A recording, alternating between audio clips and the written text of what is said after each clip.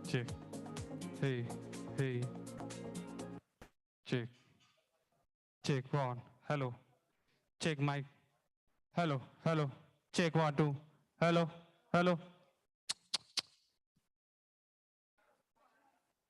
Check.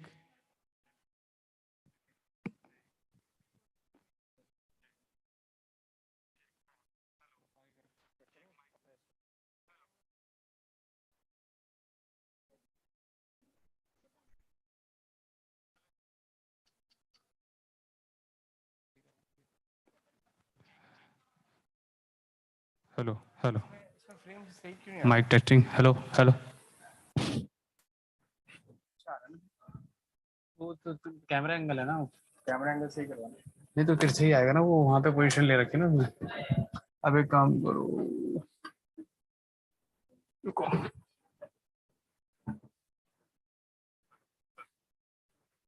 Mic testing. Hello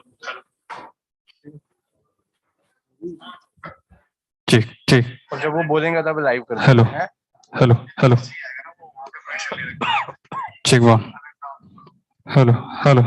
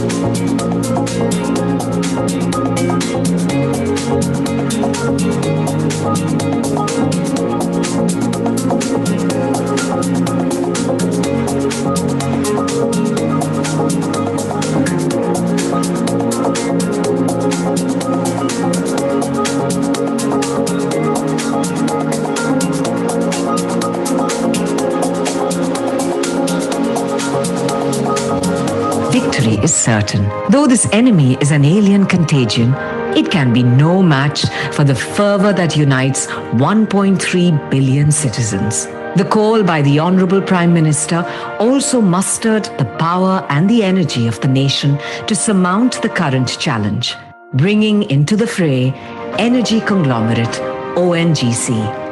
Responding swiftly to the crisis arising from the coronavirus pandemic, ONGC started safety measures very early. Employees were asked to prepare and be technologically ready to face any restriction on movements. Work must go on was the intent. Employees who had been working on the offshore locations and onshore locations offered to continue working with extended duty periods away from their families. Our 24/7 operations and their commitment has ensured uninterrupted supply of oil and gas for the nation. They toil in the fields, adhering to all government guidelines of social distancing and hygiene. Giving additional impetus to these efforts, ONGC contributed 300 crore rupees from their CSR fund, and employees gave 2 days' salary amounting to around 16 crore rupees. But ONGC didn't stop there. We reached out to millions who suffered hardships due to the lockdown. All work centers of ONGC across the country distributed relief supplies to the needy and protective gear to frontline fighters like medical professionals, municipal workers, and security staff.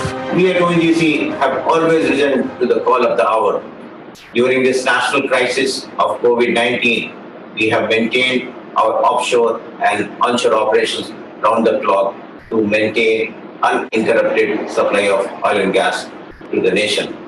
While maintaining our operations, we have also ensured full compliance of Government of India as well as WHO guidelines like social distancing, maintaining personal hygiene, work from home, and maintaining operations with skeleton staff to contain this pandemic. I firmly believe together we will overcome this national crisis. Individually and collectively, these humane acts reflect the selfless, committed, responsible, proactive, and energetic spirit of the nation and also of ONGC, a responsible corporate helping every Indian fight this challenge collectively. Last Independence Day, we started a campaign, Badni Se Azadi, to help women of India become azad financially, not just by saving money, but by growing it. a campaign that actually helped many women invest. This Women's Day, we are taking the movement further with a unique missed call service Exclusively for women, by women. Because when someone like you explains, you understand better. We will connect you to your nearest woman financial expert to help answer the what's and how's of investing in mutual funds, benefits of SIPs, and more. Help us take this message to as many women so that we can help them invest in mutual funds to set them on a path of financial freedom. Give a missed call today on 73581 12345. Mutual fund investments are subject to market risks. Read all scheme-related documents carefully. Hello batch of 2022 दुनिया तो यही कह रही है कि अरे ये लोग पास हो रहे हैं। रिपोर्ट कार्ड में क्या लिखोगे? बस पढ़े रहे 2 साल घर पे। पर दुनिया ये नहीं जानती कि हम क्या लिखेंगे। पे कट्स हुए, पर फिर भी मेरी फीस पूरी भरी गई। माँ को एक सेकंड भी बैठे हुए नहीं देखा ताकि मुझे ऑनलाइन क्लास के बीच उठना ना पड़े। पापा को मेरी केमिस्ट्री की पढ़ाई कैसी चल रही है इसकी चिंता थी जब वो खुद ऑक्सीजन सिलेंडर से सांस ले रहे थे, और ये कोई टेक्स्ट बुक नहीं सिखा पाती। इसीलिए आपको हमारे जैसा बैच कभी नहीं मिलेगा। Thank you. जब अपनों का साथ हो और लाइफ इंश्योरेंस का भरोसा, तो हर मुश्किल से बाउंस बैक मुमकिन है। HDFC लाइफ, सर उठा के जियो।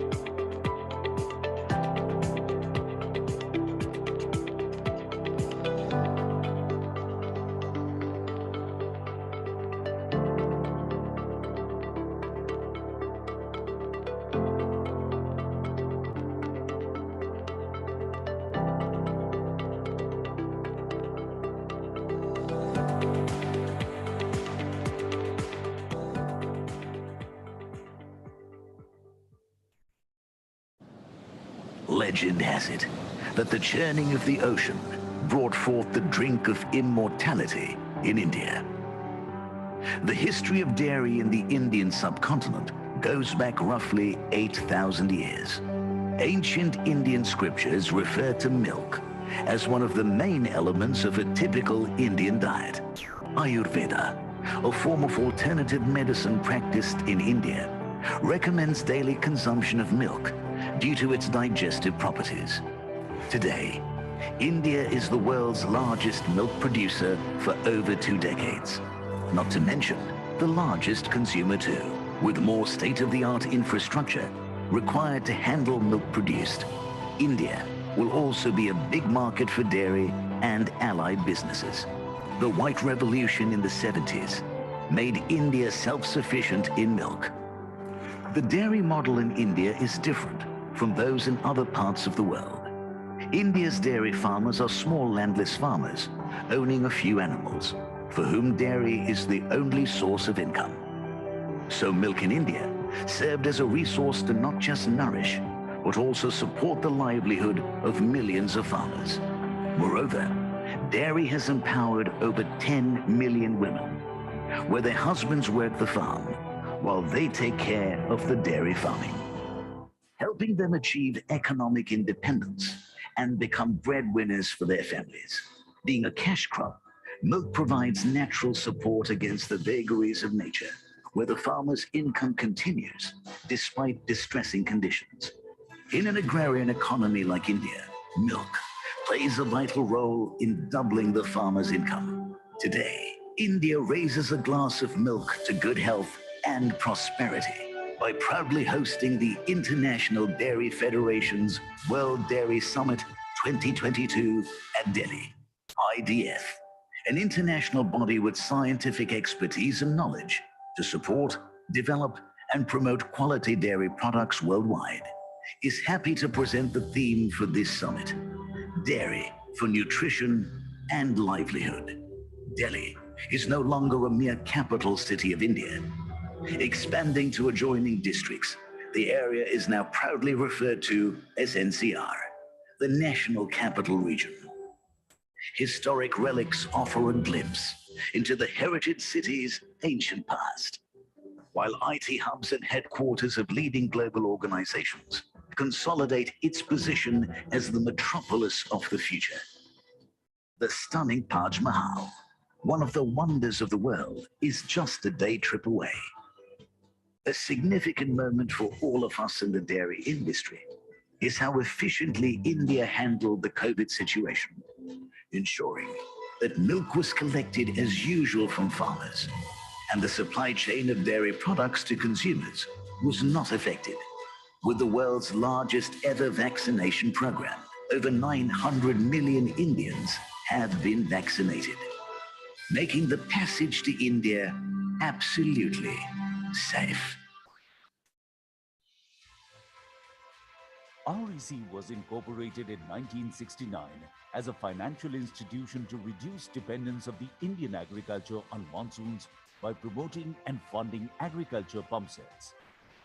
REC has now metamorphosed into an NBFC and is today recognized as a leading infrastructure financial institution, catalyzing the transformation of India's energy sector.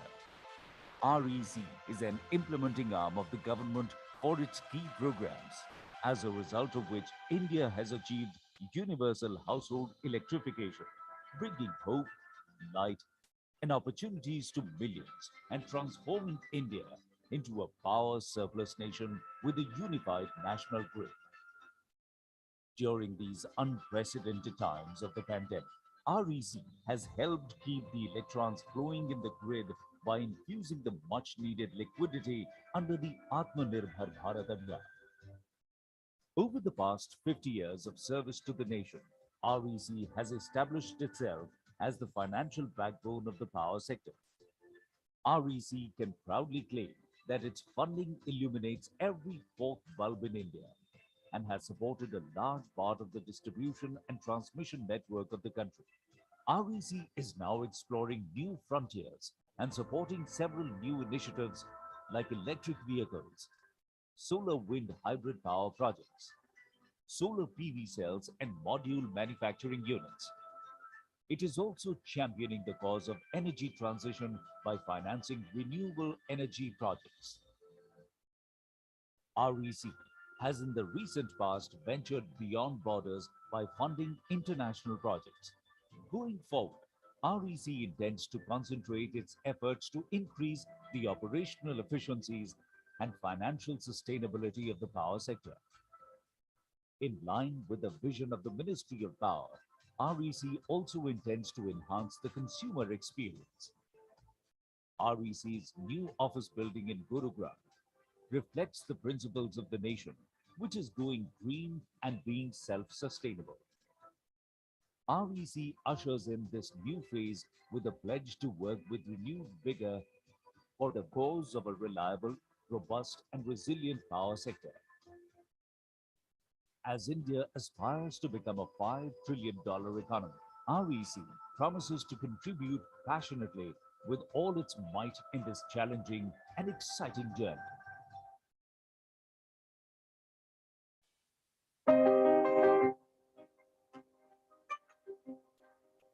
When the nation joins hands to fight a common enemy, victory is certain. Though this enemy is an alien contagion, it can be no match for the fervor that unites 1.3 billion citizens. The call by the Honorable Prime Minister also mustered the power and the energy of the nation to surmount the current challenge, bringing into the fray energy conglomerate ONGC. Responding swiftly to the crisis arising from the coronavirus pandemic, ONGC started safety measures very early. Employees were asked to prepare and be technologically ready to face any restriction on movements. Work must go on was the intent. Employees who had been working on the offshore locations and onshore locations offered to continue working with extended duty periods away from their families. Our 24/7 operations and their commitment has ensured uninterrupted supply of oil and gas for the nation. They toil in the fields, adhering to all government guidelines of social distancing and hygiene. Giving additional impetus to these efforts, ONGC contributed 300 crore rupees from their CSR fund, and employees gave 2 days' salary amounting to around 16 crore rupees. But ONGC didn't stop there. We reached out to millions who suffered hardships due to the lockdown.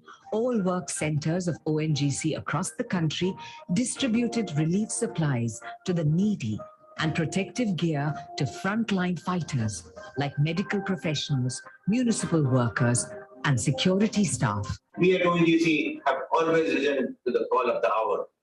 During this national crisis of COVID-19, we have maintained our offshore and onshore operations round the clock to maintain uninterrupted supply of oil and gas to the nation.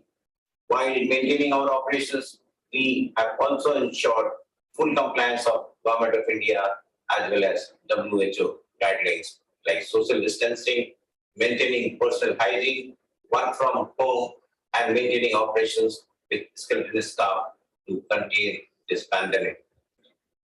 I firmly believe together we will overcome this national crisis. Individually and collectively, these humane acts reflect the selfless, committed, responsible, proactive, and energetic spirit of the nation and also of ONGC, a responsible corporate helping every Indian fight this challenge collectively. Last Independence Day, we started a campaign, Badni Se Azadi, to help women of India become azad financially, not just by saving money, but by growing it. A campaign that actually helped many women invest. This Women's Day, we are taking the movement further with a unique missed call service exclusively for women, by women. Because when someone like you explains, you understand better. we will connect you to your nearest woman financial expert to help answer the what's and how's of investing in mutual funds, benefits of SIPs, and more. Help us take this message to as many women so that we can help them invest in mutual funds to set them on a path of financial freedom. Give a missed call today on 73581 12345. Mutual fund investments are subject to market risks. Read all scheme-related documents carefully. Hello batch of 2022। दुनिया तो यही कह रही है कि अरे ये लोग पास हो रहे, रिपोर्ट कार्ड में क्या लिखोगे, बस पढ़े रहे 2 साल घर पे। पर दुनिया ये नहीं जानती कि हम क्या लिखेंगे। पे कट्स हुए, पर फिर भी मेरी फीस पूरी भरी गई। माँ को एक सेकंड भी बैठे हुए नहीं देखा ताकि मुझे ऑनलाइन क्लास के बीच उठना ना पड़े। पापा को मेरी केमिस्ट्री की पढ़ाई कैसी चल रही है इसकी चिंता थी जब वो खुद ऑक्सीजन सिलेंडर से सांस ले रहे थे, और ये कोई टेक्स्ट बुक नहीं सिखा पाती। इसीलिए आपको हमारे जैसा बैच कभी नहीं मिलेगा। Thank you. जब अपनों का साथ और लाइफ इंश्योरेंस का भरोसा, तो हर मुश्किल से बाउंस बैक मुमकिन है। HDFC लाइफ, सर उठा के जियो।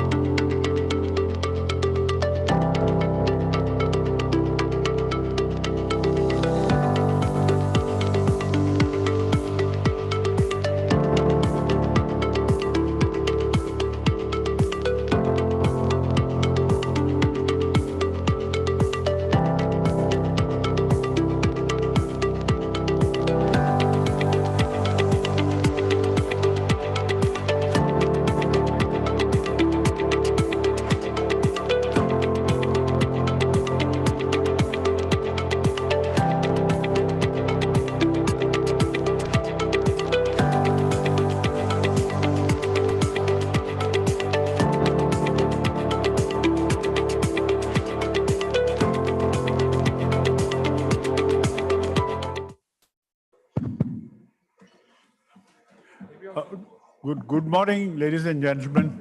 I welcome you on the second day of our conference on CSR. Check. And we'll request all those who are outside can just walk in, that will be better.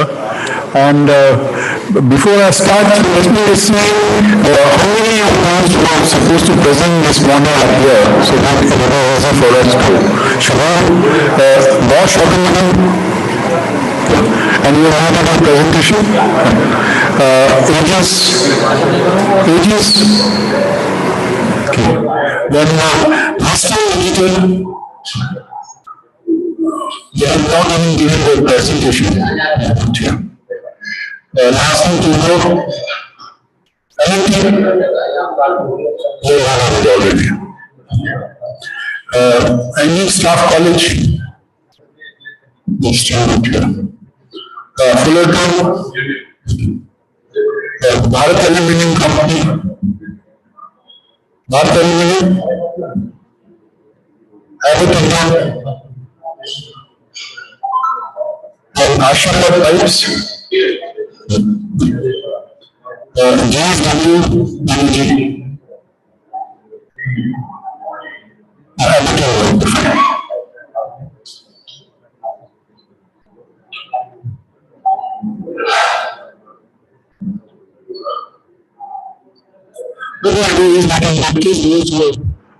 If any of you have not still given your presentation, kindly get it loaded so that We have no problem at the later stage. And we'll go by the order in which these presentations are, those who are already present here.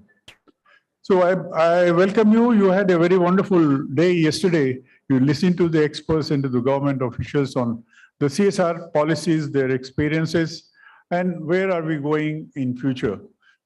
Some of them were also the case studies from the governments, state governments or the central government or the public sector undertakings, but most of them were talking about the policies that they are following. So you had an insight, an international flavor on how things are moving in US or even in the Europe. You had from our representatives here, and I'm sure you must have gained a lot from their experiences. If there is anything further, you can certainly get in touch with us. And it was quite a wonderful experience that we ended the day honoring those who have done wonderful job for in the industry and for which they were awarded. And this morning it's a knowledge sharing. Yesterday it was more of an awareness creation about the policies and programs of the state, central, and global companies. Now today we have the knowledge sharing, and those who are going to make the presentation will certainly in a capsule form provide a lot of their experience for the other companies. And I'm sure this kind of experience you don't access from other competitor companies or other leading companies. So you have a wonderful opportunity to be here. You'll have a chance to ask them if there's some clarification is required. We have George, 7 minutes, 8 minutes, 8 minutes. Yeah, you have been told that you have to finish your presentation in about 7 to 8 minutes, leaving 2 minutes for your for any of those who want to discuss on the query. So maybe around 7 minutes, I'll let you know that your 1 minute is left, and I'll request that don't force me to tell you that your time is over. You can schedule it yourself, and I'm sure you're all from very disciplined companies who could win these awards. You know what is 7 minutes and what is 8 minutes. So I'm sure you can finish within 8 minutes. Leave 2 minutes for others to ask questions. But if you consume all your 10 minutes, then you also lose an opportunity to explain, and others also lose an opportunity to learn from you further. So with this, our chairman, Mr. Anurag Goyal, who was supposed to chair this morning session and also speak to you on visualizing HR through strategic foresight lens. Yesterday he got tested for COVID positive, therefore he has not been here. So you will not have this experience of his knowledge, but then and also chairing the session. So as a stepney, I'll just step in and conduct the meeting, and then we'll see how we go around. We'll start with it is 9:06. Now we'll start with Bosch Automotive Electronics. Your program is already loaded. And I'll just again request Western Digital and Engineering Staff College, if they come, they may kindly get their PPTs loaded. Come.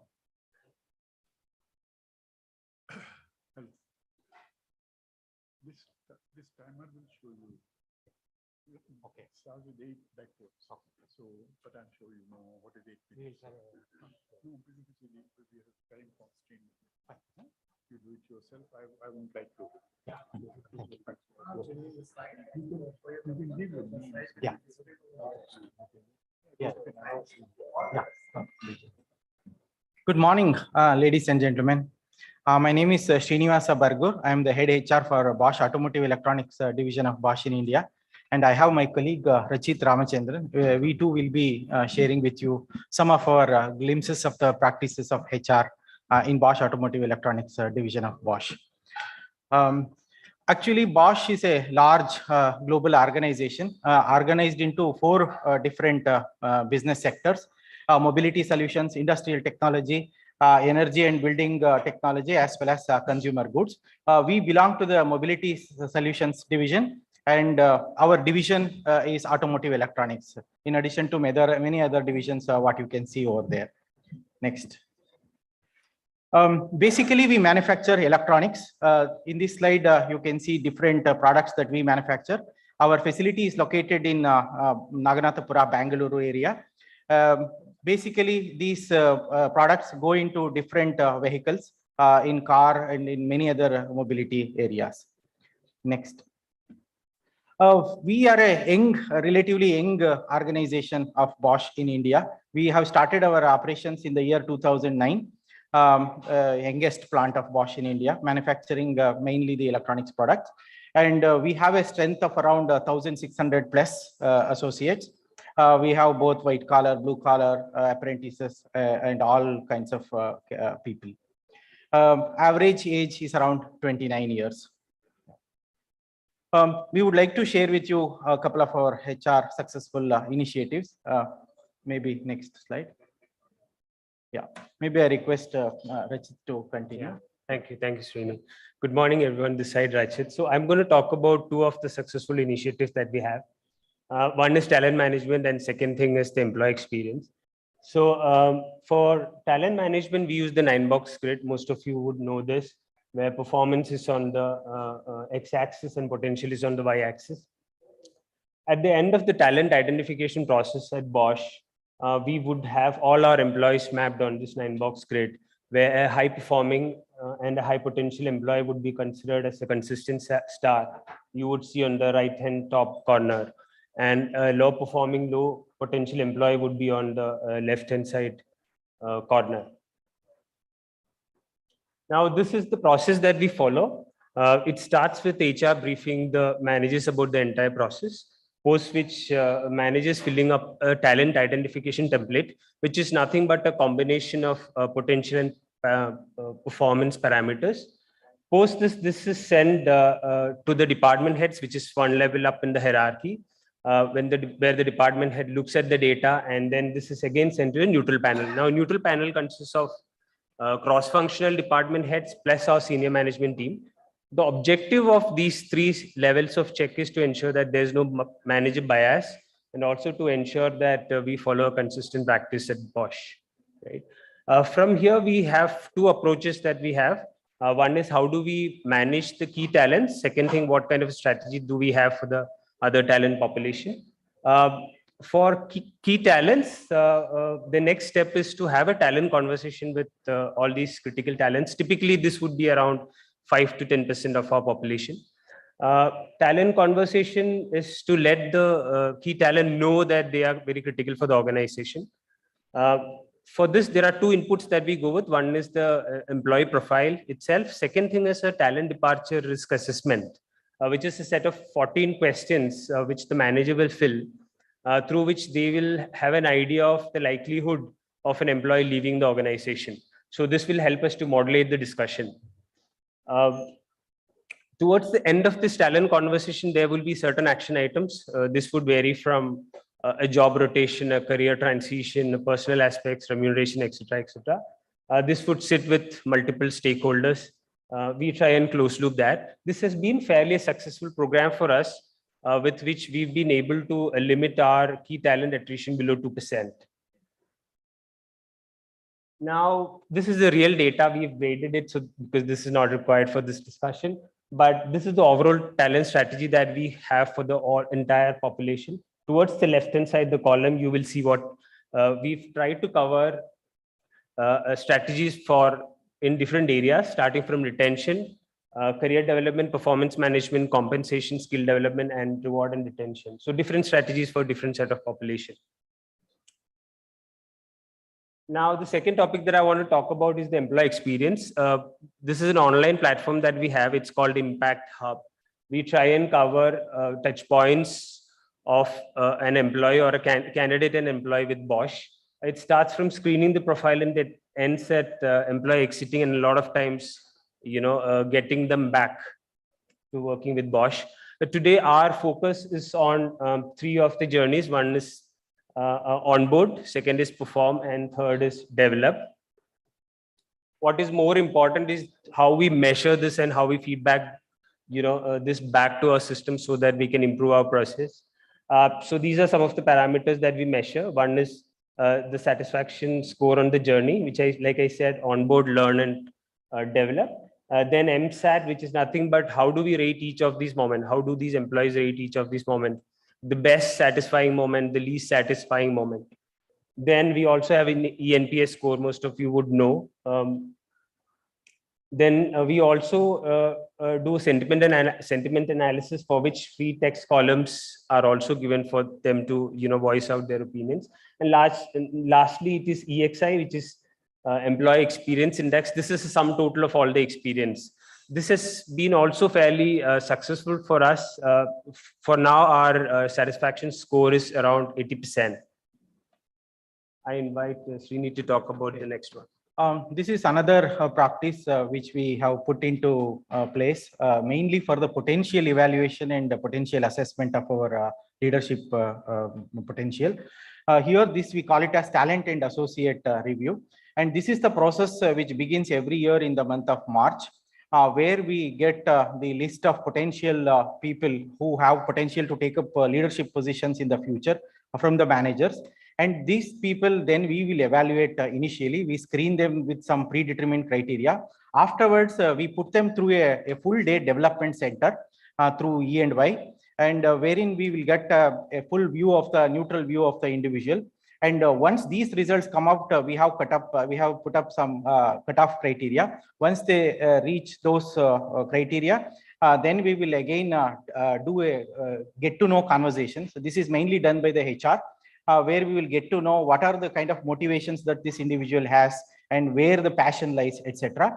These two will be brought into a conference called People Conference. This happens in the month of September, and wherein which a panel of 10 to 12 senior leaders, they sit together and assess all these people together, the performance, the potential, everything, and finally they decide on who are all the what are all the finalized nominations for the talent pool.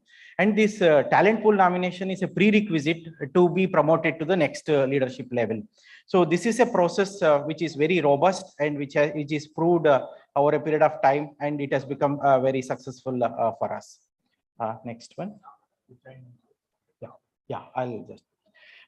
This is the last practice which I would like to share with you. For example, if any of the individual has got any questions connected to career, or the manager has got a question, or the HR has got a question, this is the tool what we have got. This is called Career Development Dialogue. This is again an IT-based, success factors-based tool. Anyone can initiate this Career Development Dialogue, wherein we invite the individual, the HR and the manager. We sit together and we understand what are the short, mid, and the long-term aspirations of the individual. And then we try to put up a certain set of key actions in place, matching their aspirations. So, and this is very, very important in order to retain the critical talents in the organization. So they get a firm view of what the talent can aspire for in the organization. Also, there are different career elements which are very important to be promoted to the senior levels. For example, we have here on the right side table, you can see different career elements listed. A minimum criteria needs to be met in order to be promoted. For example, some people must have international experience to be promoted to the next level. And then also cross-functional exposure, cross-divisional exposure, project exposure, leadership exposure, German language competency, we being a German. So all these are different career elements which are very important to be promoted. So this is a career development approach. Thank you. We've taken a little more time and open to questions. Thank you. We just have time for one quick question if anyone has. Yes.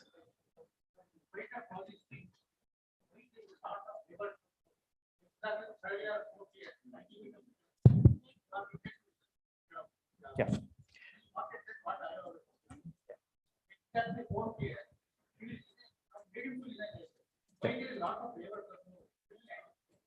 Yeah, you're absolutely right in the IT sector.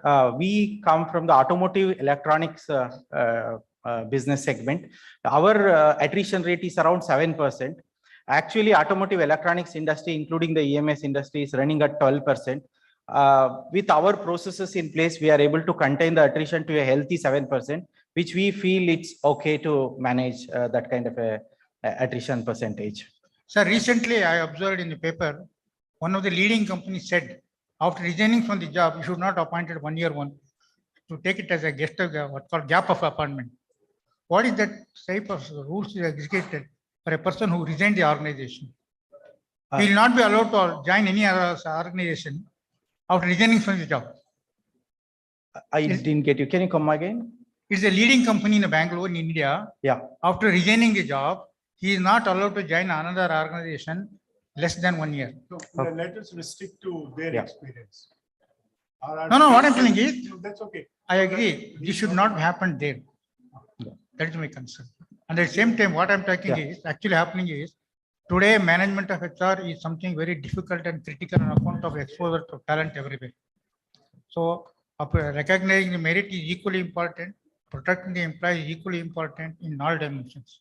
Just because they are not having a labor tag or government security of job, they cannot be treated like any other people. Okay, sir, Bosch is a ethical organization where we have antitrust law as a compliance in place, and we don't have any such things happening, and we never tell anybody, we never hold back. We have a standard notice period, and after that serving, they are free to join wherever they like. Congratulations for that aspect. That should not happen. That is my question. Thank you. Thank you very much for the intervention.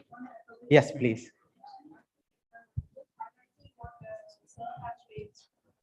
So its attrition is not merely because of the something with the company, the employee is not satisfied. Yeah. You leave the boss, you don't leave the company sometimes. That can be the reason for an individual to leave the job and to resign and go for another company. So company may be very good, everything is very perfect, but an individual cannot get aligned well with the superior. So that can be the major reason of leaving the job. Yeah.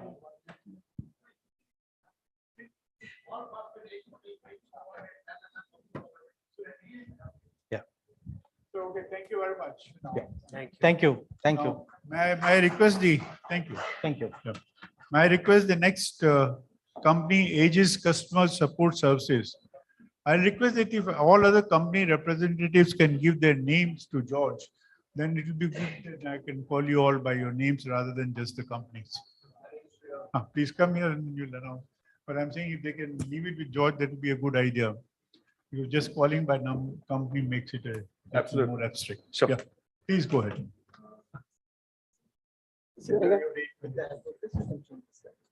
Okay, this one. All right. Can I go ahead now? This one? Oh, okay. I actually don't need to look at it. Good morning, ladies and gentlemen. And I'll keep it as quick as it is possible. Yeah. My name is Sriram, and I head human resources for Aegis Customer Support Services in India and Sri Lanka. And we basically are present in about 13 different countries, 55,000 odd people. Pretty niche in our offering. When people say BPO, we think pretty brick and mortar types, but very niche in our offering. That's the reason we are small. About 60% of the global workforce is present between India and Sri Lanka. India a lot bigger, and we contribute about 60% again of the overall tenure, I mean the revenues and the turnover of the company. So a very quick, here's our global network. This is basically what we do. This is where we're present. Multiple different customers all across the board, different segments, so on and so forth. All of this is public information, so I don't want to dwell on it. This is just to give you a quick little bird's eye view of what we do and how large we are and how well spread out we are. The last slide is very, very text heavy. Most of what is there is already present in its detailed form in the Winner's Digest. All right, so I'm not going to sit on it for too long. I'll just leave it out there. And given the caliber of organizations present in this audience, all of us have multiple different versions of the same thing that we keep doing. So I do not want to keep talking about different versions of the same thing. It is basically theory in practice. We put it together in multiple different forms. You may call it a name, I call it a different name, but we all do the same thing in the end. And my colleagues from Bosch or fellow counterparts from Bosch were talking about attrition in their organization. A huge yardstick to measure success in any organization, because that's what basically determines how well you're doing and how well you aren't, especially more so in our industry. So you were asking a lot of pertinent questions. more so in my industry, primarily because the entire knowledge, the IPA vests with people, right? And we're not a very slow-paced organization, nothing against Bosch or any other manufacturing organization, but ours is pretty fast-paced. You know what exactly happens in our kind of setup. I used to work with somebody who used to provide services to Bosch, by the way. So fast-paced, to us, a loss of even a single agent is a loss of a lot of revenue, right? And therefore, our thought processes are more around speed, agility. How do I increase that stickiness in my organization? Correct. So I'm going to talk about just 3 things which I thought we do very differently as opposed to most other companies. Maybe some of you do it in different forms, like I said. And this speaks more about how this impacts people down below. We have a top-down approach on this as well. So one of the first things that I want to talk about was we are an organization technically headquartered in the US. But the think tank is based out here between Gurgaon and Mumbai. Here's where the business is run out of. Gives us a lot of flexibility to do a lot of different things, take very, very, very, very quick decisions. This is one of the things that we are very well known for. So what we do on an average is at least every year, there's close to 30 people from India who get transferred to our international locations, depending on their choice. And I have multiple from my team, though, and I'm from the HR fraternity. I think in every site, we have somebody who's from here, who's leading a country. They were basically products of Aegis India, and who's now sitting and working in different locations elsewhere.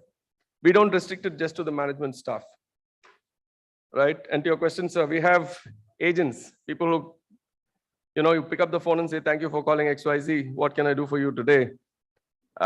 We at least have about 30, 40 of our people sitting in multiple different locations in Southeast Asia, right? What does this do to us in an industry that's rampant as far as attrition is concerned? They know you get in here, you have a lot of opportunity to move, travel abroad and work in an international location, come back here in a bigger position, so on and so forth, increases that stickiness. So we are with you on that. We're also at about 7% attrition, just so you know, right? So this is one thing we do very, very differently. The second thing that we do very differently, it's an open culture. People say it is an open culture all over the place, right? It's a completely, completely open culture. If you walk into any one of our offices, you will see pictures of people posted along with their email or his telephone numbers, and speak to him or her or whoever it is in all different floors in the cafeterias and so on and so forth. Nobody ever complains about being left out or being an unknown commodity. What happens in a large industry like ours, a huge fast-paced industry like ours, the psychological contract is extremely important. It's not the paper contract that is important. The day one of my kids feels like he's a commodity, he's going to walk out of there. We don't commoditize people. They are the ones who's making money for us, and we treat them with utmost respect. We don't care about anybody else in the organization. Correct? Therefore, everything is visible to everybody. Everything is transparent. There isn't anything that is hidden.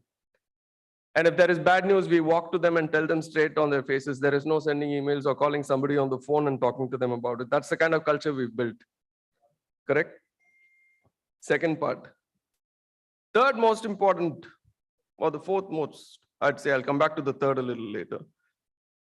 We develop teams of all-rounders. We do not have specialists. So if you speak to anybody from my team, and I have a fairly large team, approximately about 200 people spread across the country, 2 different countries. Today, I can take off on a month's vacation and not worry about what's going to happen. It'll continue to happen on autopilot. I do not have one person that I need to depend on to call and say, please go fix this for me. There's 100 people who will fix it for me. My job, I keep telling my people, is I'm like the guy who cleans the streets. You guys have cars that need to run really fast. So if there's something lying on the road, let me know and let me clear it up for you so you guys can keep driving. Right? Fairly empowered environment. But the point is very clear that we want all-rounders. We do not want specialists. when we hire an all-rounder. We also look for certain other things given the nature and personality of this industry, somebody who likes to party a lot, right? Because we believe naturally these guys are more energetic than most of the people who are very sober and sit in some corner of the room. We like people who's out and about, high energy types, right? But SOP, you need to be an all-rounder. If you're not one, then we don't want you. So we hire a lot of generalists. What does this do to us? Today, two of my business leaders who run approximately about $170 million worth of business started 13 years ago as agents. So when we talk of internal growth, that's what we mean when we say internal growth. 72, last count was about 72% or 73% of the internal growth was people that grew from within. And I have people all across the board, not just in operations. I have them in finance. I have them in my own team. We do this all across the board. Yes, thank you, sir. So I'm going to stop here. I didn't want to talk about routine stuff that everybody does, but calls it a different name. I wanted to tell you what we do very differently that increases the stickiness. And like I said, my attrition percentage is 7% in an industry that's rampant. It ranges between 13 to 17%. And this includes everybody from the time they come on board till the time that they leave. So I will stop now. And I do have a tendency to talk a lot. So it's always easier for somebody to say, shut up, now you got to shut up. We don't say shut up, we just say your time is over. I won't take offense. I won't take offense. I'm a lawyer by profession, by the way, so natural tendency to speak a lot. So even after that, if you continue speaking, I'll not push it up. But then, thank you very much for honoring. Most welcome. Any questions? He has said something, but you can go to the Winner's Digest and you'll find more information about their work. So he's given only the window shopping of the part of it. So no, I'm always open to a debate. I'm a lawyer, like I said, right? And one of the things that lawyers are taught to do is say it in a way that nobody has questions.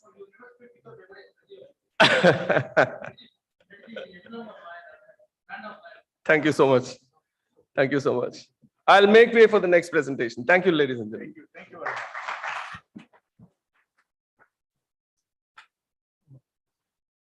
Our next presentation is from Western Digital, and Mr. Kiramai Pandalia, Head HR, would come and speak, please.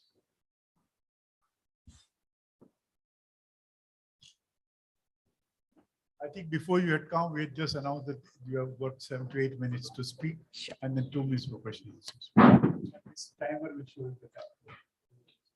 Sure. Thank you. Good morning, everyone. It's indeed a pleasure to share some of the best practices. Can I have the presentation up, please?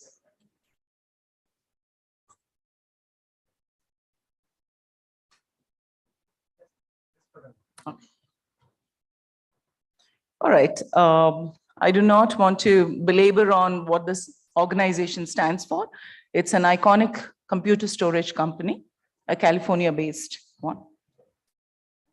So this slide speaks volumes about what we have accomplished as an organization from a corporate perspective across the globe. So it talks about the number of countries we are part of. It also refers to the manufacturing unit. So it showcases manufacturing, the legacy brick and mortar, as well as the new age high technology product company as we talk about. But most important, what I'm really proud to represent while we're referring to HR excellence is we're a support function and we can aid and support human resources working within the organization to do what they need to do. And that's where 14,000 active patents world over, which very few companies can boast of. And multiple accolades. I'm not going to read through this. It clearly talks about our vision, mission, our purpose, and our core values. The Olympic rings, as they seem to be, are our cultural attributes, which came up bottom up not top down, because we've always had the core values, but it's about what the employees said are relevant and important.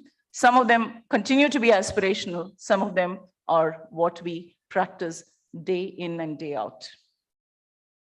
We have this concept called culture champions across the globe who drive this. And these are people drawn from various aspects of business, not necessarily only human resources. And just as we talk about a corporate playbook, we also have a human resources playbook, which refers to how do we draw from the corporate strategy and roadmap, what is it that we need to drive from the human resources perspective. Just to mention, I'm sure several organizations had to rise to the occasion of the criticality of COVID in the last couple of years. And we have done several measures, of course, to ensure that the lights are on and everybody is safe and the well-being of the employees are important. The strategic plans, as we talk about, again, it could be UR from a talent attraction perspective, L&D charter, which we continue to drive at the site level, as well as digitally across the globe, change management. And of course, when we talk about listening architecture, that is at various levels and layers, we are open and approachable, and people can approach through multiple channels and speak up or share their views. Talent retention, of course, is a high agenda for anyone, and pulse survey, which we talk about. And in fact, we do it every half year. So this gives a glimpse of the L&OD charter and what's the modern learning mindset. And just as we look at a tree, what are those pillars? We talk about the exposure, experience, education, and of course, the environment, which enhances and embeds. So we look at all these multivariate aspects to see how does someone really grow and develop within the organization, whether it's going to be inter-functions within geographies, across geographies, all those exist. This annual appraisal cycle, it has the tools, performance indicators, and obviously talking about the 9-box to help the managers really look at individuals and give them the feedback in right time. We have career development tools. As you can see, it allows each individual. And what we believe in is, while managers are here to aid, human resources is there to support. It's largely the individual. We put them in the driving seat and say, you're responsible for your career. You own it. Tell us, reflect. Tell us how you're mapping. So career can be a map. So they design their map, they talk about their journey, and we abet and influence and help them reach their destination. And that's how we continue to work with them. I don't have to talk about succession planning, but just to give you a glimpse of how we continue to look at, we not only talk about the performance, but we talk about the mindset, which is relevant. So the mindset is in terms of the behavior. So it's the what and the how. And the mindset is it legacy mindset? Is it a growth mindset? So we also, especially as we continue to grow leaders, that's a very important one, because we want them to be thinking ahead and have that ability to vision. And we do have a tool for rewards and recognition, which encompasses the entire organization. And we are so proud, not just the corporate social responsibility aspects, compliance aspects, but we also look at integrity, which is embedded in HR function. On the DE&I, we have multiple facets again, how we look at it. So you name it, we have it, is how I would talk about it very proudly. Just as we're talking about 4G to 5G in the telecom segment, we talk about all the various elements of diversity. So it's generations, geographies within India, because we have that multivariate diversity. We talk about gender. We also talk about LGBTQ, and we talk about PWD. We talk about veterans, and so on and so forth. Multiple practices and policies which showcase what we continue to strive. And it's an evolving one. I will never say we're complete, we're resting, because I'm always reminded of Robert Frost. The woods are lovely, dark and deep, but I have miles to go before I sleep. Miles to go before I sleep. I rest my case. the data clearly speaks.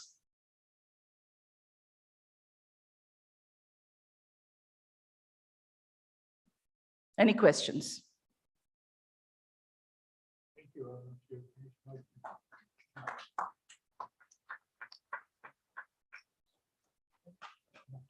Now it's open. Any questions?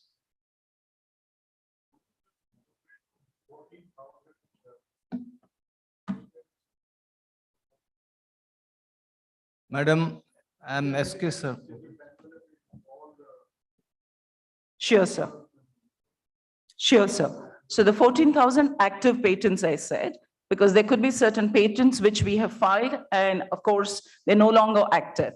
So at this moment, as I speak, we have 14,000 plus patents across the globe.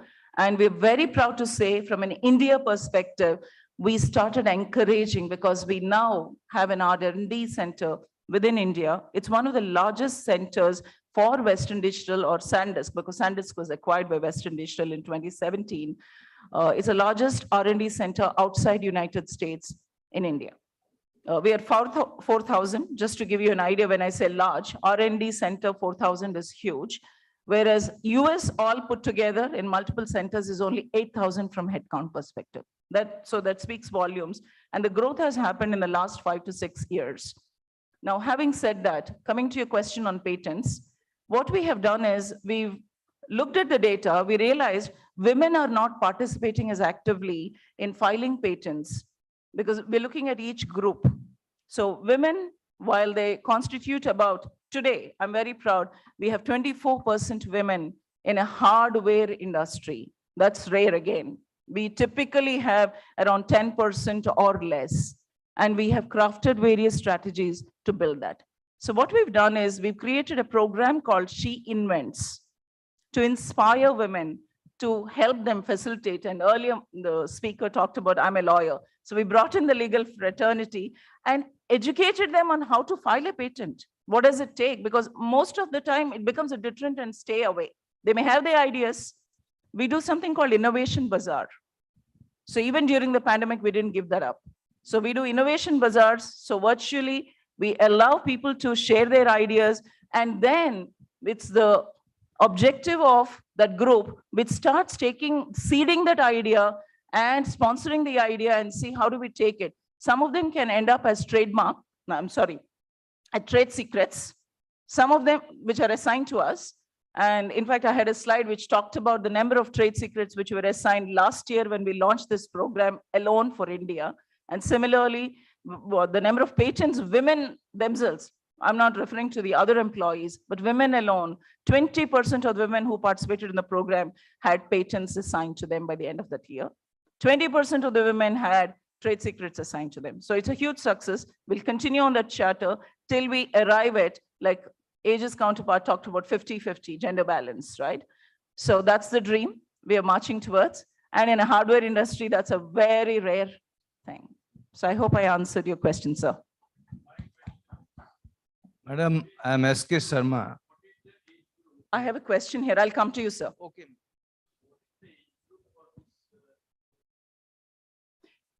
The age group? Oh, beautiful question, sir.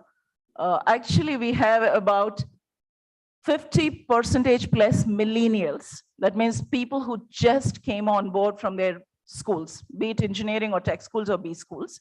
And we do have a small cohort of, that's why I said we have generations, right from Gen X, baby boomers, to millennials and Gen Z. We have everyone in the organization. So average age is still in 30s. People like me pull it up.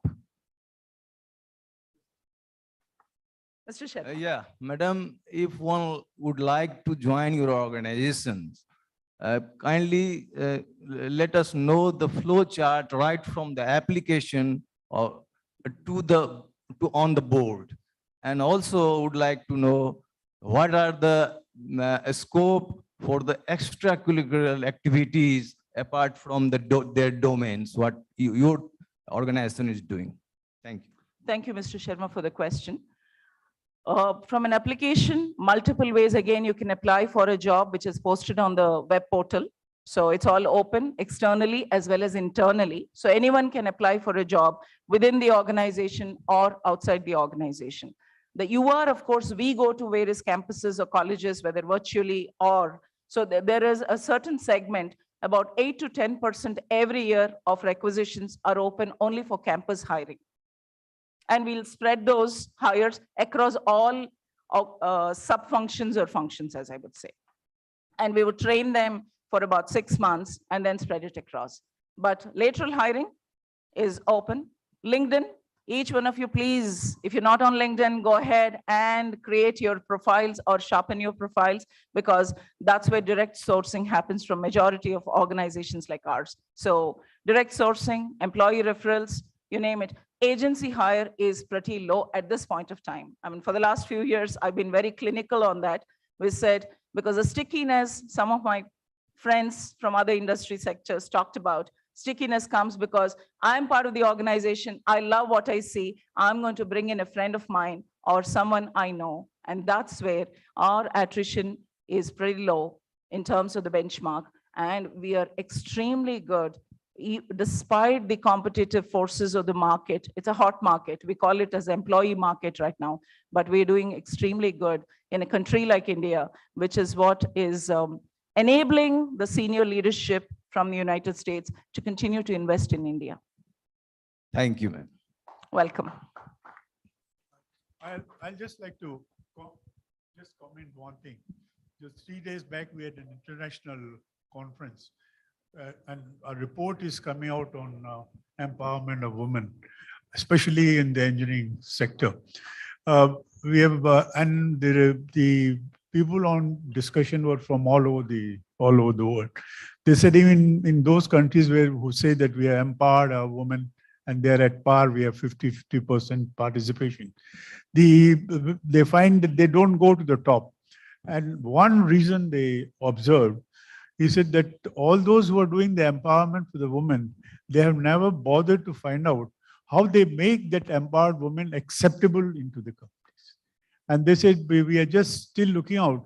And I think when we have a second round of the discussion next month, everyone has been asked to find out if there are any cases where they can say, unless you change the mindset of the total, including the male employees and the male board members, your empowerment of women doesn't take you much.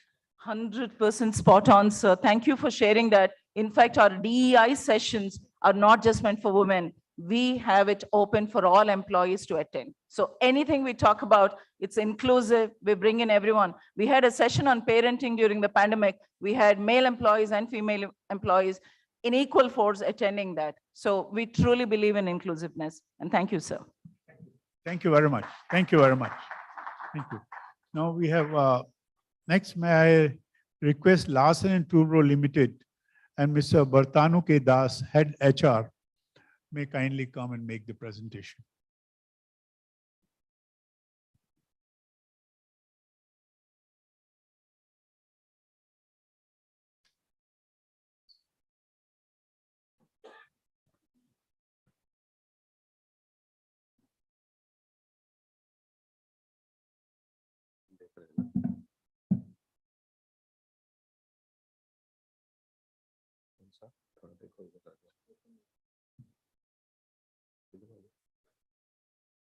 Good morning, sir.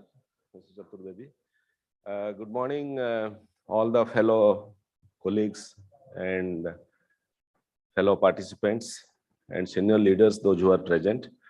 This is a great honor, privilege, and I'm very proud that our company was selected yesterday and we got the recognition for HR Excellence Golden Peacock Awards. Our group CHRO, Dr. C. Jaikumar, accepted yesterday. He was very keen to be present, but he could not be present because of some urgent assignment in Bombay.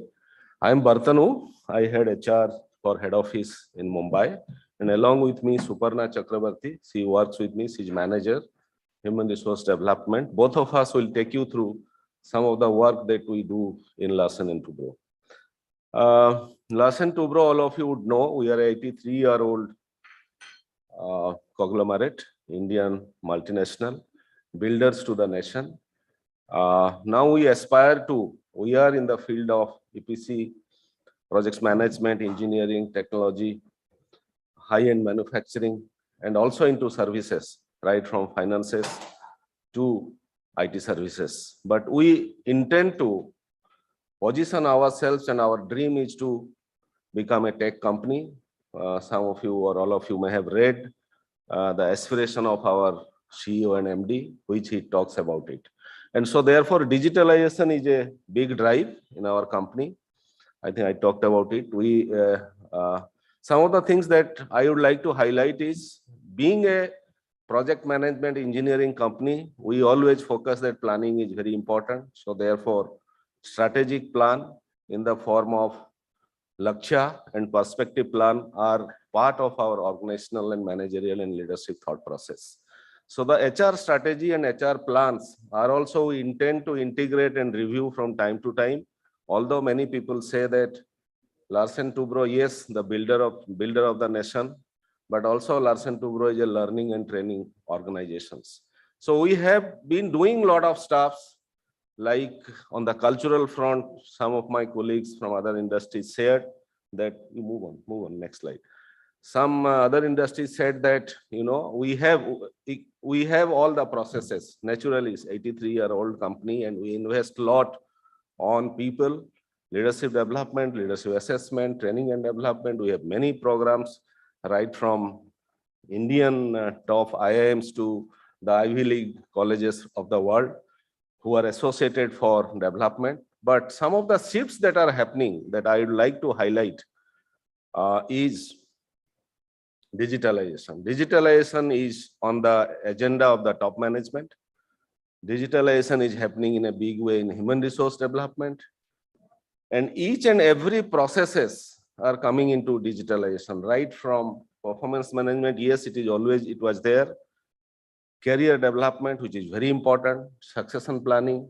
Yes, that's also very important for an organization like ours, who aspires to become a tech company and also, you know, moves into retaining the core of project management and high-end manufacturing. So therefore, developing leaders for future are very important. We have a 7-step leadership process. Suparna, can you show that slide? That I would like to talk about.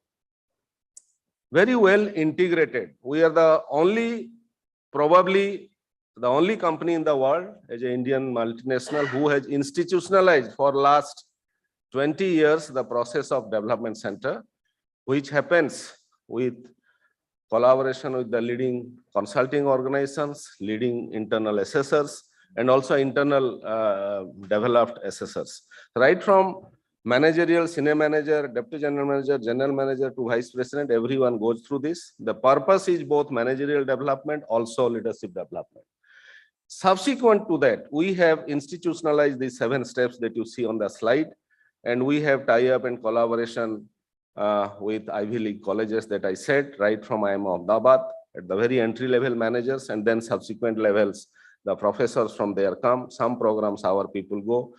For example, our group CHRO was not here. He was attending an advanced management program in London Business School.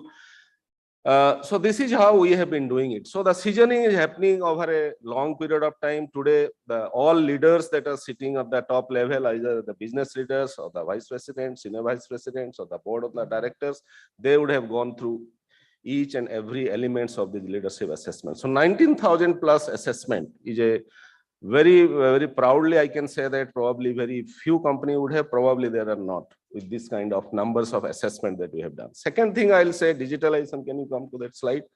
Digitalization is on our map for the company as a whole. Each and every processes, some of my colleagues are sitting there. They can vouch for it, right from safety, right from quality, in every aspect, sitting from anywhere. People can watch what is happening in Mumbai underground projects or MTHL projects, Mumbai Trans-Harbour Link, or maybe the bullet train projects that our company is doing in Gujarat. So digitalization on the first. So HR does not want to leave behind. So each and every processes of HR, the green part are already completed. 1 or 2 things work in progress. But what I'm saying is the digital mindset and the thinking and strategy is very important, right from top. and that is always there. So therefore, when our CEO and MD says that we aspire to become a tech company, I personally feel and believe that it is possible. Second element that we are making a change is in the term of diversity and inclusiveness. I request my colleague Suparna to talk about little more what is happening in our company. Suparna, you talk about right from the GETs, right? Yes, so L&T has been working to channelize its efforts to further the diversity and inclusion agenda. As Mr. Batanu has already said that, as Mr. Batanu has already said that during starting from the campus hiring, we are hiring almost 24 to 26% of the employees are our women employees. And in civil infrastructure business, we know that it's very rare. It's very rare. So L&T is making a mark in that, as well as we have a diversity and inclusion framework, which follows from induction to engagement to development, and then enabling the women employees to create an ecosystem for that. We have a Winspire initiative started by our CEO MD and our learning and development team. It's one of the initiatives of India has launched last year, and it is a collection of various interventions to celebrate the contribution of L&T women employees, as well as we are developing women in our junior employees, as well as middle managers, senior managers, through different leadership development program in collaboration with different national institutes of India. Okay, Suparna, I think we have some 11 seconds left. Can you go to some last slide? Digitalization, I talked about it. Total rewards. I think some of the, as I said, employee experience, employee feedback, employee, what we call, the entire gamut of how to capture employees' feedback, seamless basis, all the times, those platforms are also are being implemented and have been implemented. Go to the last slide. So learning and development we talked about. Yeah, some of the recognitions that we are very proud of because of the work that is happening are ATD award in the two categories, ATD American Society for Training Development earlier, now it is talent development body, both for assessment and leadership development. So this validates whatever work our companies and human resource department is pursuing. Gets also recognized because it is a blind review. So ATD recognitions, and yesterday's HR Golden Peacock HR Excellence Award. Earlier we were not really participating in a big way, but the way our organizations are making a shift, we need also to talk about what is there in our company. Yes, everyone, when I interview, everyone says that yes, it is a L&T, is a dream company that we would like to associate, but that association and dream needs to continue. So with this, we'll end up. Thank you very much, sir, for giving us an opportunity. Very good. Thank you. Thank you very much. Everyone knows your company and you made a good presentation on it. Now, any questions, sir? Anyone? First slide, you just talk one of the most important projects. That is nuclear submarine project. Though you mentioned in your first slide, you have shown you are making Kakapar nuclear power projects. But at Hajaria, the kind of an hull and you are contributing in nuclear submarine project, that is the most prestigious L&T project. Yes, sir. Thank you. Yeah, absolutely. Yeah. Because of certain strategic reasons, we do not talk about it very openly. Yeah, thank you very much. I know L&T since last 50 years. What is the secrets of success of L&T? I think it is a very difficult question to say because I have spent only 4 years in this company. But if I have to reflect, 2-3 things which are very, very important. One is, if someone has some idea, nobody says no. And second is, as I said, it is a professional company besides few conglomerate like Tata Group and ITC. Professional approach in terms of views, respect for views are there. So therefore, freedom, autonomy to do something, taking care of employees, and the zeal and drive that comes to create certain monuments, some creations that we do in terms of when I worked with L&T Construction in Chennai as a head of HR for heavy civil infrastructure, I found a very different kind of passion in people that, quality and safety that they vouch. Some of our quality managers, Prasad is sitting there, he will agree with me, although he has been trying to get Golden Peacock quality awards. But what I'm trying to tell is quality is there in gene, in the DNA, safety is there in the DNA, and everyone thinks and dreams that whatever they will do, it should be world class. So that probably is one reason why still people feel attracted, although few people still, we face this challenge of attrition as well, although it is less than 5% all the time, but it has gone up little more this year. All the projects are successfully by L&T, and I wish all the best. Proudly, yes, we make in India. Thank you, sir. Thank you, sir. Thank you. Thank you, Thank sir. you. Thank you. Thank you. And, what he has missed out is that L&T is considered as an ethical company. Yes. That's the most important part. Yes, And also L&T was the first company which was given interest-free advance by Atomic Energy Commission for making their different critical components. Yes. And this was way back some 45 years. So the L&T has all along maintained that they are reliable, quality-based, safe, and ethical company. And let's see, that's the reason. Sir. Yeah. Yes.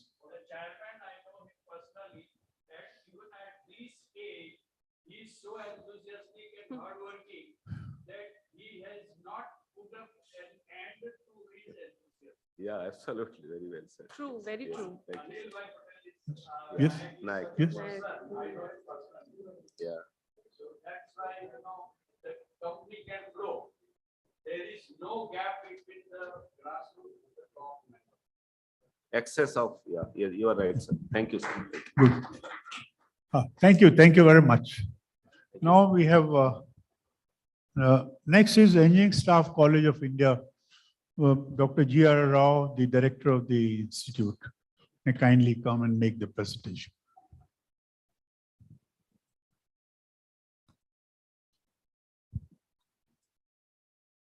Good morning to all of you. My name is Dr. G. Rameshwara, Director, Engineering Staff College of India. Engineering Staff College of India team as a whole, and me in particular as a Director, Engineering Staff College of India, feels as a great honor to receive yesterday the Golden Peacock Awards at first. Thanks for the IOD jury members for recognizing ISKI's HR practices and policies. This award is a great inspiration for all the ISKI team members. We are grateful to the Institution of Directors for selecting ISKI for this prestigious award for the year 2021. And this encouragement surely means a lot to do the ISKI, and we are surely motivated by recognizing, and we assure that we shall further sustain to keep improving our fine tune of our HR policies. And now I present our presentation, sir. Everybody knows that the Institution of Engineers is the largest professional body. It is established in 1920. Our Engineering Staff College is the organ of the Institution of Engineers. That is established 1981 at Hyderabad. This slide. And basically we will do the professional development programs and continue professional development programs and specific training programs. Next slide, please.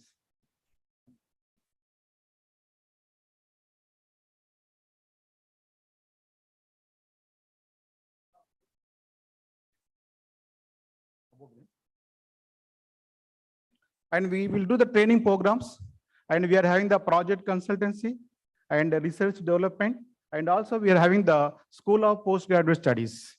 In projects, we are having the Center for the Climate Change and the skill developments, environment management, and civil transportation, and information technology, power and energy, and DPC and mechanical and management technology, and also water resource development and faculty development, and also quality productive. Like that, we are having the 12 divisions, and with all divisions, we will do the continuing professional programs and specific training programs.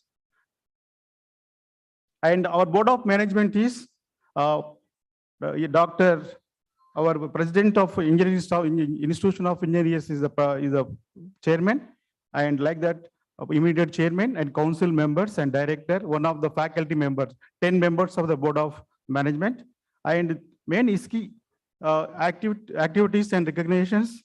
Already we will just now I explained that only we will do the specific training programs and the continued development programs in all 12 divisions we will do. An average of training programs we will do every year 380 and specific training programs 320. Overall we will do the 700 programs every year, and 40 consultancy projects also we will do. We will do the project consultancy preparation of DPRs and water audit, energy audit, and also you are some independent organization they requesting that works also we are designing as per the requirement. And ISKI as a key resource center for the Jal Jeevan mission, we are as a L1 senior level also, and L2 and community level L3, like that we are giving as a key resource center for the Jal Jeevan mission. And also we are doing the third party quality control in Kerala, Chhattisgarh, Tamil Nadu, Andhra Pradesh, Karnataka, all states, some of the districts we are doing the third party quality control in Jal Jeevan mission. And also the Ministry of Roads, Transportation, Highways and Central Electricity also recognize our services, and all urban water supplies of various states also we are doing number of consulting projects. Main ISKI board of management is 10 members. Total number of employees 83, and head of the divisions total 12, and employees faculties 482 members. We will draw various experts as a visiting faculty, and total women employees 17, that is 20%. Our HR team is 4 members. We are diversity from Bhubaneswari, Calcutta, Bangalore, Hyderabad, Chennai. It is pan-India, different parts of the country, all the faculties in our college.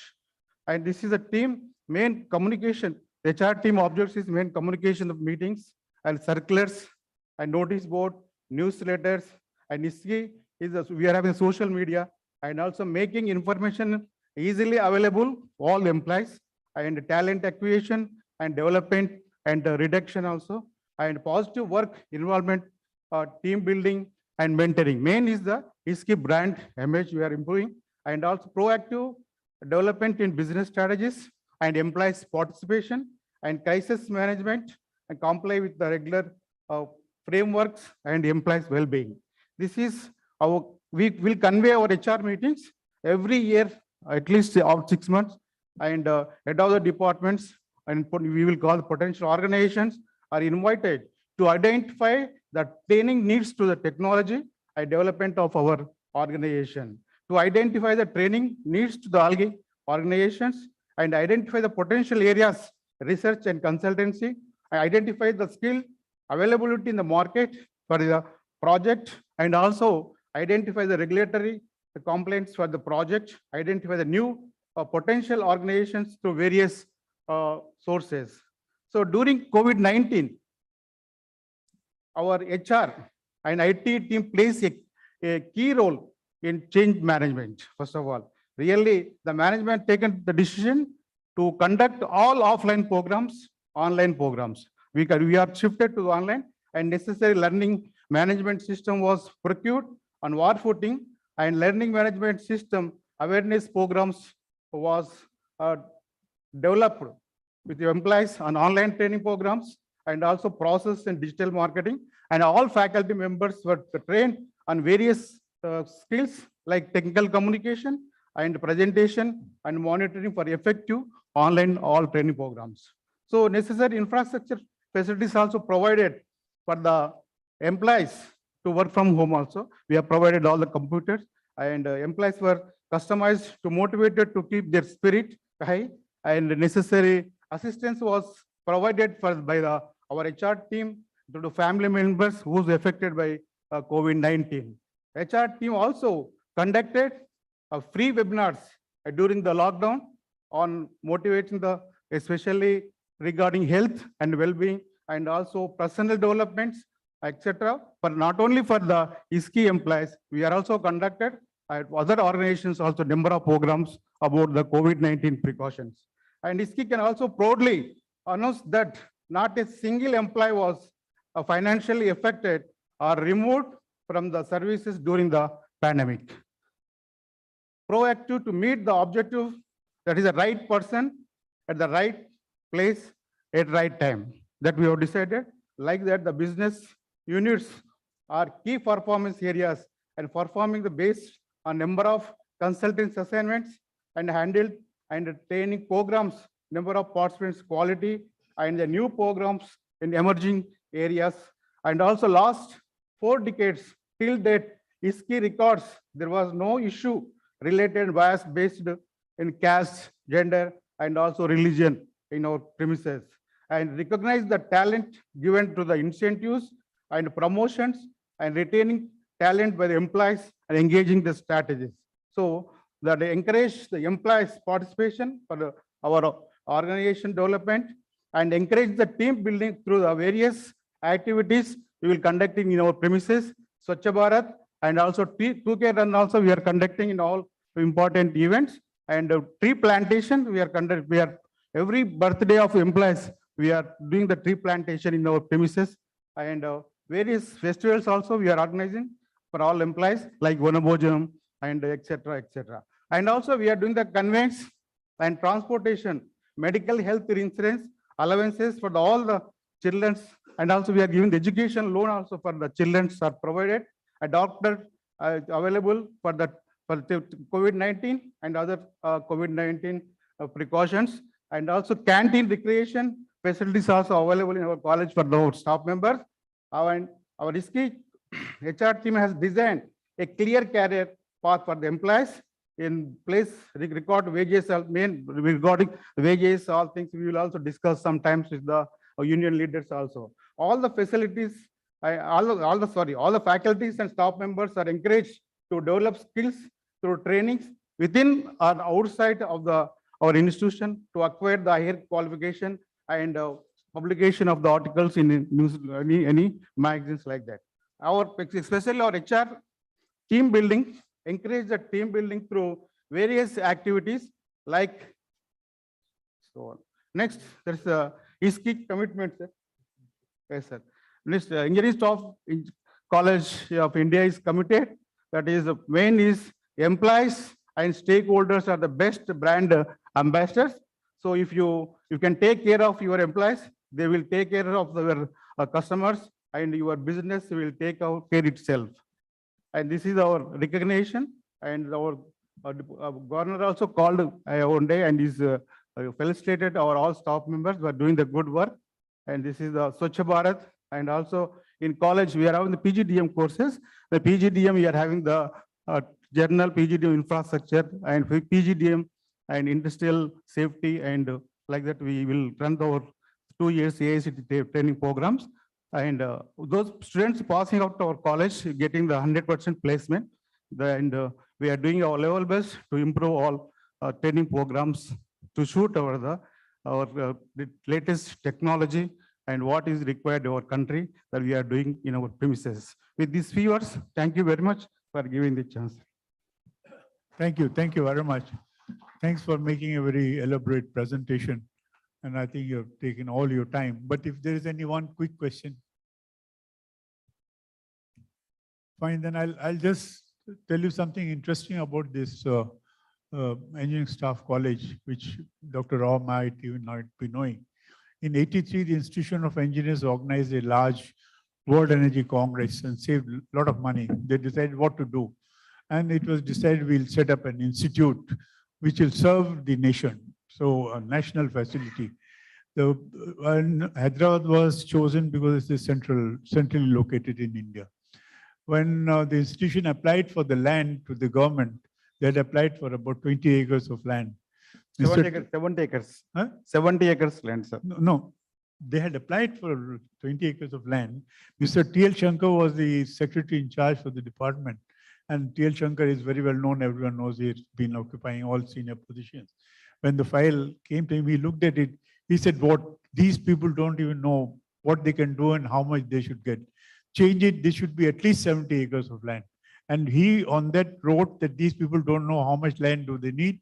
And I hereby sanctioned 70 acres, got approval from the minister, chief minister, and 70 acres of land was allocated to the institution. Today, all the 70 acres of land has been occupied. They have fantastic facilities. They're also going to set up the Telangana state has already approved University, yes, sir. University the bill for the university. So we had the place to set up that facility, the auditoriums.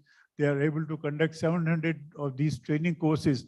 And most of these training courses are related to various ministries. So all the inputs from this SK are going into nation building, what was thought of. And we all should be really thanking Mr. T.L. Shankar for his vision that he said, but that all the agents who are involved have done a great job. General Alwalia Sahab had also been on the board several times and he has been a guiding force on it. So anytime you go to Hyderabad, you can watch. But thank you, sir. Sir, I've taken charge in crisis, sir, because during COVID only I have taken charge as a director. No, I know. Before that, I am the director, Hyderabad Metro Water Supply Sewerage Board. That's fine, though. Not just telling because I know a bit. Now I've you are been doing involved right from when we had applied. We had saved the money to set up the institute. Sir, during the pandemic also, we are self-sustainable, sir. We are not receiving any amount from anywhere, sir. Whatever money we generate, we will give only our faculty and staff members and infrastructure development. So that's all. Fine.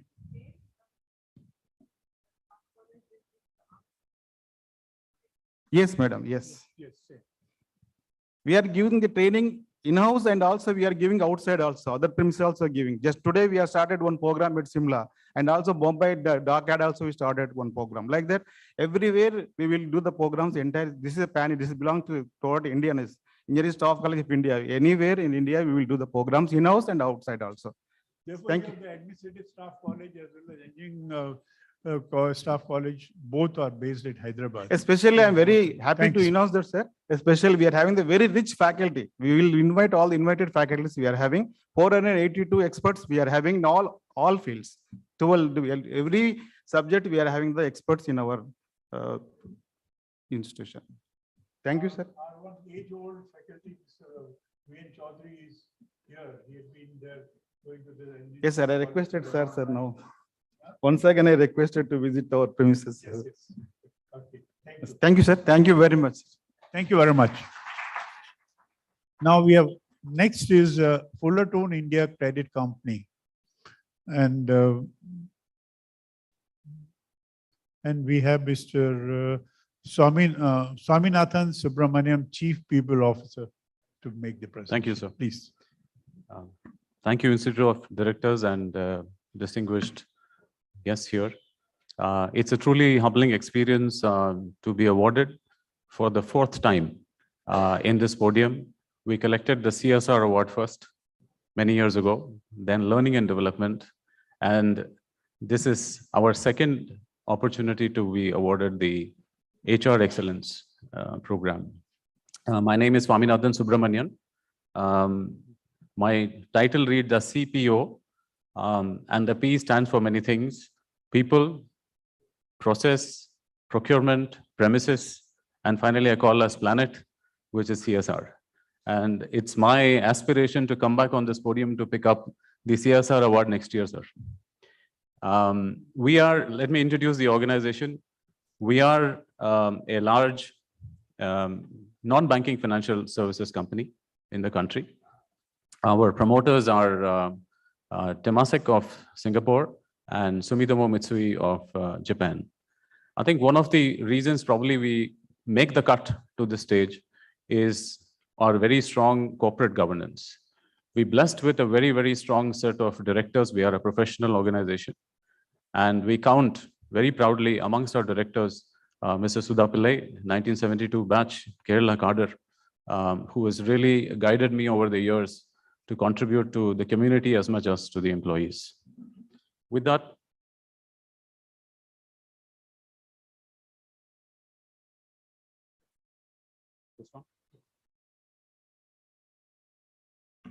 my first slide, this is our Bible.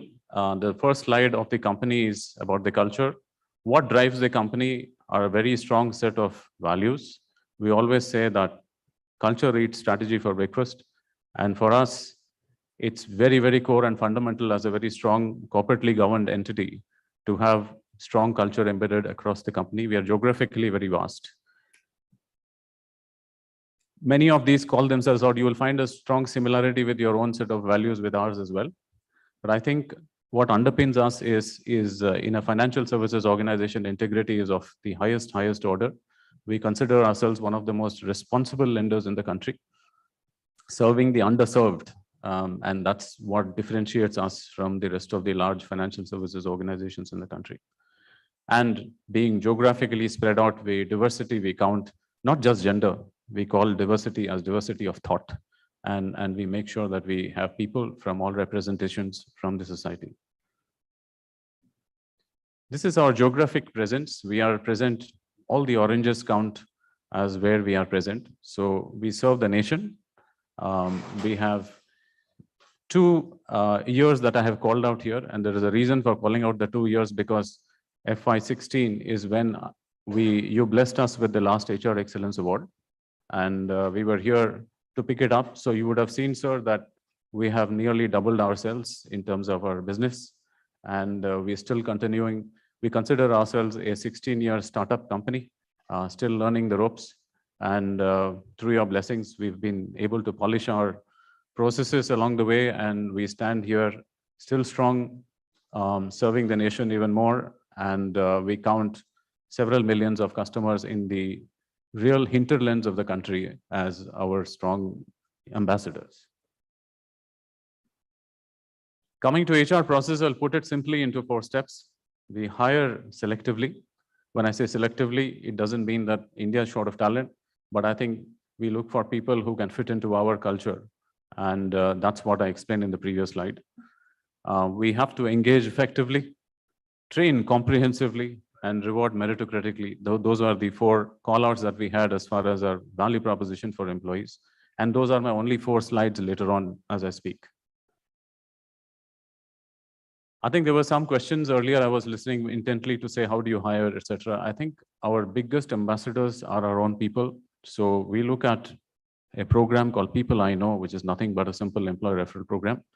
And I think a significant amount of our employees come through this route because they know exactly what it takes to come work in this company.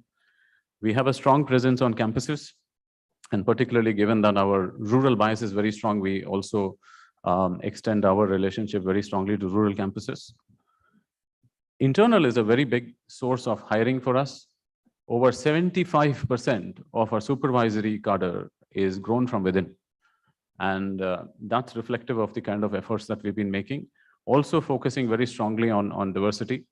While you see our geographic presence and we have ethnicity and linguistic groups across the company, as we cross borders, we change languages, and that requires a lot of human resources and management effort. We made a very strong pitch to say we'll create women-only branches, and we started our journey with Bengal, and now we are progressing along that journey. If we have we have a substantial set of customers as women, and we said, why can't we do that with employees? The second stripe is about engaging effectively, and you will see CSR featuring in here because we think that's a very strong medium of engagement of employees. It's not just fun and frolic, but Communication is the hallmark. If you have a geographically spread out organization, the ability for the company to reach out till the last mile is very important.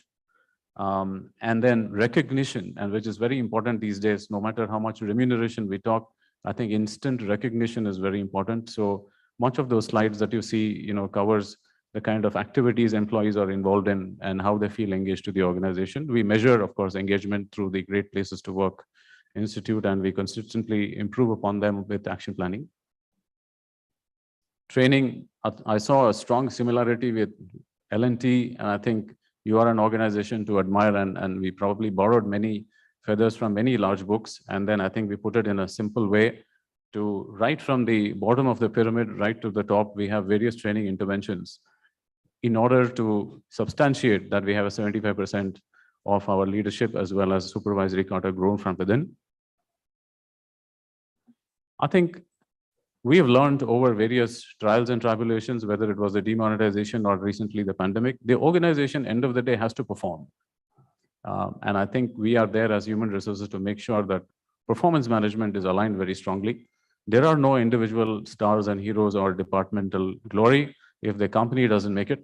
And we focused very strongly on stronger alignment in financial and non-financial metrics across the company. We are a very metricized organization, and that leads to clear transparency of reward for employees all the way down.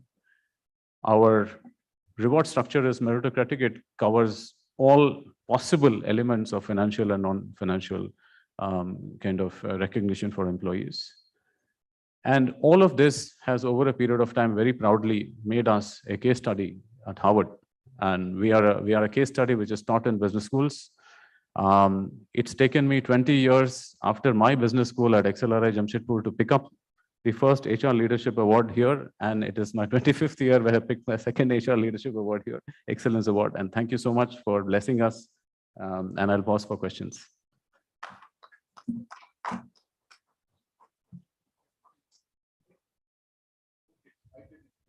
Give the mic.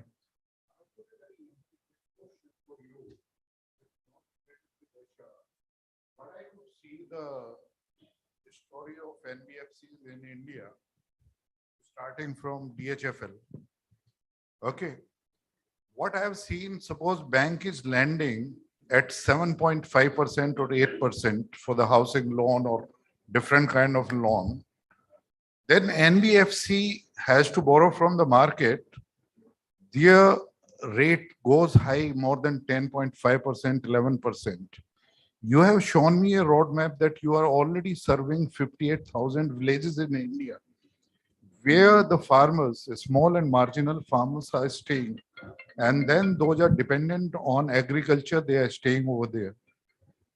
They are supported by a loan scheme by the nationalized bank, PSBs are supporting, which is near about 7%. And then if you return within a year, then they get a subsidy over it. And finally, it is 4%.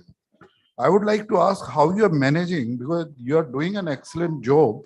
If you are serving last mile and this lower middle income group, how you are managing your finances and how they are able to afford you, how you are managing this, are you borrowing from the banks or from the market? And noted. I think you're asking a fundamental question on the viability of NBFCs in the first place, and it's not even just Fullerton.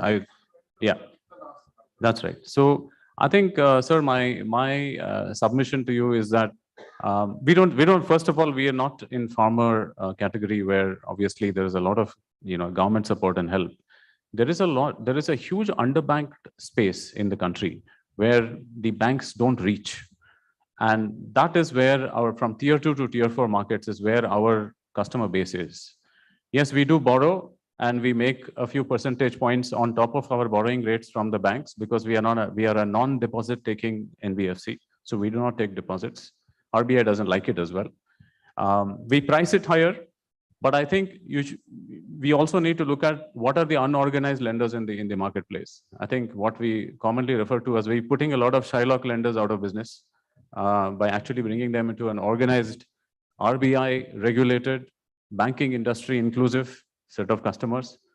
That makes our business viable. Even if you're pricing a bit higher, than the 7% that you spoke about. Let's say we are pricing a few percentage points above the 7% that we borrow, but we're still a lot more regulated, responsible, and cheaper than some of the unorganized lenders in the country. If you go to the deep countryside, you'll find a lot of unorganized lending. People are paying 60, 70, 100% interest.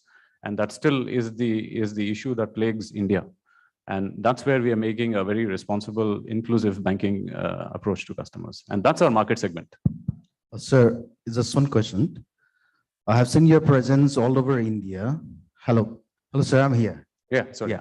I've seen your presence in all over India, but except some few states in the Northeast. What could be the region? We just haven't managed to reach there yet. We grow contiguously. I think when you look at a national expansion compared to states that we were not there 5 years ago, contiguous expansion means you need to move village by village, region by region, where the language changes. So you can't be a Gujarat, Rajasthan player and suddenly go to Northeast because you neither have the skill sets nor the language ability to serve them. So I think we've reached up to Bengal and we are making smaller inroads as we go, growing, adding more and more states along the way. So we have not reached there yet, sir, but we do want to be there everywhere.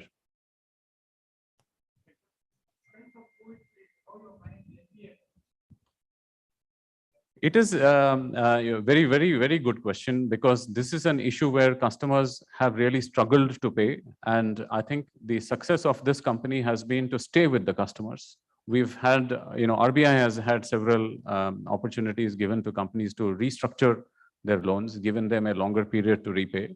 And more importantly, we have continued to lend and support them, even in their hard times, even if they're taking longer time to pay. And that's been the success factor for many companies who have stopped lending or stopped supporting them, and they're short on cash flows and they're unable to rejuvenate their businesses. So we have stayed strongly and partnered with them. So I think our NPAs have been significantly lower, because I think as the cycle has come back in the second half of last year, I think being close to them, they make you as a preferred lender. They must be borrowing from several other companies, make you the preferred company to whom they want to repay back, because you stayed with them during difficult times.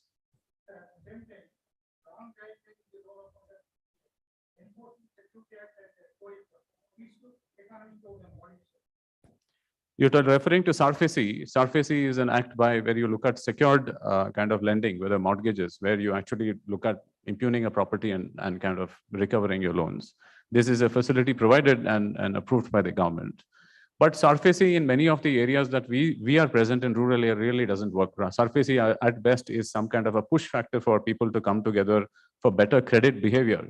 And that's a lot of education goes into them, because there are a lot of bad behavior that creeps in, some not so favorable politics to tell them not to pay. But I think SARFAESI at best is a deterrent. And I don't think we are a company, we go legal against probably underserved kind of people.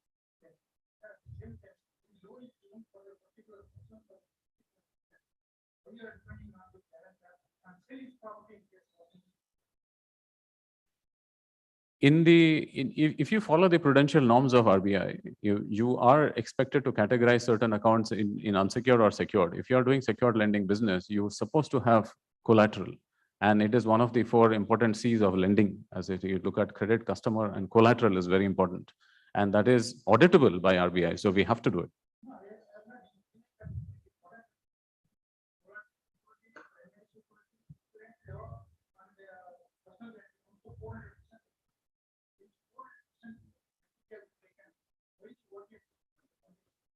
So our debt burden ratio is roughly about 40 to 50% at banks. So we don't play at this 400% at all, because we look at a collateral, and we probably that collateral serves as a security of probably 50% of the loan that's given. That stops. Whether you're, and I see a lot of my peer group, either they are in gold loan or any other secured, any other format, a loan against securities, is at best your loan to value is about 50%.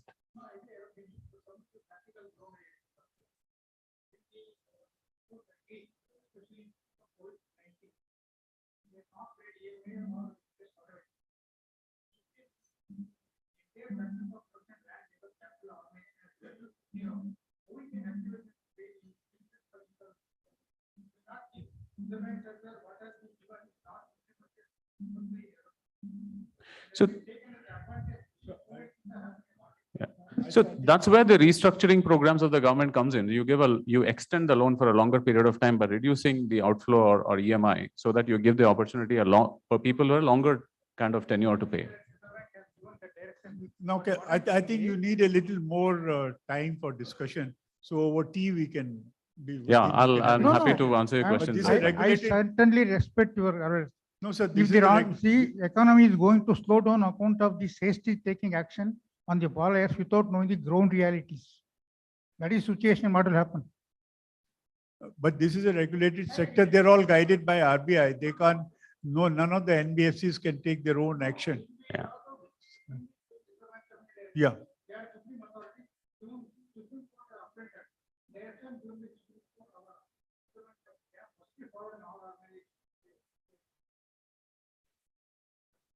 There is a code of conduct we are supposed to comply with in RBI, even in terms of our behavior, sir. So there is absolutely nothing that we can do, as sir has nicely said, which is outside of the regulatory norms. You want to say something?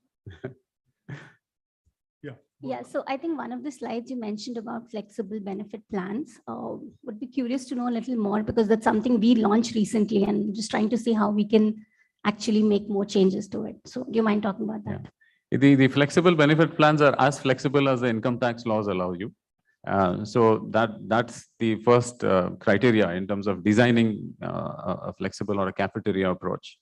It's as simple as, salary sacrificing to acquire certain benefits. So you sacrifice salary to get some benefits, whether it is conveyance, whether it is car, whether it is housing, and so on and so forth, which is, again, all you can do is within the allowable limits of income tax. People in financial services particularly have their own mind as to how they want to structure their own finances. So as an organization which is employing financial services people, it's that much more, we get challenged every day. So we have to be on our toes in how we are structuring our compensation. Thank you very much, Mr. Subramaniam. Thank you very much for your time. Next presentation is Bharat Aluminium Company, and Ms. Anushka Chaube, Associate Manager HR, would make a presentation.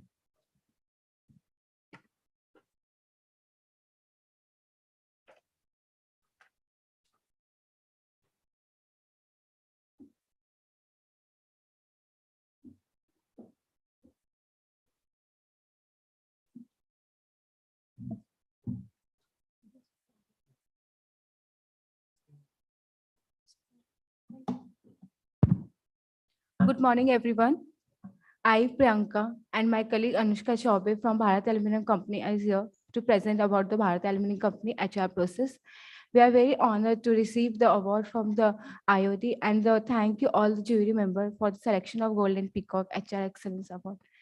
At ALCO, we believe providing equal opportunity across all the bands of employees, and proudly we have recently joined a company with Balco and Vedanta, and standing here to receive the award and attend the enrich conferences like that.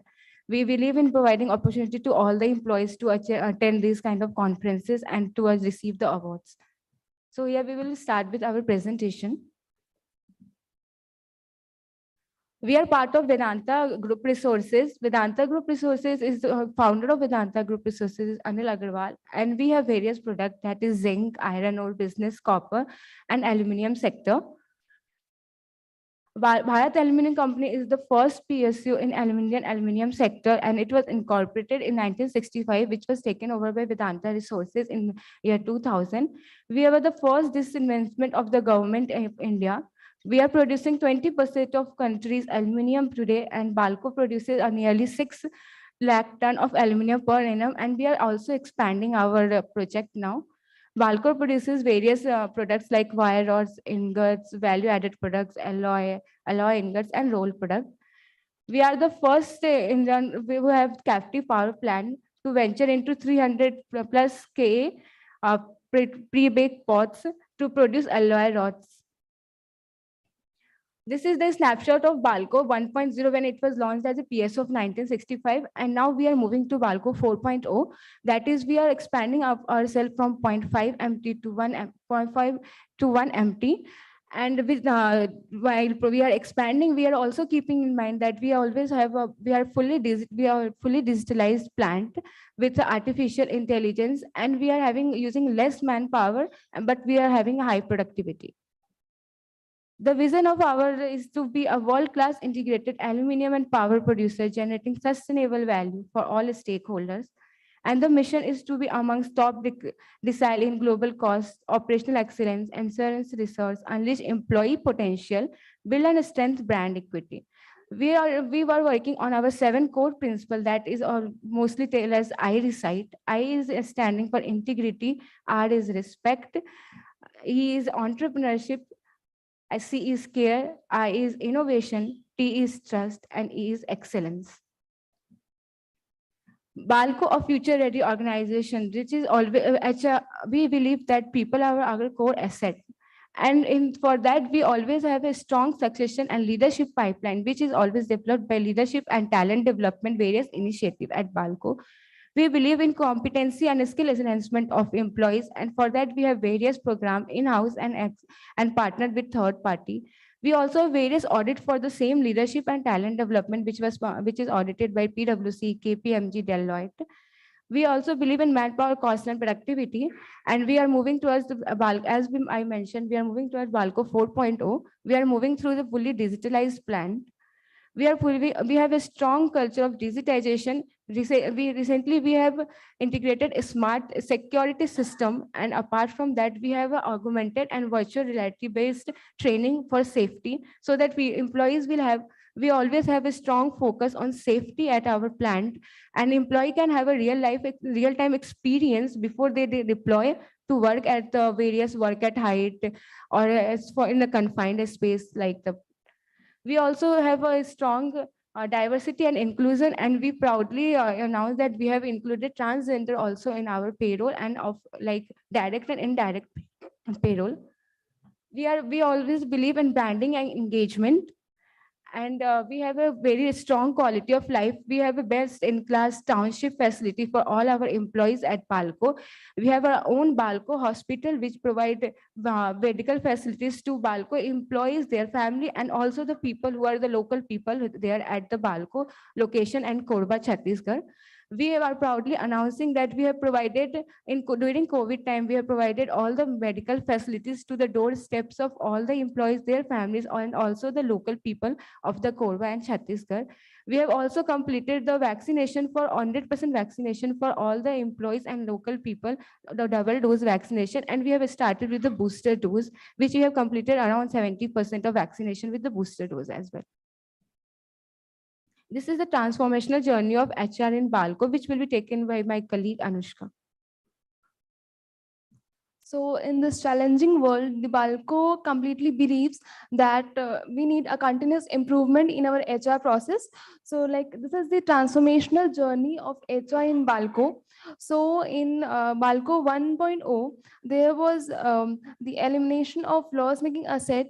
We were much focused upon the CSR culture, the changes from T&D to L&D, and then emergency fleet management. So in the wake of COVID crisis, we had faced a number of challenges. So we had worked upon the leadership development, the challenge organized structure, grievance readdressal and mechanism.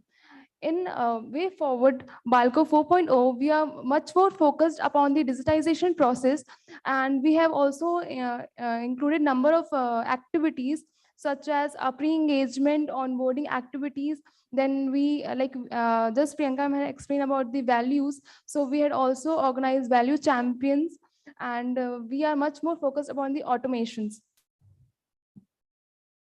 Then this is the salient propositions.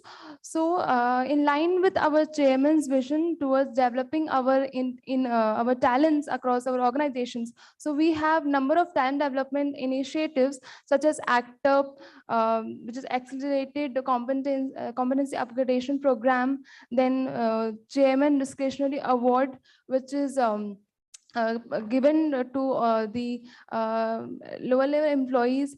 And then we also have VXL anchoring model for the new joinees, in which they connect with the senior management and through this they can get groomed by the senior leaders, and also we focus much more upon the business stars. So this is done by the third party. And then like we are very proud to announce that we have recently employed a transgender in the forklift operators, as well as in the security functions. And for the same, we have also organized the sensitization programs in our shop floors and in our organization. We also have we will program for encouraging the female employees and their growth. And along with that, we also organize We Care Wellness program, which is much more focused upon the employees as well as their family members. Then in terms of engagement, we have monthly awards as Chairman Award, BU CEO, Balco Monthly CEO Awards, as well as we also reward our business partners on the basis of their monthly performance. We had also celebrated Women's Day celebration by giving our women employees the exco positions, in which all the employees have given the senior level position from CEO to CSR. So like that was a 2-day program in which they have to done the decision making and all. Recently in the World Biodiversity Day, we had conducted inter-department competitions of plantation. And in terms of award, so we have received Great Place to Work award 3 times in a row, Great Managers awards 2 times in a row. And along with that, we had also received Best Workplace in Manufacturing, Kincentric Best Employer Award, India's Great Workplace Award, and so on. Then, and we are, sorry, sir? Okay. So like we are also focusing our digitization. So we have a unified HR digital platform in which all the HR process are involved in this. Also, we have LMS portal, and we had recently introduced digital buddy system, which is a pre-engagement initiative for the new joinees, in which they get buddy before they are joining, so that they can get idea about the culture of organization. Also, we have augmented reality system in which this training is completely digitalized, so that they can get familiar with the real life thing and the quality of life. So we believe that the people are the very important asset of our organization, and keeping them fit and strengthened is our primary responsibilities. So we have a quality of life calendar for whole year, in which we focus on number of activities, like we have Family Connect. We invite family members in the award functions, as well as we have fun and fitness session for them. We are also working on revamping the township facilities by providing the fun and fitness club and number of things. Also, we have recently organized the fun and learning workshop for the kids of employees. So we have a long week programs in which number of etiquette sessions were taken care of. So we have a long quality of life calendar for it. So this is it. Thank you so much. Thank you. If there's any one quick question, then we can take up. None then. Okay, thank you very much. Thank you so much. Thank you. Our next presentation is from Abbott India, and Mr. Manoj Gupta, Head of Business HR, would kindly make a presentation.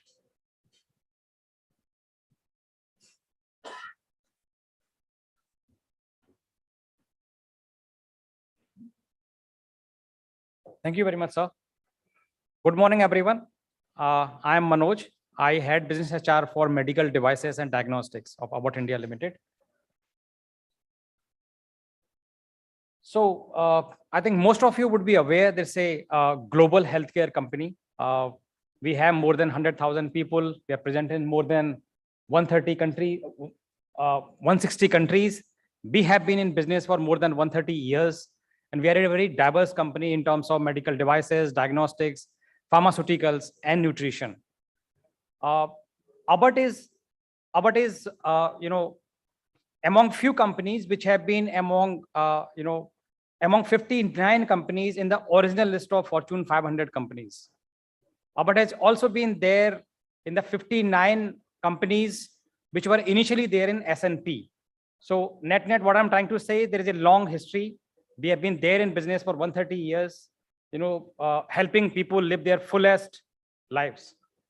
I will brief you more about the company profile and the products that we represent. Some of the products that you see are life-changing products across the continuum of healthcare, medical devices, diagnostics, nutrition. All right, so these are the, as I spoke, these are the businesses which are there with the Abbott in India. They established pharmaceuticals which cater for acute care, chronic care, they are generic branded medicines. Nutrition, we are present across the continuum, right from infant to the adulthood and in the golden years of life.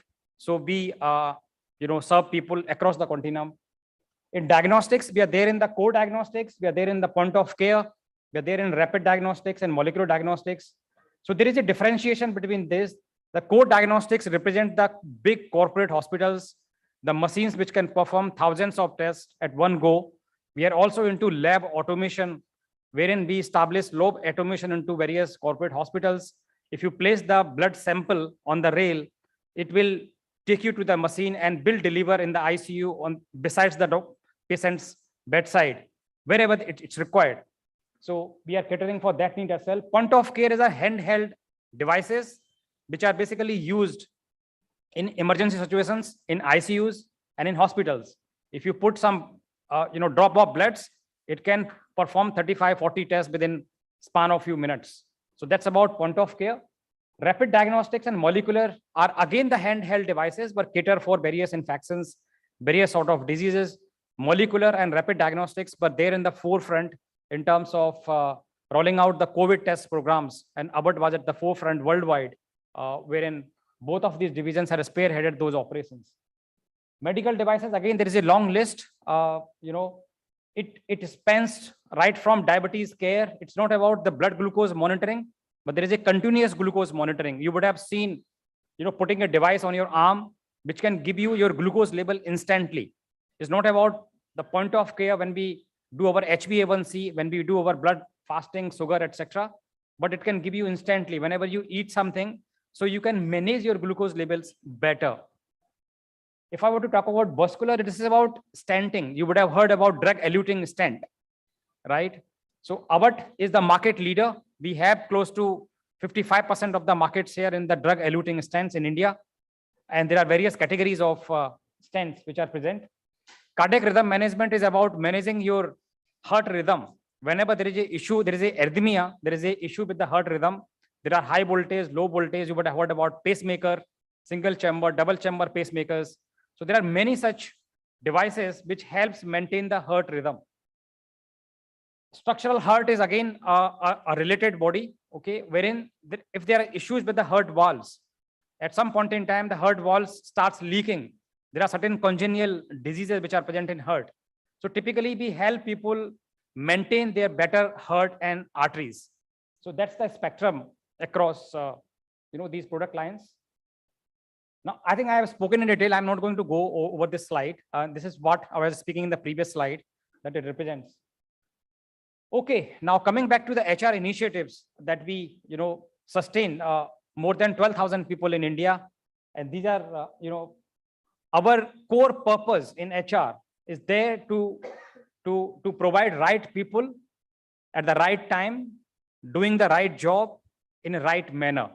That encompasses everything in terms of also creating employee value proposition, not only for external, but for internal employees as well, and providing them superior employee experience. That's the core. I spoke about employee value proposition. As I said, that we are the market leader across the categories which we are present, across whether it is pharmaceutical, whether it is nutrition, medical devices, and diagnostics. We have very significant amount of market share, not only in India, worldwide, right? So therefore, we want our employees to grow along with us. That has been the theme of employee value proposition. And employee value proposition, grow with the leader theme, is brought to life through the three pillars, which is be the best you can be. This is about realizing your full potential, providing you the right sort of opportunities, right sort of platform, so that you realize your full potential. Be inspired by what you do. Of course, we are a healthcare company. We make difference to people's life. Therefore, we draw a lot of inspiration from what we do. Be recognized for your effort is all about creating this conducive atmosphere. As I was saying, grow with the leader. It is not about only promoting you, but there are plethora of programs and platforms wherein we ensure that you success in your new role. So that's about be recognized, and also about establishing a meritocratic, performance-driven culture, a culture of recognition, wherein everyone is feel valued, respected, seen, heard. That's the whole core of our employee value proposition. As I said, we are a 12,000 employees based in India, right? So at the start of 2014, we thought that if we were to be successful and if we were to continue this legacy, continue to deliver market-beating growth, we need to have a differentiated talent strategy which cater for the diverse set of businesses. So therefore, you see the thought process was around these 5 pillars, and this is sustained year on year. We block considerable time as the management team. We come up with initiatives. We take stock what we are doing, what we need to do more in terms of supporting our businesses. The leadership engine is all about creating talent pipeline to fill those leadership positions so that there is a business continuity. Managerial effectiveness, we run plethora of programs for our managers to build their capability, provide their superior experience to the employees so that they thrive in their respective careers. Best-in-class functions is about support functions that they are also keeping pace with the business. The way the business requirements are unfolding, the support functions are also keeping pace with the businesses. Now, EVP, I think I've spoken about it already. I'll move to the next slide. Diversity, equity, and inclusion is an important initiative. As I said, that we are present in more than 160 countries. We speak so many languages. So therefore, diversity is present. What our endeavor has been that how can we leverage this diversity in terms of coming together and becoming a strength. And there are various employee resource groups that have been created. Especially, I can talk about WLA, Women Leaders of Govt. It's a very dedicated resource group wherein a lot of efforts and time is invested. This is about providing them the career opportunities, creating opportunities for them to network, to put them into various programs and grow them within the business.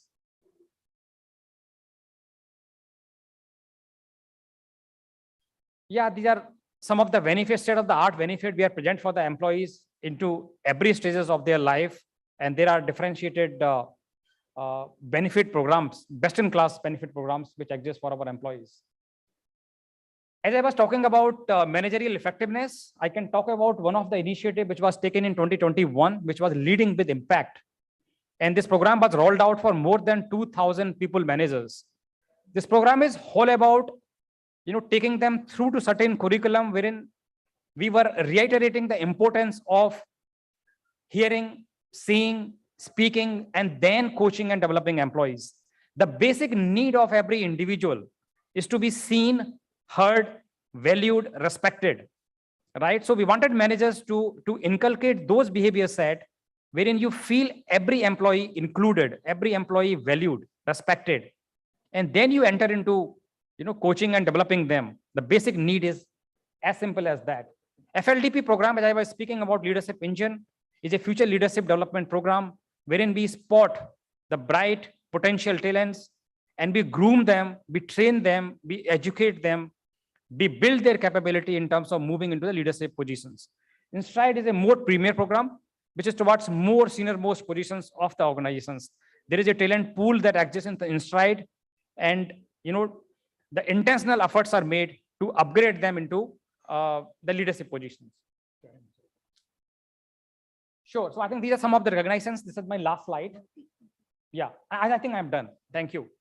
So I will just pause here. In terms of there are any questions. Thank you very much. Any questions? Yeah, please.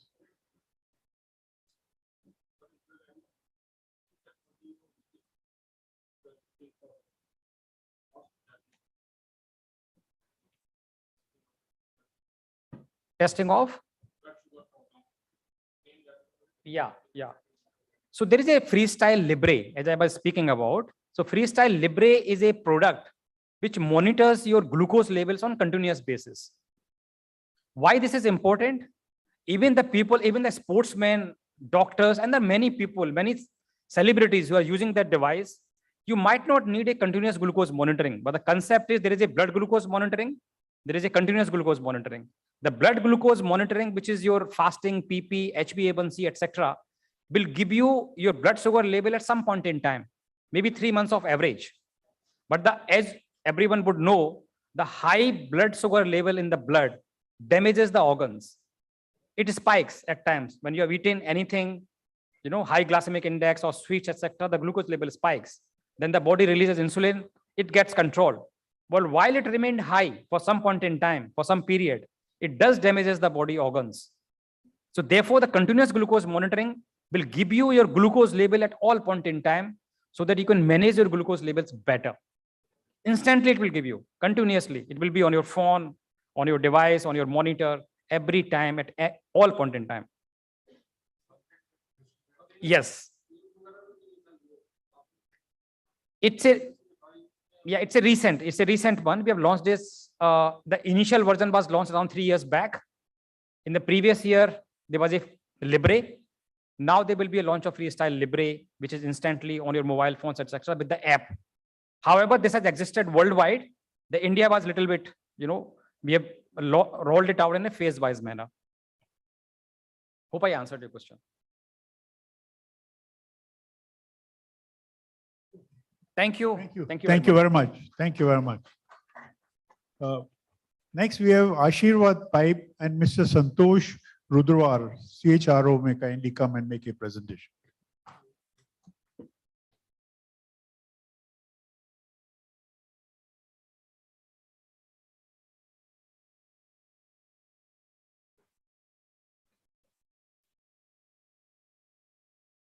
Slider.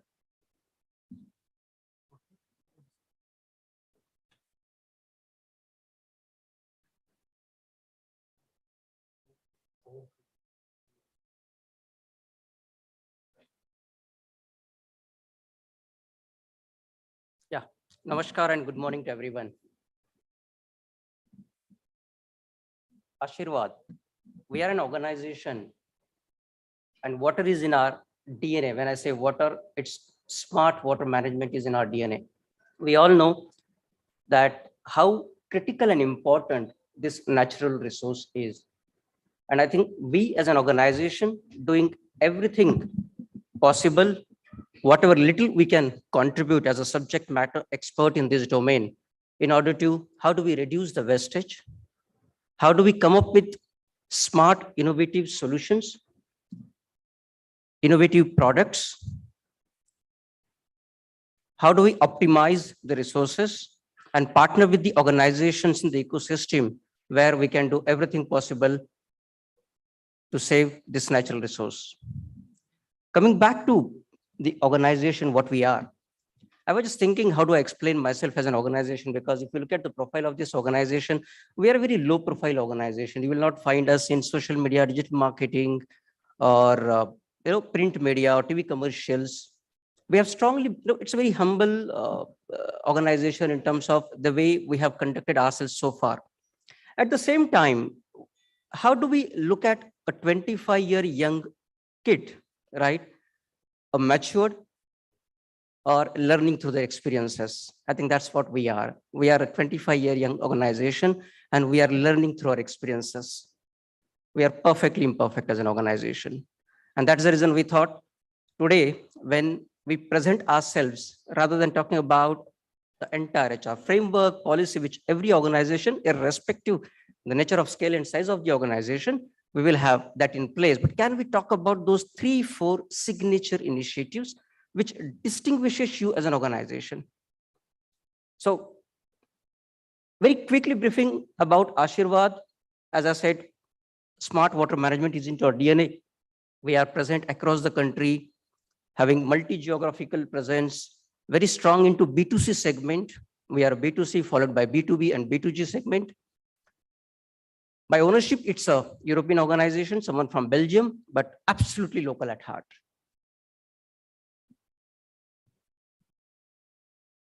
We specifically cater into these 3 domains. The first and foremost is into residential buildings, commercial. And I think most of us would have seen this. Good old days, it was a GI market. I think still in the country, if you go to the tier 2, tier 3, couple of those geographies, you will still find the GI market, GI pipes, which is used for water transportation. So we as an organization, I think, have been a significant contributor. One of those organizations, we have replaced that market with a couple of innovative solutions in the PVC segment.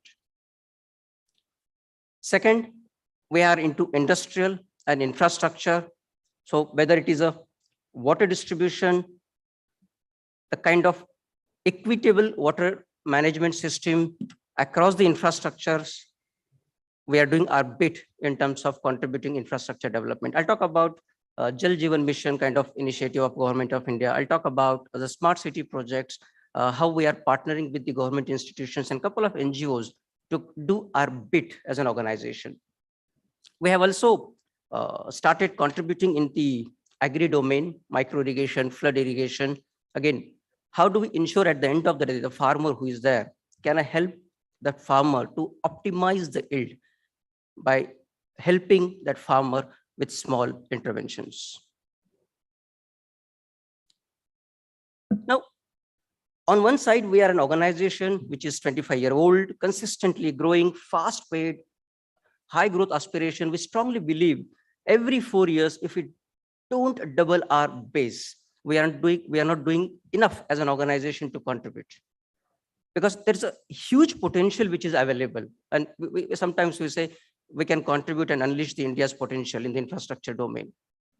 There are 672 districts in the country, maybe 10 and 15 here and there. And we realized in 2019, our presence was only around 87 districts. That talks a lot about the kind of opportunity this business can have. And again, can we become an organization who can say proudly we are partner in nation building? Yes, I think that makes sense. When I say that we are doubling our base every 4 years, it talks and gives a pace of our organization's performance. And that is coming because of the kind of people who come from a very humble background and part of this ecosystem. I remember, I'm an ex-LNTite. So when I joined this organization a couple of years before, 4 or 5 years before, and I was quite surprised to look at it. One, not very visible in the market domain. In fact, on a lighter note, Ashirwad means people used to say, oh, ITC Ashirwad, right? So the journey is very, I would say, transformative last couple of years. We never had people from top-notch institutions. That was a fact. And yes, now a lot has changed in the last 4 to 5 years in terms of building the capability at different levels, right from the leadership or to the front level in the organization. But what makes us different as an organization is the people in the organization. I normally make this statement that we are an organization full of ordinary people doing extraordinary results, consistently delivering 20% margin. It's not something easy. So that talks a lot about our appetite as an organization to self-fund our investment aspirations. Yes, we do that, I think, very religiously. And that also helps us how we are connected with the outside organization world, which is our distribution network. We have around 2,000 distributors and 67,000 plus retail network across the country, active retail network. So for us, this entire ecosystem is very, very critical. We have a strong value system. We say, we believe in, commitment to care, passion to build, and connect to win in these values. And whenever there is a business decision, whenever there is a dilemma around people, irrespective of the situation, what we are into, I think our heart has always ruled over the mind. And that's how it has been our guiding principle as an organization. And you will see in the subsequent slide what I mean by it. I'm sorry. Yes, we have come a long way. We have introduced a digital technological platform, artificial intelligence. I think most of us might know. So we have this chatbot, which is who is a family member of Ashirwad, onboarded 1.5 years back and has become an integral part of our system. I think, and we strongly believe anything which is transactional should be addressed by the technology. And anything which is career related should be addressed by the HR fraternity. Otherwise, we are not doing enough as a function to contribute to the growth of the organization. I think this is the backbone of our organization. These are just some glimpses of a couple of initiatives what we have in Ashirwad. Out of the 9 strong growth enablers, which we strongly feel as an organization, capability building is something which is at the core of us, and we strongly believe in it. We truly believe that we need to empower our workforce. We need to engage with them actively and make them future ready. And there is a one word which is called as flexi, which we use quite often, and I use quite often: flexi talent strategy, flexi benefit policies, because the kind of growth environment we are into, anything very specific cannot be there for a long time. So this flexi approach has helped us even in this particular capability building domain to really contribute to the growth of the people.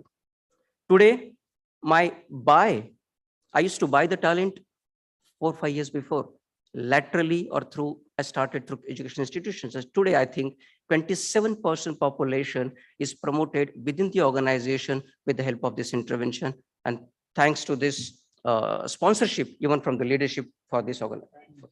Yeah, just 2 slides, sir. Thank you. As a responsible corporate citizen, I think we do our bit. The domain we are into, we deal with lots of plumber community. And plumber community is something we all know what kind of challenges they go through. So we have established our own plumbing schools, one in Bangalore and one in Bhiwadi, which is just close to Delhi here, 60 kilometers from here. Every year, we sponsor anyone who come from the underprivileged background, just 10th pass, and they go 100 days program. And again, this program is in partnership with Indian Plumbing Skill Council, wherein we give them that skill set and we make them employable. So we have at least 87 examples in the last 2.5 years who have become successful plumbers and plumbing contractors. I think that makes a lot as an organization. Not only that, we realized last year, there is something called as this community doesn't have a formal pedigree, formal education. And though they have a skill set, but they can't go and approach to the gated communities for a job. Then we introduced RPL, recognition of prior learning, wherein we give them this certificate. And once they are certified, we say, Ashirwad has certified me. Again, this is in partnership with one NGO. So that makes them employable. And last, we take pride when we talk about this initiative. As I started saying that we play a very vital role around the natural resource water. In partnership with NUDGE and Office of the Principal Scientific Advisor to the Government of India, we have launched this initiative a couple of months before. We have parked a fund of close to 5 to 6 crores for this initiative, where we are inviting applications, nominations from those institutions, a couple of those bodies who will partner with us and provide a solution for a safe, clean, and scalable water options. And we expect that the consequence and impact of this initiative will be, we'll be able to support nothing less than 18 to 20 crores households in the country. I'm sure this will be a great impetus as an organization to support Government of India's initiative of Jal Jeevan Mission and safe water for the rural India by 2024. So, sorry, one last slide, sir.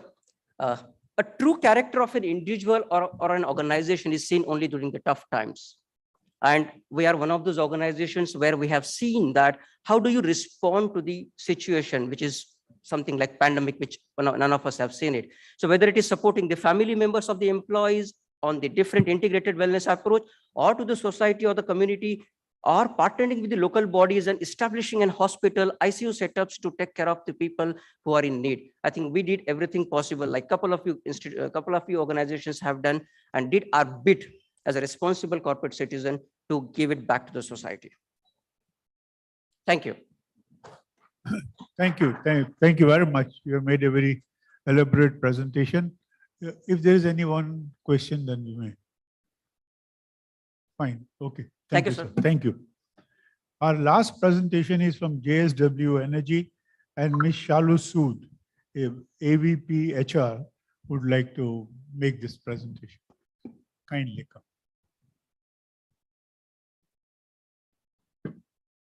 This will be our last presentation before tea.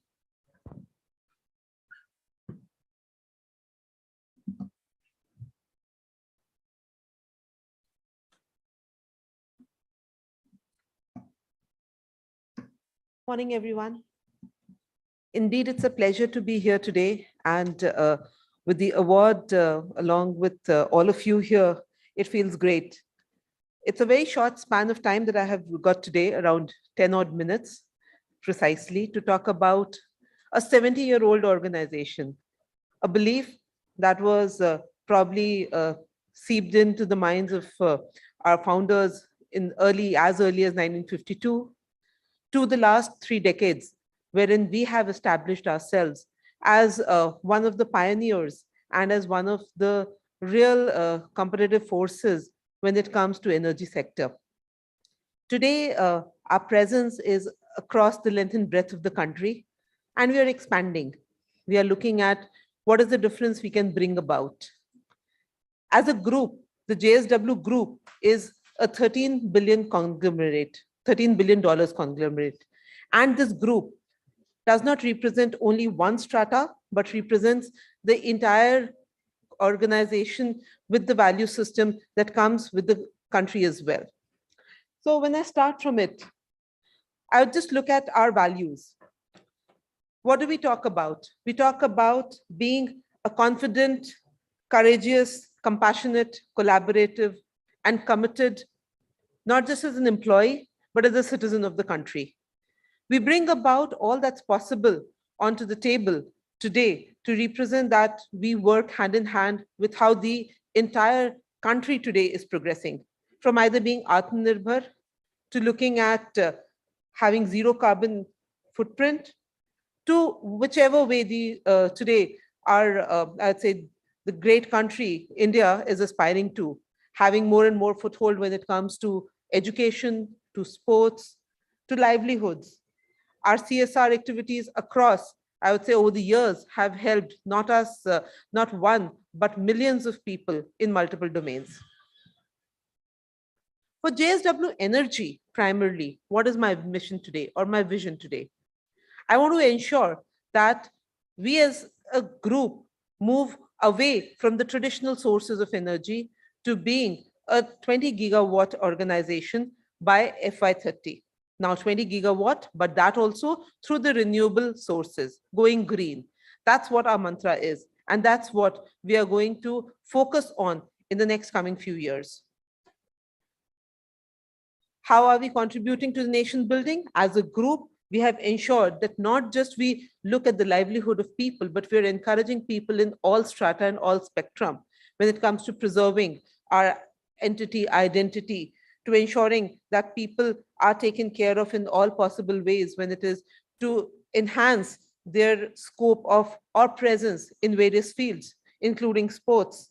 So we have done whatever is best as possible today. Just a very quick glance of where we are present. Most of you would be aware of the expanse that JSW as a group is present. And we as Energy are doing our bit in working closely with the entire nation. When I look at energy, we want to be a 20 gigawatt organization by FY30, and we are progressing towards by going green. So we have, I would say, ensuring that, I'll just show the base that we have. These are, I'll just go back a bit later. So where are we today and what we are going to do? We are at a 4.6 installed gigawatt capacity, wherein 30% of it is currently renewable. And we want to go to a enhanced capacity with every growth piece going to go into the renewable piece, which is solar, wind, hydro, green ammonia, green hydrogen, name it, and we are trying to bring it there. So this is where we are progressing to be as an organization. And what is the backbone of the organization? And that's people. Without people and without their expertise that they bring on and the commitment that they bring about, we will be nowhere. So today, our focus is on people and how we are enhancing and leveraging their skills, leveraging their potential to be one of the best in the world. Our journey and the milestones so far, 28 odd years and still growing. We started our journey in 1994.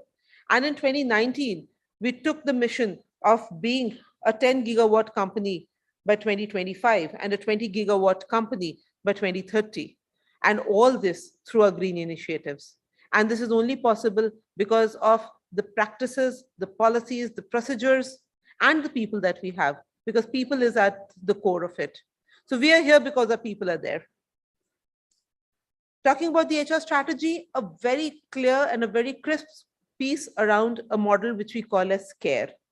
Now, CARE is talking about what is our perspective towards our own people. And our people, which is the backbone, are always being strengthened with the help of a communication guideline, with the help of agility that we are building in, responsibility across, as well as elevation. So this is our CARE model. I'll go in brief in depth for all the perspective. When you look at communication, how do we communicate? We don't communicate in groups or in pockets. We communicate through the length and breadth of the organization. We have a lot of forums. So I'm just talking about what's at the top of the iceberg. The tip of the iceberg talks about, I do a lot of communication from a top-down or a bottom-up approach. I talk a lot about how we engage at an electronic level with people. Going digital is the funda today. So we have a lot of modus operandi when we come across to communicating to our key people. What do we mean by agility? When I talk about agility, agility is not about the people and processes alone. It is about a thought that I need to change. We have scientific methodology wherein we are assessing our future fit talent. This methodology spans across the high potential of the organization and giving them a growth perspective for future. Very well-crafted methodology when it comes to looking at how they are taking up their journey, not just by learning certain things, but also experimenting on the job as well. The Future Fit Leaders is one of our coveted institutions wherein I would say every year we have close to 10% of my high potentials being taken for a different journey, for a leadership scope that they will be my future leaders and they will bring about a change in the mindset of the team along. When I talk about Springboard, a very, I would say, a focused initiative for my D&I piece. Springboard is a board where we are talking about women leadership and the entire thought around how I'm going to bring in diversity and inclusion. What is the growth path? We are trying to break the bias. We are trying to break the glass ceiling. We are trying to ensure that there's representation in every scope, space, all that's possible. I'll just like to talk about Ratnagiri as one of the units in JSW Energy, wherein even women are present on the shop floor in a power plant, doing mechanical operations and maintenance, ensuring that everything is up and running, wherein when you talk about a 500 degrees Celsius kind of a temperature on the plant, in the plant, on the boiler, around the boiler, people will think twice as to do they really want to get into the maintenance side. And we can proudly say we have more than 23% of a representation there, which is women. And they're growing up. They're just taking on more and more key responsibilities. Maybe one day I'll have a head of plant who is a woman. Very soon it might be possible. Candid conversations is one of our strengths. We have ensured that each and every process in the organization is backed with communication and conversations, be it my PMS, be it my mid-years, be it a monthly review, or be it any conversation which an employee or any person in the organization can have with each other. There are open offices across. We look at ensuring and engaging best when it comes to communicating, not just our vision and values, but what do we stand for and how do we take things forward. I just have a couple of things. Talking about safety, we are one of the safest places to work, and we ensure that we live up to the value wherein zero accidents are a norm. But more than that, what do we do towards building a safe environment for all? Responsibility across, not just in times of pandemic, but when we look at what is our responsibility towards our society at large, our community, and then our employees. When I talk about Elevate, there are a couple of things very focused that we do. There is a rolling trophy for the chairman's award, which goes to the plants who has been on an operational level doing an amazing job. And we have a tradition, a very strong tradition of Seekho and Sikhao, which is nothing but ensuring that my learning is passed on. I keep on learning, and I keep on learning in different ways. So learning is the core of our being. Few rewards accorded to us in the last 1 year, and these are a testimony of where we stand. So from Great Place to Work to Golden Peacock to a year-on-year perspective and a very strong hold when it comes to safety with British Safety Council Awards coming in, I would say that we have tried to bring in a difference in the livelihood of people. That's all. Thank you. Thank you. Thank you very much. Any questions on? Well, fine. Thank you. With this, we come to the end of this session, and we'll go in for tea now, and we'll be back at 12 o'clock, maybe to 2-3 minutes before 12, so that we start at 12. And the next session would be on CSR reporting and measuring performance, revealing disaggregated data and alike. And we already have the distinguished panelists present here. So we are going to have a very good session. And before I close, I'll like to thank all the speakers, the distinguished award winners. We are really proud of their performances. They got their awards yesterday, and they have made these presentations today. I just would like to tell everyone in the audience that maybe in addition to what you listened to them today, if you'll go through the Winners Digest once again, then you will find many more information which they might have not been able to deliver now, but you'll find it very useful. But this sharing of knowledge which has been done this morning was really grateful, and I'm sure many companies with this mutual exchange will learn a lot, and they'll have time to exchange during tea, lunch, and separate times. Now, in addition, there's one announcement, logistic announcement, that those who are making from the CSR practices, their presentations in the afternoon, if they're not loaded their presentations, they're requested to do it during tea time or at lunch time, so that there's no disruption when we have the afternoon session on the presentation and no one is missed out. So kindly make note, if you have not loaded, if you've already done it, then don't bother about it. If you're not loaded, kindly contact our personnel here, and they will be very happy to help you in every possible way. Now the tea is ready. Please kindly come and join us over tea. And thank you very much for being with us. Thank you.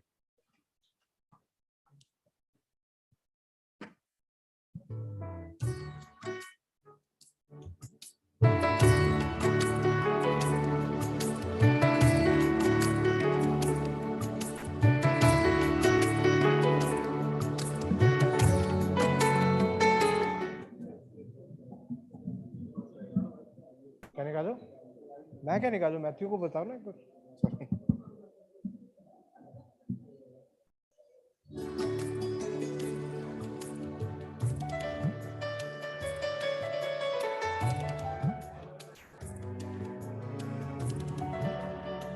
The energy of the nation to surmount the current challenge, bringing into the fray energy conglomerate ONGC.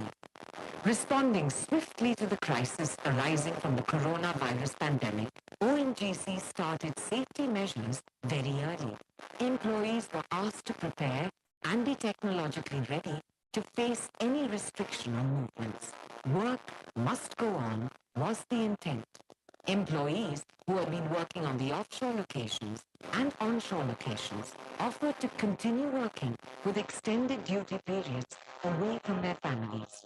Our 24/7 operations and their commitment has ensured uninterrupted supply of oil and gas for the nation.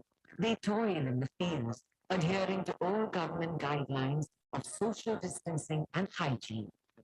Giving additional impetus to these efforts, ONGC contributed 300 crore rupees from their CSR fund and employees gave 2 days' salary amounting to around 16 crore rupees.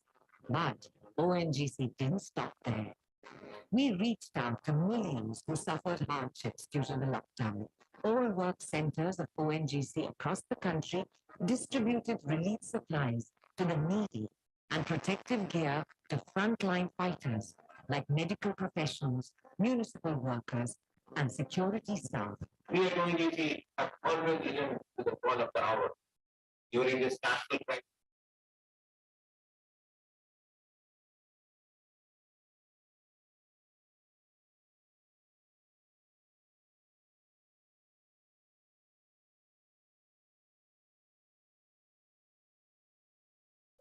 Full compliance of Government of India as well as WHO guidelines.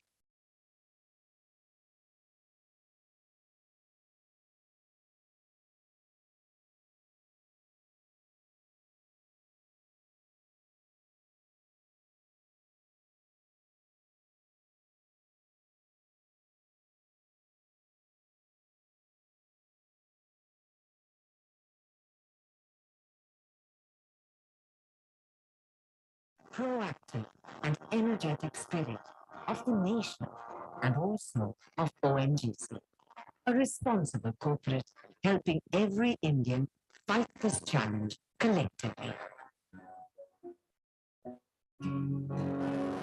Last Independence Day, we started a campaign, Badmi Se Azadi.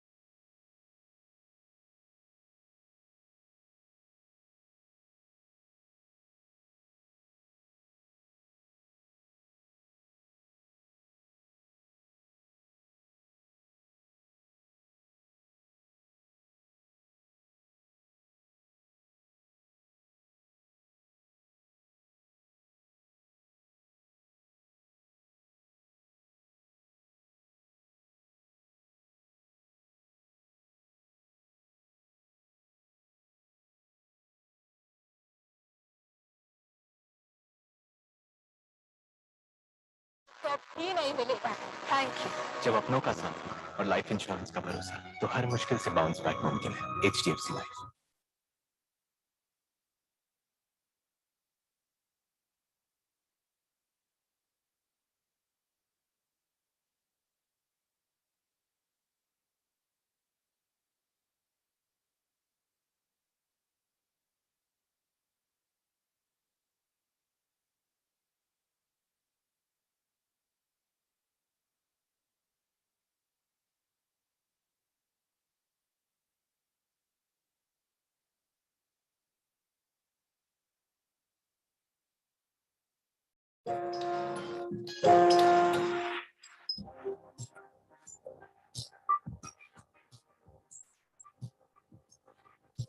Explore.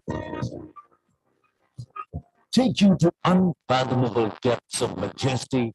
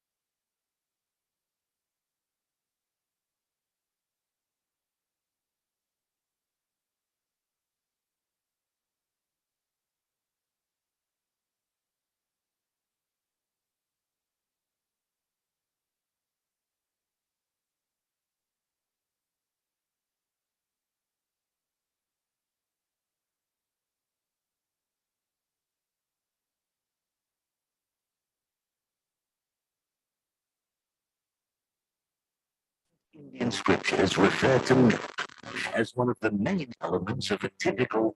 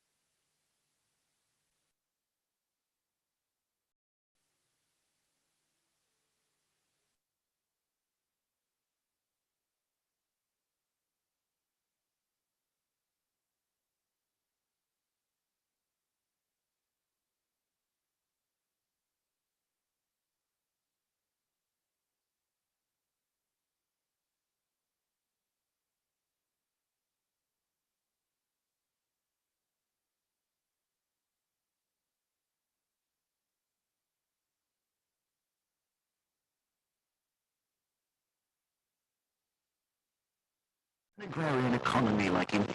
Milk plays a vital role in doubling the farmer's income. Today, India raises a glass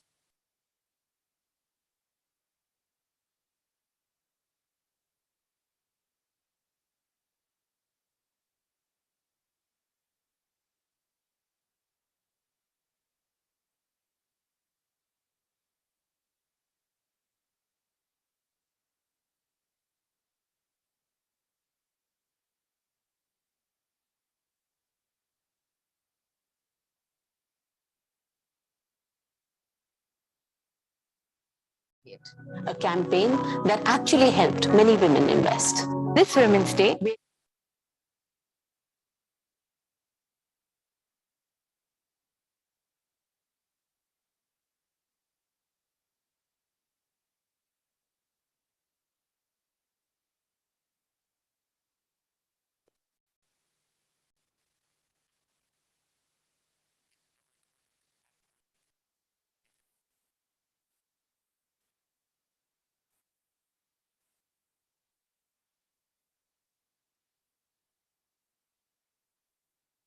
future. The stunning Taj Mahal, one of the wonders of the world, is just a day trip away. A significant moment for all of us in the dairy industry is how efficiently India handled the COVID situation, ensuring that milk was collected as usual from farmers and the supply chain of dairy products to consumers was not affected. With the world's largest ever vaccination program, over 900 million Indians have been vaccinated, making the passage to India absolutely safe. REC was incorporated in 1969 as a financial institution to reduce dependence of the Indian agriculture on monsoons by promoting and funding agriculture pump sets. REC has now metamorphosed into an NBFC and is today recognized as a leading infrastructure financial institution, catalyzing the transformation of India's energy sector. REC is an implementing arm of the government for its key programs, as a result of which India has achieved universal household electrification, bringing hope, light,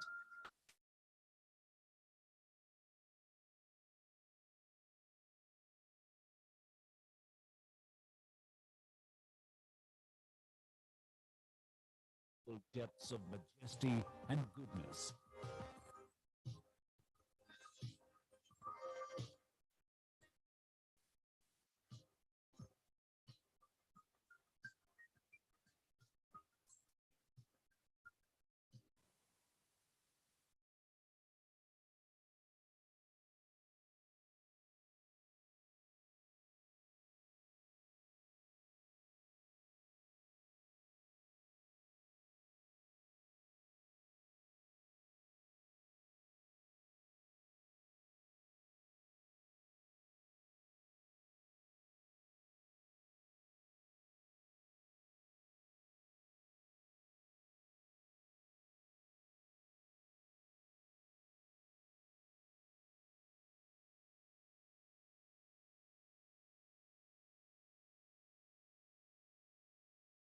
fray, energy conglomerate, ONGC, responding swiftly to the crisis arising from the corona.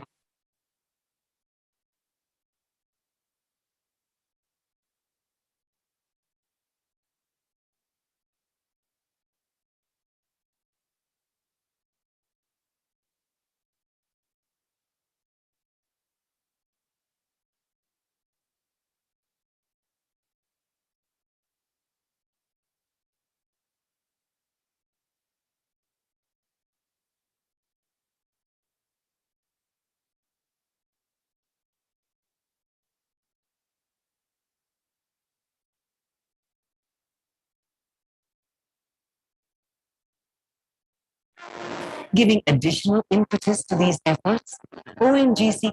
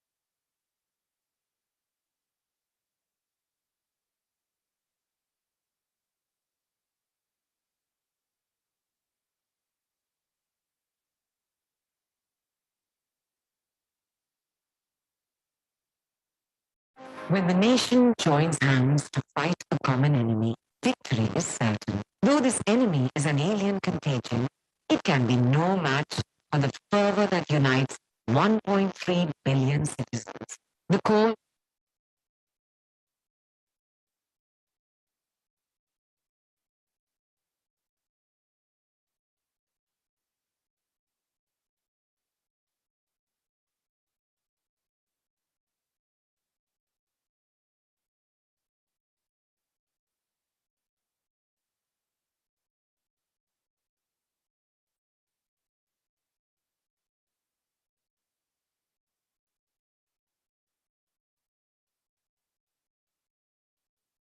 working on the offshore locations and onshore locations offer to continue working with extended duty periods away from their families. Our 24/7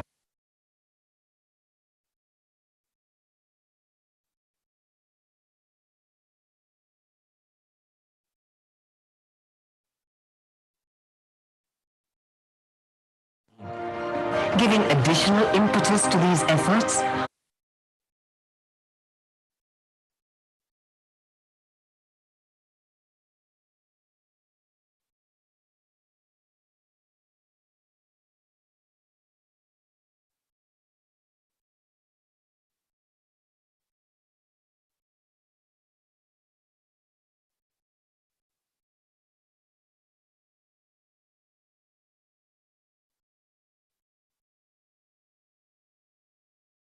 This Women's Day, we're taking the movement further with a unique missed call service exclusively for women, by women. Because when someone like you explains, you understand better.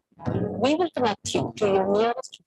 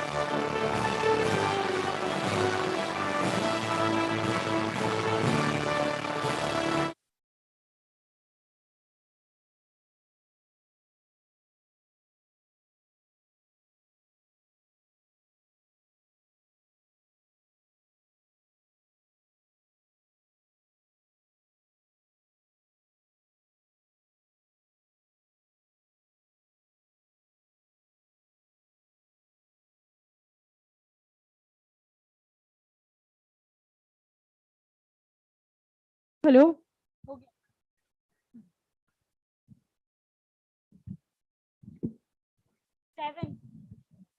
Hello.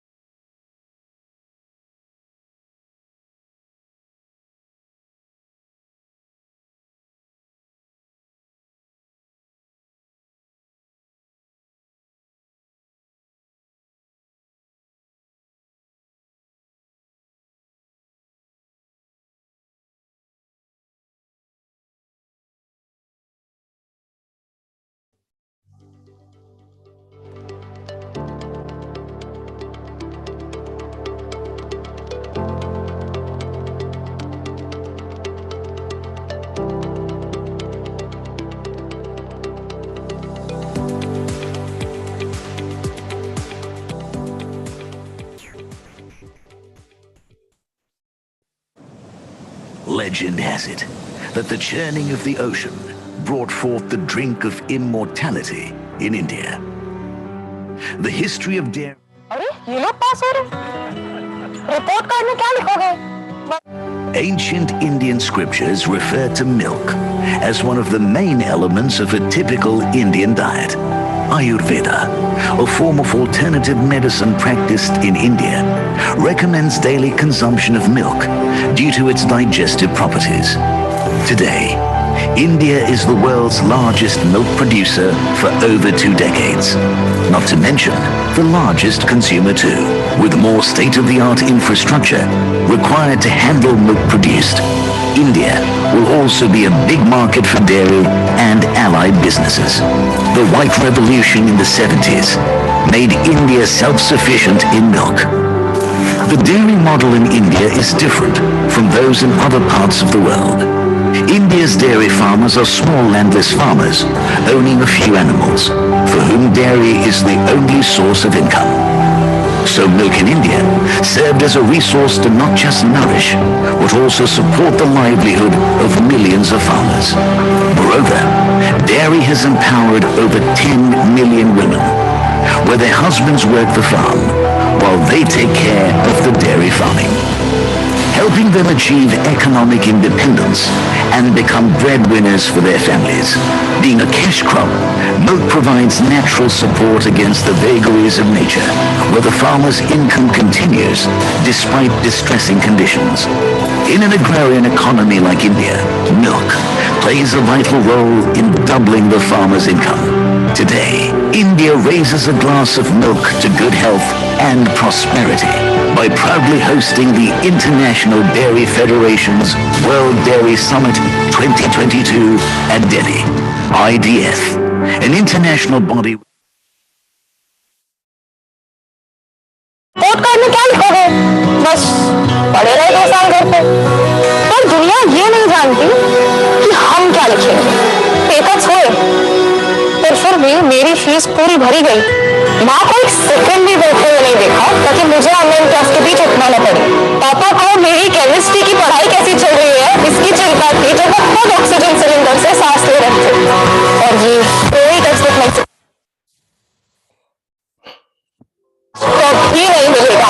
Thank you.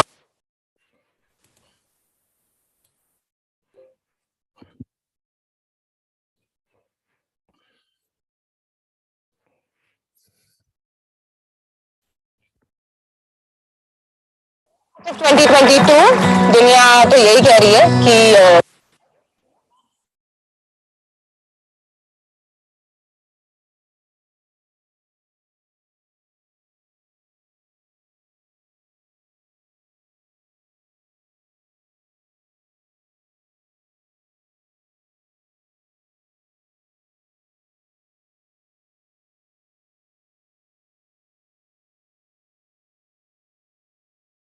भी बैठे हुए के बीच उठाना पड़े।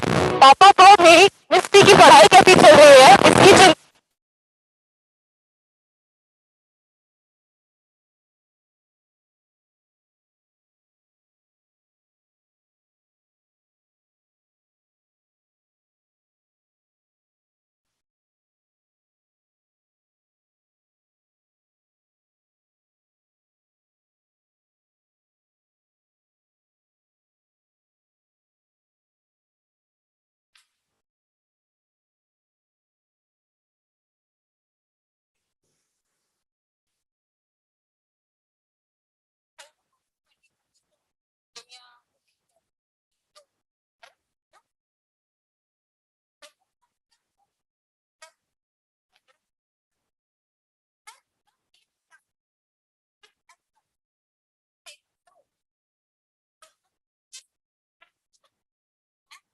फिर भी बैठे हुए नहीं देखा ताकि मुझे ऑनलाइन क्लास के बीच उठना न पड़े।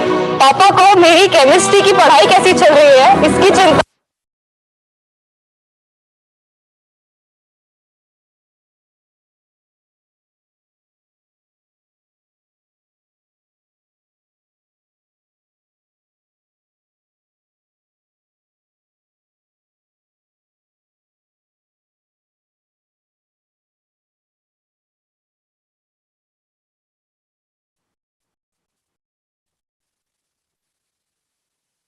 it is also championing the cause of energy transition by financing renewable energy projects.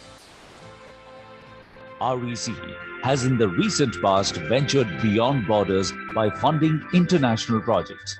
Going forward, REC intends to concentrate its efforts to increase the operational efficiencies and financial sustainability of the power sector. In line with the vision of the Ministry of Power, REC also intends to enhance the consumer experience. REC's new office building in Gurugram reflects the principles of the nation, which is going green and being self-sustainable. REC ushers in this new phase with a pledge to work with renewed vigor for the cause of a reliable, robust and resilient power sector. As India aspires to become a $5 trillion economy, REC promises to contribute passionately with all its might in this challenging and exciting journey.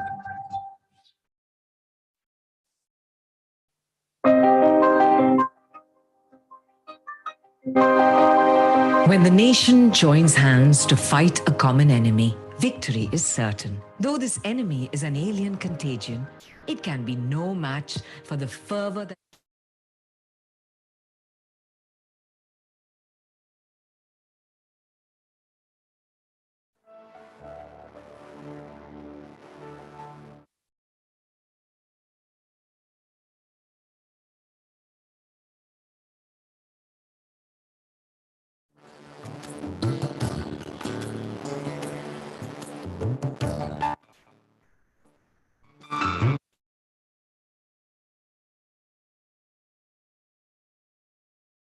must go on was the intent. Employees who had been working on the offshore locations and onshore locations offered to continue working with extended duty periods away from their families. Our 24/7 operations and their commitment has ensured uninterrupted supply of oil and gas for the nation. They toil in the fields, adhering to all government guidelines of social distancing and hygiene. Giving additional impetus to these efforts, ONGC contributed 300 crore rupees from their CSR fund, and employees gave 2 days' salary amounting to around 16 crore rupees. But ONGC didn't stop there. We reached out to millions who suffered hardships due to the lockdown. All work centers of ONGC across the country distributed relief supplies to the needy and protective gear to frontline fighters like medical professionals, municipal workers, and security staff. We at ONGC have always risen to the call of the hour. During this national crisis of COVID-19, we have maintained our offshore and onshore operations round the clock to maintain uninterrupted supply of oil and gas to the nation. While maintaining our operations, we have also ensured full compliance of Government of India as well as WHO guidelines like social distancing, maintaining personal hygiene, work from home, and maintaining operations with skilled staff to contain this pandemic. I firmly believe together we will overcome this national crisis. Individually and collectively, these humane acts reflect the selfless, committed, responsible, proactive, and energetic spirit of the nation and also of ONGC, a responsible corporate helping every Indian fight this challenge collectively. Last Independence Day, we started a campaign, Badni Se Azadi, to help women of India become Azad financially, not just by saving money, but by growing it. A campaign that actually helped many women invest. This Women's Day, we are taking the movement further with a unique missed call service exclusively for women, by women. Because when someone like you explains, you understand better. We will connect you to your nearest woman financial expert to help answer the what's and how's of investing in mutual funds, benefits of SIPs, and more. Help us take this message to as many women so that we can help them invest in mutual funds to set them on a path of financial freedom. Give a missed call today on 73581 12345. Mutual fund investments are subject to market risks. Read all scheme-related documents carefully. Hello batch of 2022। दुनिया तो यही कह रही है कि अरे ये लोग पास हो रहे, रिपोर्ट कार्ड में क्या लिखोगे, बस पढ़े रहे 2 साल घर पे। पर दुनिया ये नहीं जानती कि हम क्या लिखेंगे। पे कट्स हुए, पर फिर भी मेरी फीस पूरी भरी गई। माँ को एक सेकंड भी बैठे हुए नहीं देखा ताकि मुझे ऑनलाइन क्लास के बीच उठना ना पड़े। पापा को मेरी केमिस्ट्री की पढ़ाई कैसी चल रही है इसकी चिंता थी जब वो खुद ऑक्सीजन सिलेंडर से सांस ले रहे थे, और ये कोई टेक्स्ट बुक नहीं सिखा पाती। इसीलिए आपको हमारे जैसा बैच कभी नहीं मिलेगा। Thank you. जब अपनों का साथ हुआ और लाइफ इंश्योरेंस का भरोसा, तो हर मुश्किल से बाउंस बैक मुमकिन है। HDFC लाइफ, सर उठा के जियो।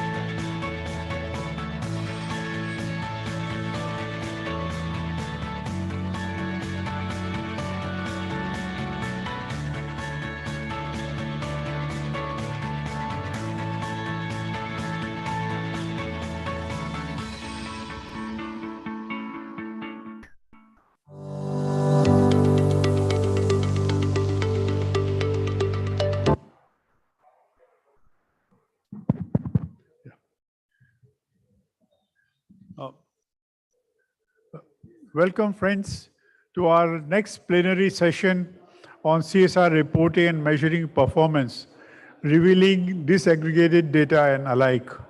And we are privileged that this session would be chaired by Ms. Manisha Gupta, founder, Sepantia Family Office Solutions. Kindly come and take the chair. Manisha ji is a certified CSR professional, family business advisor, professional director, and founder of Sapientia Family Office Solutions. She has 19 years of well-rounded, multifunctional experience across sectors. She is a company secretary and an MBA from the Indian School of Business, and she is also a visiting faculty for family business and entrepreneurship at eminent institutions. She is widely traveled and is very well known as a professional. Please welcome, she would be chairing this session. So our other speaker, our other panelists are Ms. Rita Prem Hemrajani, Managing Director, National Handloom Development Corporation Limited. I request you to kindly come. Mr. Balaji Nagabhushan, Group Chief Administrative Officer, TriStar Group UAE. Please, kindly. We'll also be joined by 3 eminent panelists online. Mr. Pradeep Kheruka, Chairman of Borosil Renewables Limited, Ms. Lucia Real Martin, Executive Director, Relationships, ACCA UK, and Professor Matthew Hibbert, Professor of Media Management, Media Economics, and Media and Cultural Industries, University Svizzera Italiana, Switzerland. So I'll leave it for the chairperson to kindly take over and conduct. Thank you. Thank you.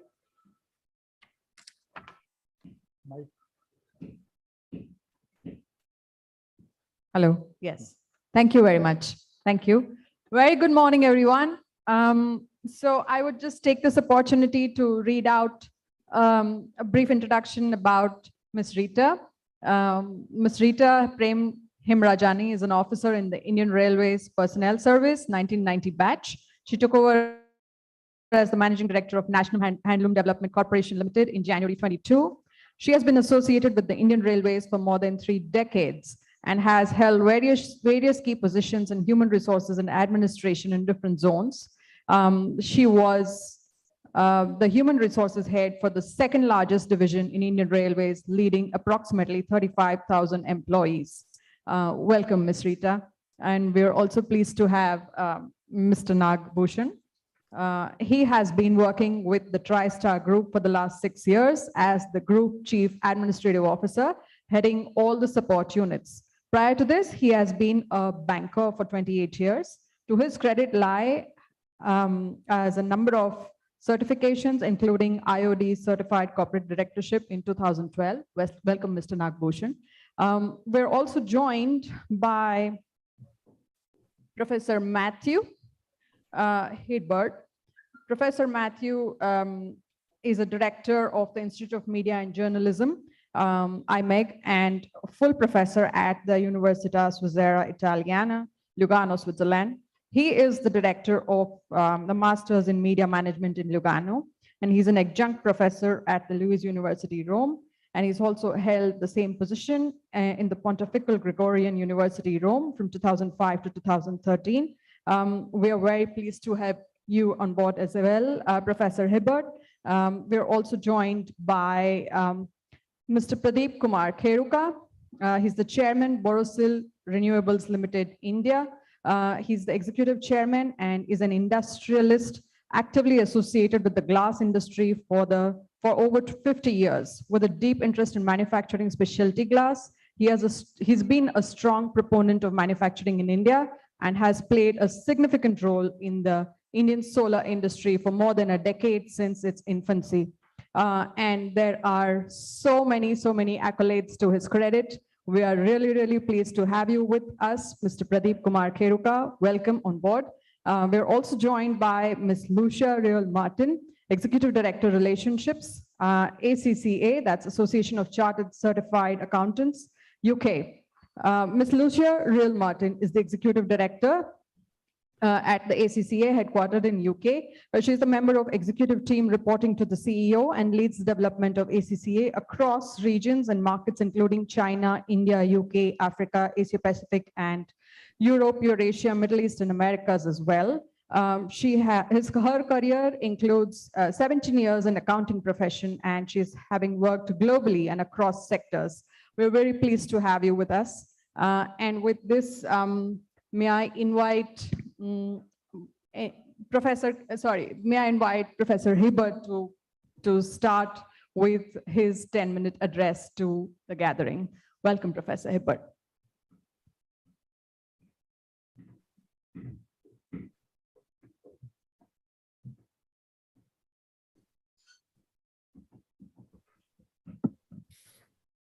Okay, can you hear me?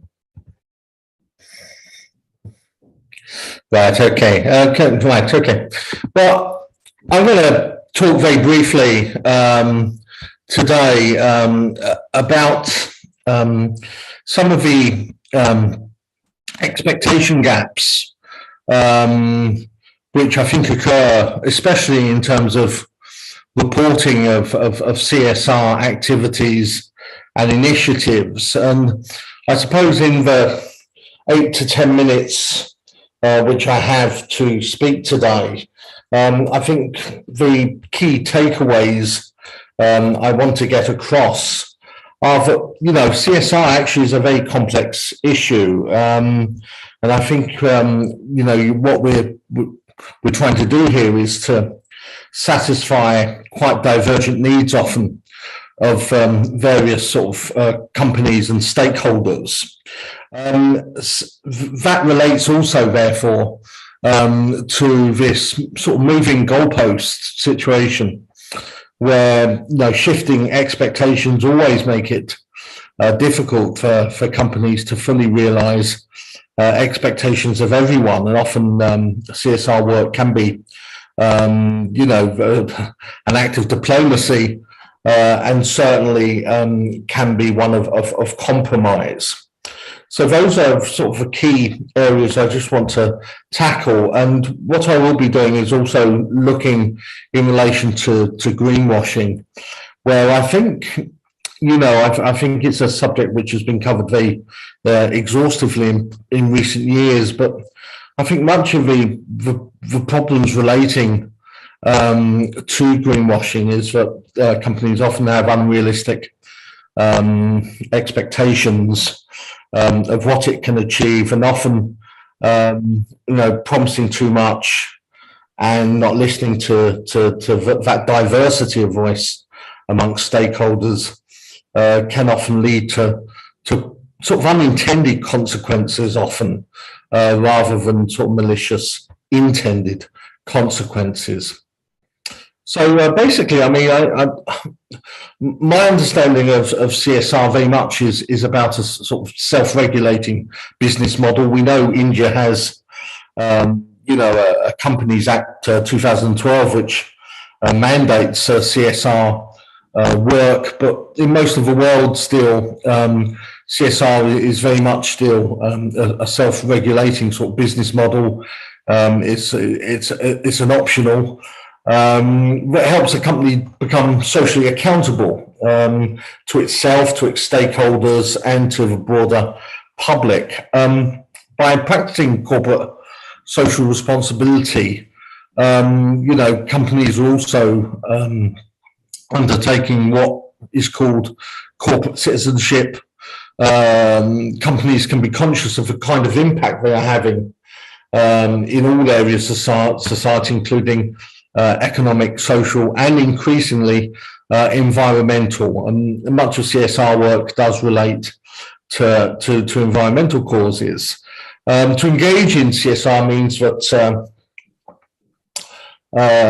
in normal course of business, a company is operating in ways which enhance society and the environment instead of contributing negatively to them, but also helping their profit margins as well.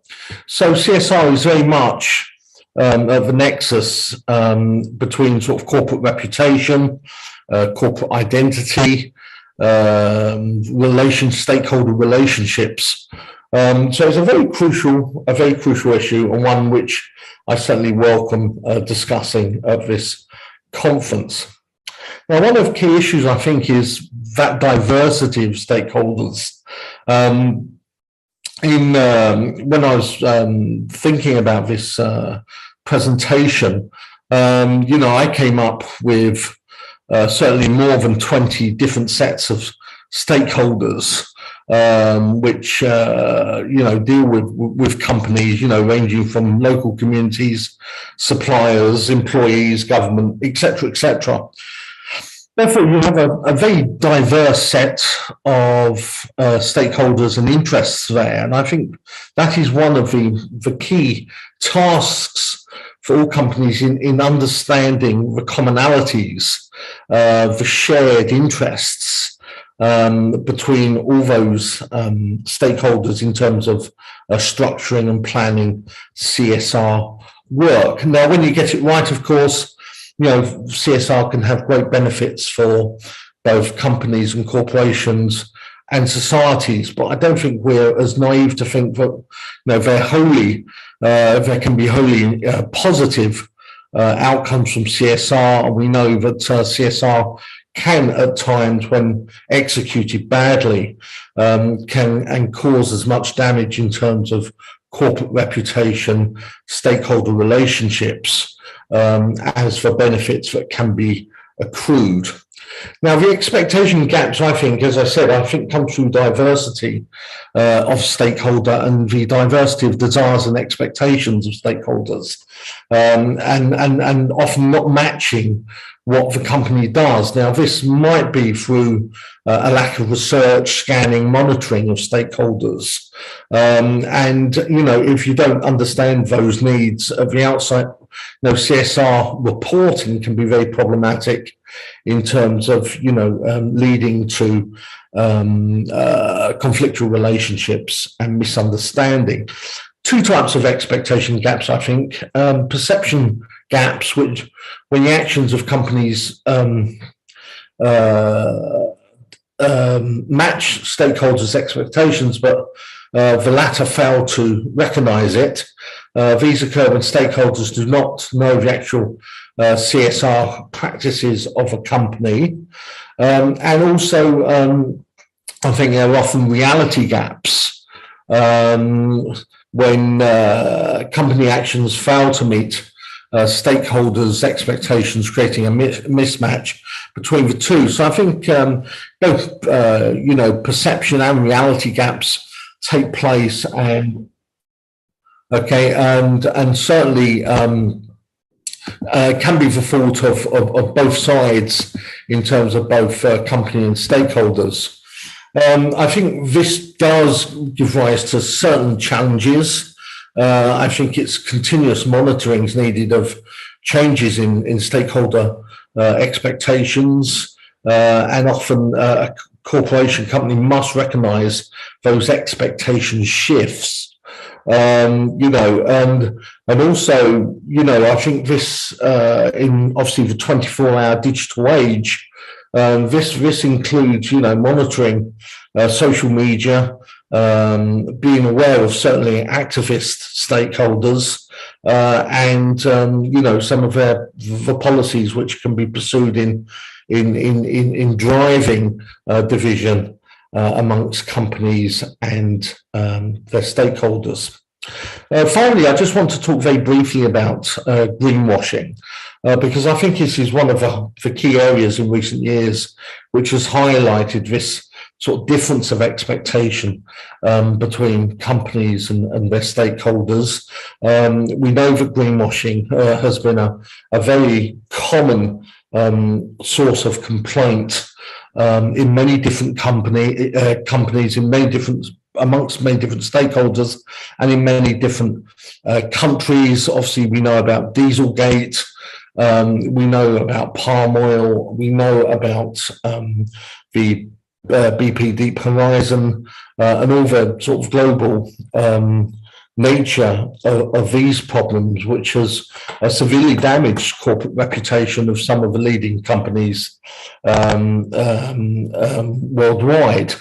And I think that greenwashing is a very, very problematic area. I think, again, coming back to that diversity, especially of interests between companies and stakeholders, and also in terms of engagement, a very vociferous and vocal activist movement can mean that obviously CSR work relating to environment should be broached very carefully and with careful thinking beforehand. So I'd just like to finish by giving a quote, I think that from Shakespeare, to say, which I think sums up some of the challenges and what needs to be avoided in terms of CSR leading to any environmental damage claims and also greenwashing.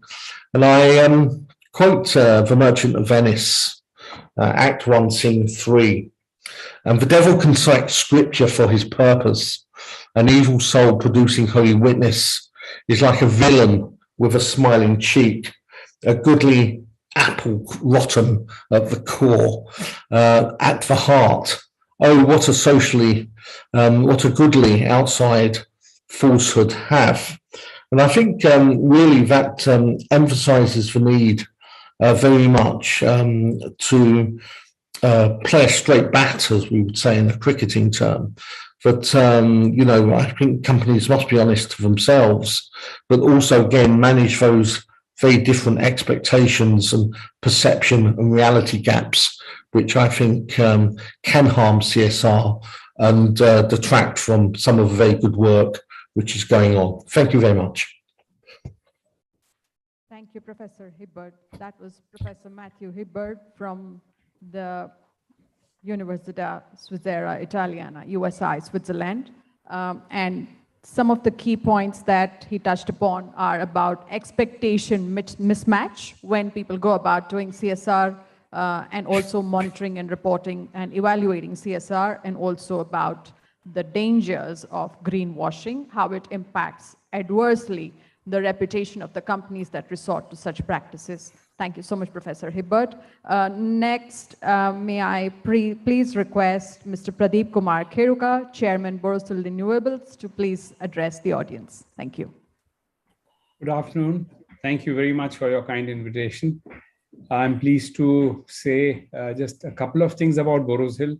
We employ about 4,200 people in all, and we have been around for about 60 years. These are the 2 points I wanted to make.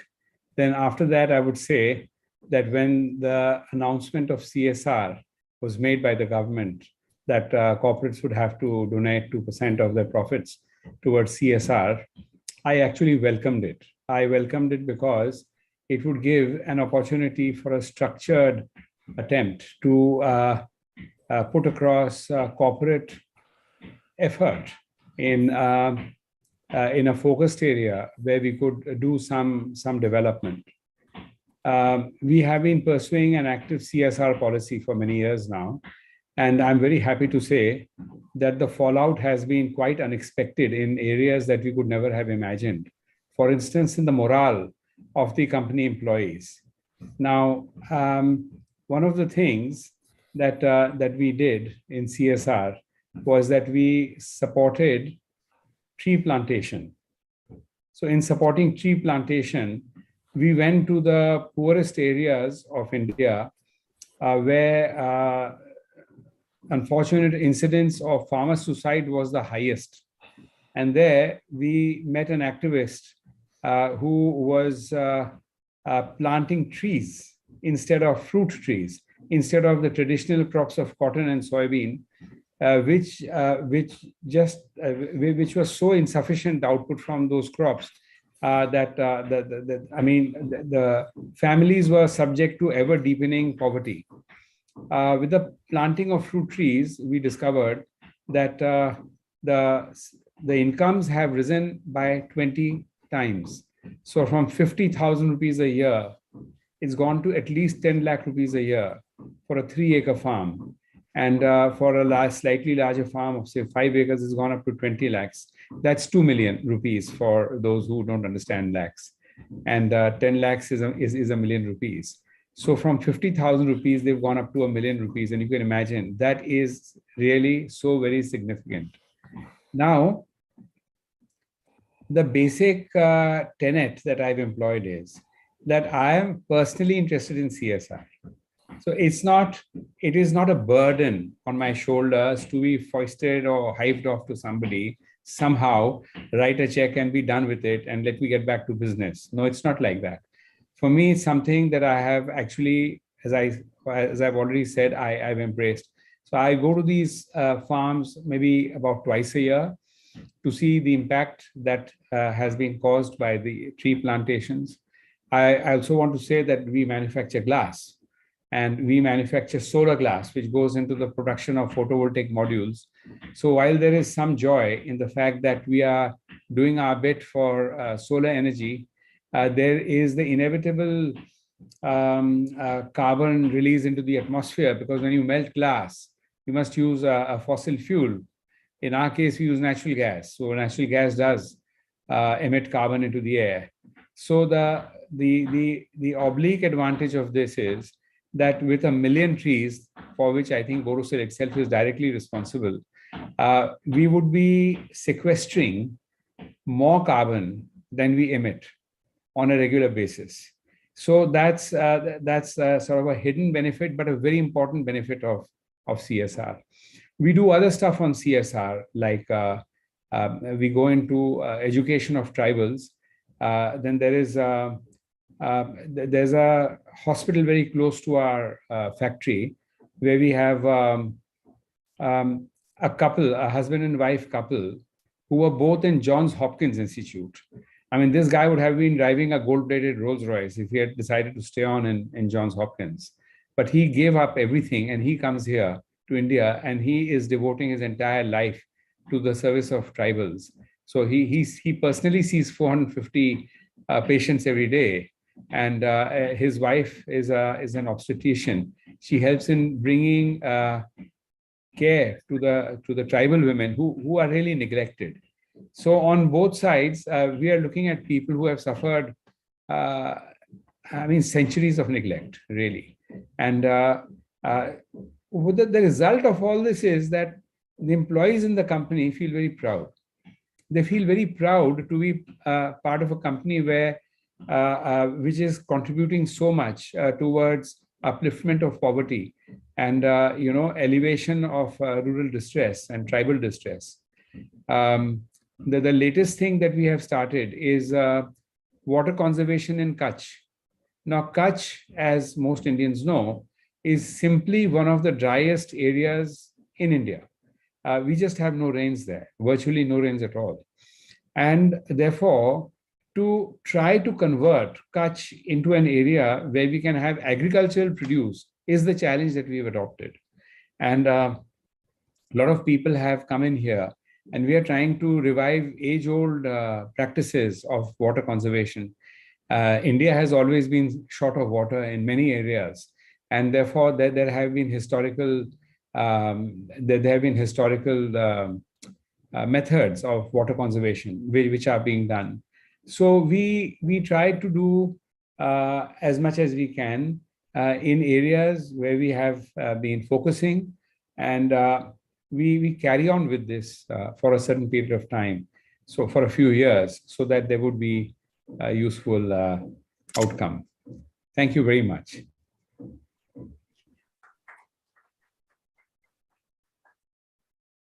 Thank you, Mr. Keruka. And what I gather from what you just mentioned is that a 60-year-long sustained business growth, reaching 4,200 employees, and using CSR as a means, one of the means for employee engagement, I think that would be the key success story for business growth for me. And in addition to that, with the active CSR policy with focus on environment, I think some of the commendable things we've heard is about tree plantation in the poorest areas, impacting livelihoods in a very positive manner, at the same time working on environmental upliftment, and also with respect to water conservation. So thank you so much for sharing those insights. Next, may we please have Ms. Lucia Real Martin, Executive Director Relationships at the ACCA UK, to please address the audience. Welcome, Dr. Lucia. Thank you so much, Ms. Manisha. It's good afternoon, everyone. Ladies and gentlemen, fellow panelists, and everyone in the audience. It's a privilege for me to join you all today in this very important event. And before I address the audience, I would like to take the opportunity to acknowledge the contribution that the Institute of Directors makes in so many areas, but especially emphatical in the discussion about CSR, and just also honor the remarkable service and support that all the members bring to businesses, not only in India, but globally. I also want to express my gratitude on behalf of ACCA to the IOD President, Lieutenant General Ahluwalia, and also the entire IOD family. So the role of IOD in society has been vital and continues to be as a leader of sustainable, social, responsible business. And in so many ways, our values are so aligned, which is why we are thrilled to continue to be in partnership with IOD. ACCA really values our partnership with IOD, and we remain dedicated to continue to share expertise and experience in this and many more issues. So to begin with, a lot has changed. I think it's good to acknowledge that, even though we'd all experienced it. A lot has changed in businesses and society. Not only in the way we are adapting to new ways of working, but confronting very significant geopolitical, economic, socially and environmentally challenges that we are dealing with today. And I think it's really fair to say that more than ever before, we have a responsibility to our communities locally and globally in how we operate, so that we have a solid strategy to enable success of businesses for the long term. The pandemic has really made this issue, I think, even more important in today's world. And it has raised a lot of questions on how we come back from the shocks that we have sustained. and that have really adapted many different businesses. COVID-19 has shown us that we are on this together, whether businesses or nations, and that none of us can inoculate ourselves from the dangers which are global in nature, and that we cannot act alone.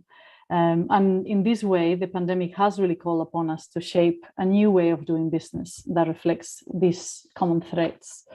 And of course, it's not only about climate change, which is really upon us, but many other parts of that corporate social responsibility.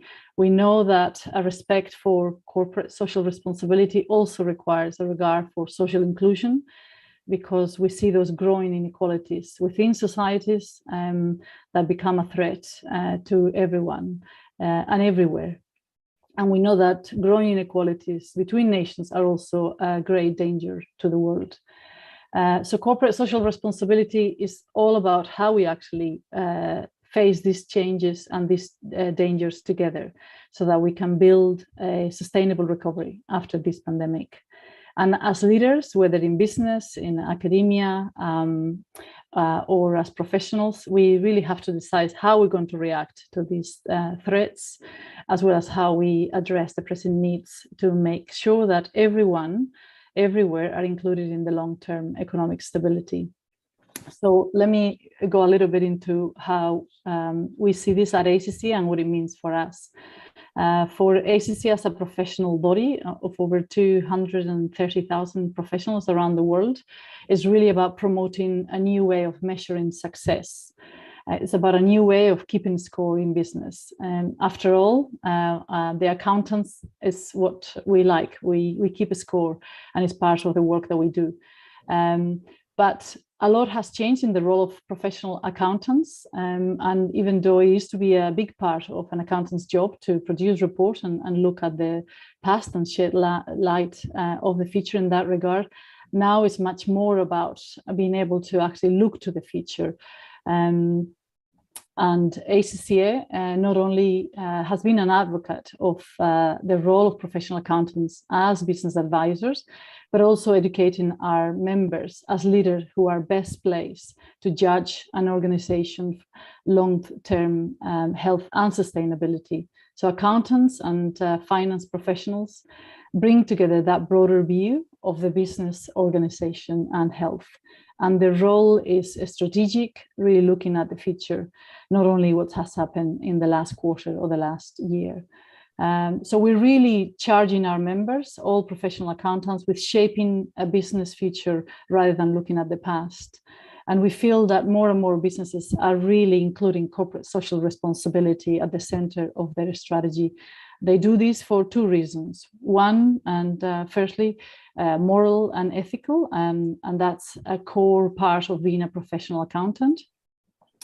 And business people, but not only, know that the planet is in danger, and therefore we want to be part of the solution, not the problem, but also that this is what new generations demand if they want to invest, if they want to work, if they want to be part of a business environment. But also there's more to it than moral and ethical dimension, and we know that every single person in the audience today has a duty and a responsibility to their business to ensure and promote their commercial interest. And these two interests should be able to be combined together and not having a conflict. So it's a compelling business case, but also it's about risk. It's about the danger, as I think Professor Hibbert mentioned before, of reputational damage, and the danger that by not doing enough, customers won't want to do business with the organizations that don't follow, investors won't want to invest, and people won't want to be part of or employed by those businesses. This is already happening. We see more big institutional investors really widening their criteria and how they allocate capital, so that they include measures that are not as simple as profit and loss. And there is a significant revolution on how value is measured in business, with an ever-growing emphasis on CSR measures. So the way we keep a score in business is definitely changing. We see this through all the businesses that our members are part of. And we believe that the clamor for change and the greater emphasis for sustainable operations is only going to continue to accelerate. The pressure for more action on CSR issues is definitely coming from all directions: boardrooms, investors, consumer, employees, which is why this change will continue to accelerate. And we believe that as the climate crisis continues to worsen and inequality widens, this attitude are only going to become more prevalent and powerful. I just want to mention one of our recent reports that I will also encourage everyone to look at, which is called Mainstreaming Impact, Scaling a Sustainable Recovery. And in this report, 90% of the people that we surveyed, professionals, not only in accounting, but in business, agree that organizations must increase efforts to be more environmentally sustainable and to have a more impact in society. And for us, the success of our efforts to build sustainable businesses rests on how we measure good performance. This is what we equipped our members with and what we tell the businesses that we work with. So it's also all about how the market's response to what businesses do and about which businesses are rewarded or penalized, and depending on what their efforts are in regards to CSR. To do this effectively and efficiently, it's very important, and this is something that we've been advocating for many, many years, that we agree on a global framework. That global standards are the way forward, so that businesses, investors, consumers and employees can understand easily what businesses are focusing on. And this is why ACCA is very proud to be able to support the Global Value Reporting Foundation. It's really about forging a global consensus on the direction reporting needs to follow, and building on what are already existing global standards, but bringing them together with an emphasis on CSR. It's about making regulation and reporting more consistent and more universal. We have been, as I said before, a steady advocate since the early 90s, and this is something that we continue to do. The concept of integrated reporting is a crucial tool for businesses to be able to take CSR forward. It's being able to record performance and results in a very clear way so that everyone can understand. And it's the only way that we're going to be able to build a sustainable market that can function effectively. And again, it's so that we can ensure responsibility and sustainability in business, so that they can be rewarded for following that. So this is really critical, and this is how we progress and how we create value at ACCA, because unless we're able to agree on that clear view of how we account for our actions in businesses, it'll be lost in the words that I've just been speaking about. So with that, I really thank you for allowing me to have these interactions. I really welcome the discussion that we will have, and also the imperative that we all have to have those global standards be embedded into every business. Thank you.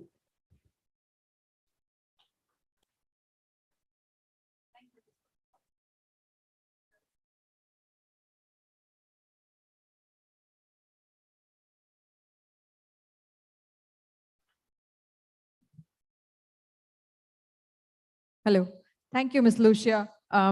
It was really good to hear from you about the role of ACCA and accountants in general across the globe on how they maintain morality and ethics in reporting and come up with innovative mechanism for integrated reporting and the role it plays in actually making people aware about the various CSR and other activities happening across the sector and across geographies. Thank you so much. Next, may we please have Mr. Balaji to please come and address the audience. Thank you.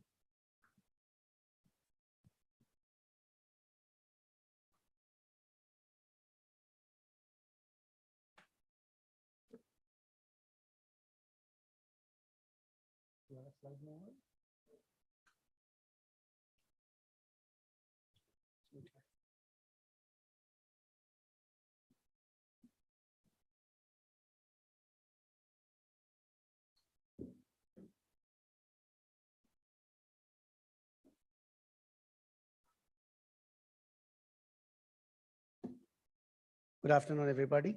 Thank you so much. It's wonderful to speak in front of eminent people over here, especially the IOD, with whom we have been associated for over 6 years now. I'm speaking about TriStar, a company which is set up in Dubai, based in Dubai, owned by an Indian. And to just tell you a gist of the story of how this company started, the owner and CEO, the founder, is Mr. Eugene Main. He landed in Dubai in 1976 and he worked for one of the major oil companies. And during that time, one of the things he noticed was that there was total disregard for safety and transportation of dangerous goods. So he quit his job in the year 1998, and whatever funds he had, he started this company with 3 second-hand trucks. And today, as you see this diagram, it's around 24 years since the company was set up. It's spread out into 29 countries, total assets of more than 2,000 plus trucks and tankers, 35 ships going all over the world. We have fuel farms set up in quite a few places in the world storing fuel. And we have warehouses where we help major oil companies store their lubricants and dangerous goods, and we transport it for them. To tell you in frank, we are the preferred transporters and hauliers for major oil companies in the Middle East and Africa, and also some parts of the US. So just to give you a gist of that was what TriStar is and our business. To talk about our business, we have 4 different segments. One is the road transport, where we transport oil all over the Middle East and Africa. Then we have the fuel farms, where we store oil for the US Defense and some other companies, major oil companies. We also we are the partners for the UN, where we transport oil for the UN peacekeeping forces in several parts of Africa. And we set up places where we can store oil for them. And the major one, which started off in 2014, was our maritime industry, where we actually bought ships and we are ship owners and transporters all over the world. This is the actual business of us. But the reason I'm here is not to just talk about a business. Right from the time this company was started, one is to make sure that we are very, very safe. So our customers who have depended on us can depend on us for 2 things. One is definitely the delivery of the products to the destination. And second is safe delivery of their products. In fact, our drivers go through rigorous trainings. We also have something called a stop card. So when they see some danger on the road while they're transporting, they stop their vehicle and actually take out that part which is a dangerous part or report to the police and then only move. So our customers are very, very comfortable in handing over the products to us, which actually means that in the last 24 years, we have not lost a single customer. While safety is one part which we have taken care of, the other one is we are not just a business for profit. We are a business for purpose. We actually take care of a lot of things which relate to corporate social responsibility. People are our assets. We actually serve the communities in the countries we serve. In fact, we create employment for people in several parts of Africa. We support schools wherever it is necessary. We actually build those schools, we develop those children, and we actually enhance the education of the children as we move forward. One of the words which we use is sustainability. Any endeavor which we start, we continue it all through. We don't let it go. We don't do big things. We do small things which are there in a sustainable manner, and we continue to serve. And if you see on this slide, this is the ESG slide. One of the things which we have done in 2011 is to release a sustainability report. It's now the 10th year in continuation that we are very transparent to the public, and we have released a sustainability report. This year's 21 report will come out in the first week of June. So we have been very clear on our endeavors in terms of CSR and the way we support the environment. I also want to speak about one of the initiatives which we started off just before the COVID in 2019. Since we have the maritime business, we have noticed that there are a lot of seafarers who are there on the ships for a long time. And one of the things we observed during COVID was once they are on the ships, these people serve their 6 months and then come back to see their families. But during COVID times, there was nowhere they could even think of seeing their families, because many times when they want to even get into the port and park the vehicle, there was no place. The countries were not allowing them to dock, and seafarers used to spend for months together over there. Regarding the health, The COVID which happens, so if there is one person who catches COVID on a big ship, by the time they come into the port, they cannot move out from that port until everybody is tested and everybody is rid of these things. So one of the things we did was we thought of the seafarers and we started thinking of a conference of getting globally the seafarers to listen to them and also to get the stalwarts to speak and take care of our seafarers as and how we can. So that endeavor was called Safety at Sea. Our first conference was in the year 2019, and we have sustained that. We recently had a conference in 2021 December. We are also signatories to the Neptune Declaration because this Neptune Declaration worldwide is a declaration signed by all the companies which own the seas and they actually transfers on the seas, where we have signed up saying we will take care of the health and the well-being of our seafarers. This is the initiative which we launched in 2019. We had over 2,000 people in many countries who attended this conference. We had a lot of partners who are with us. And the latest one was in Expo 2020, which was in Dubai. And we had over 2,000 people attending such conferences, plus partners speaking at such conferences and coming up with decisions and discussions on what we can do for the people at sea. Some of our endeavors in terms of CSR are educating the people, setting up schools, enhancing the education with computer education, setting up computers.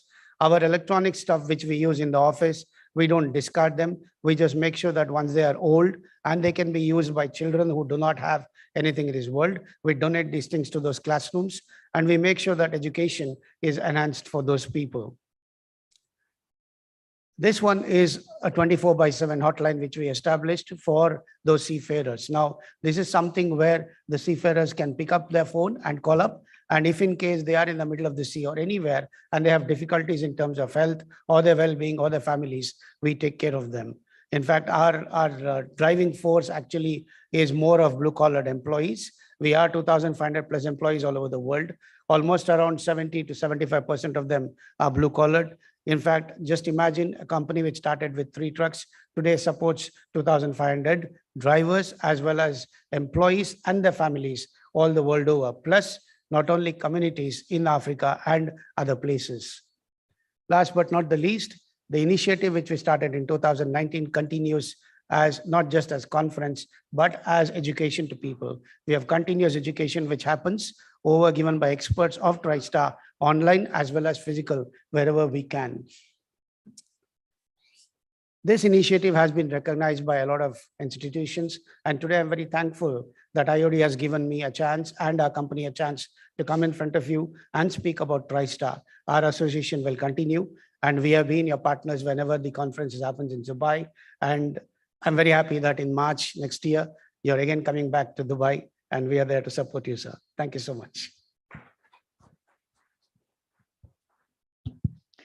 Thank you, Mr. Nagbhushan, for apprising us about the way the company has been growing through industry partnerships for overall well-being of the people who are on the operations side of the business and other communities that the business operates in. Some of the noteworthy things are about presence in 29 countries with the logistics business, which interacts so much with the environment, and the focus really truly needs to be about environment and the people that work in those kind of conditions. And the company seems to be doing really, really great with the recognition that it has received. Thank you so much. Maybe now please have Ms. Rita Prem Hemrajani to please address the audience. Thank you.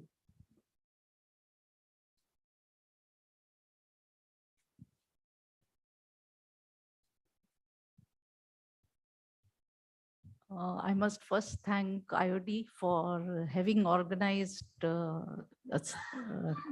talk on a subject that is not so widely discussed in boardroom meetings for the bottom line and top line.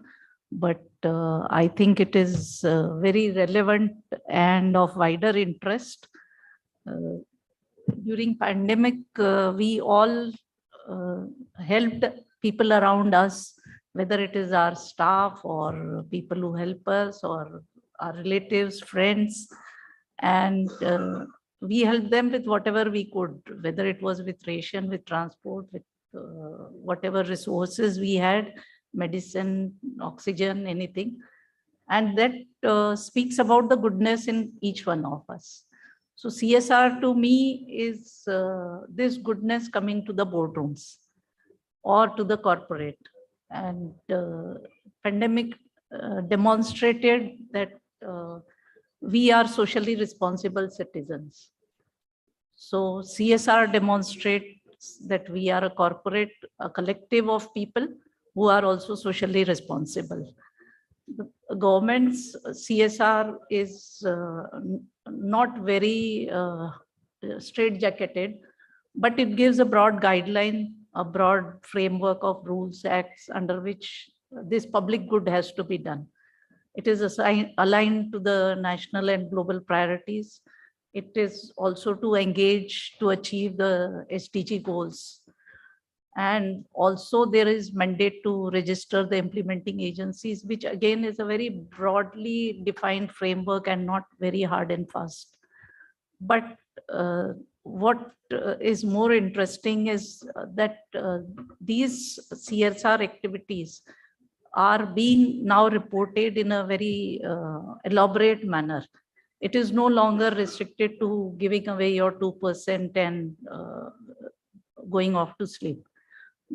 Beyond this contribution of money, there is also involvement at each stage of implementation and the impact assessment, so that the reporting also has become equally elaborate. This reporting can be elaborate if it is easily readable. There should not be much complex formulas or equations or mathematicals that common people can't understand. It should be longer enough to convey in detail what all has been done. And it should be more with numerical content, so that it speaks about data in a very organized manner.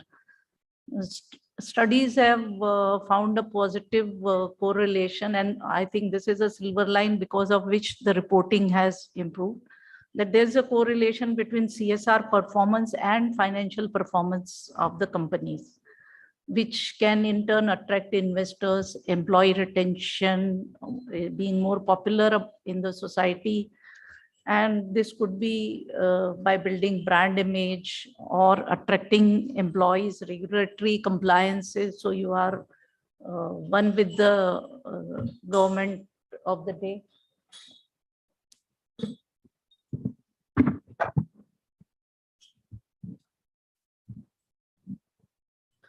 And there is less of earnings management.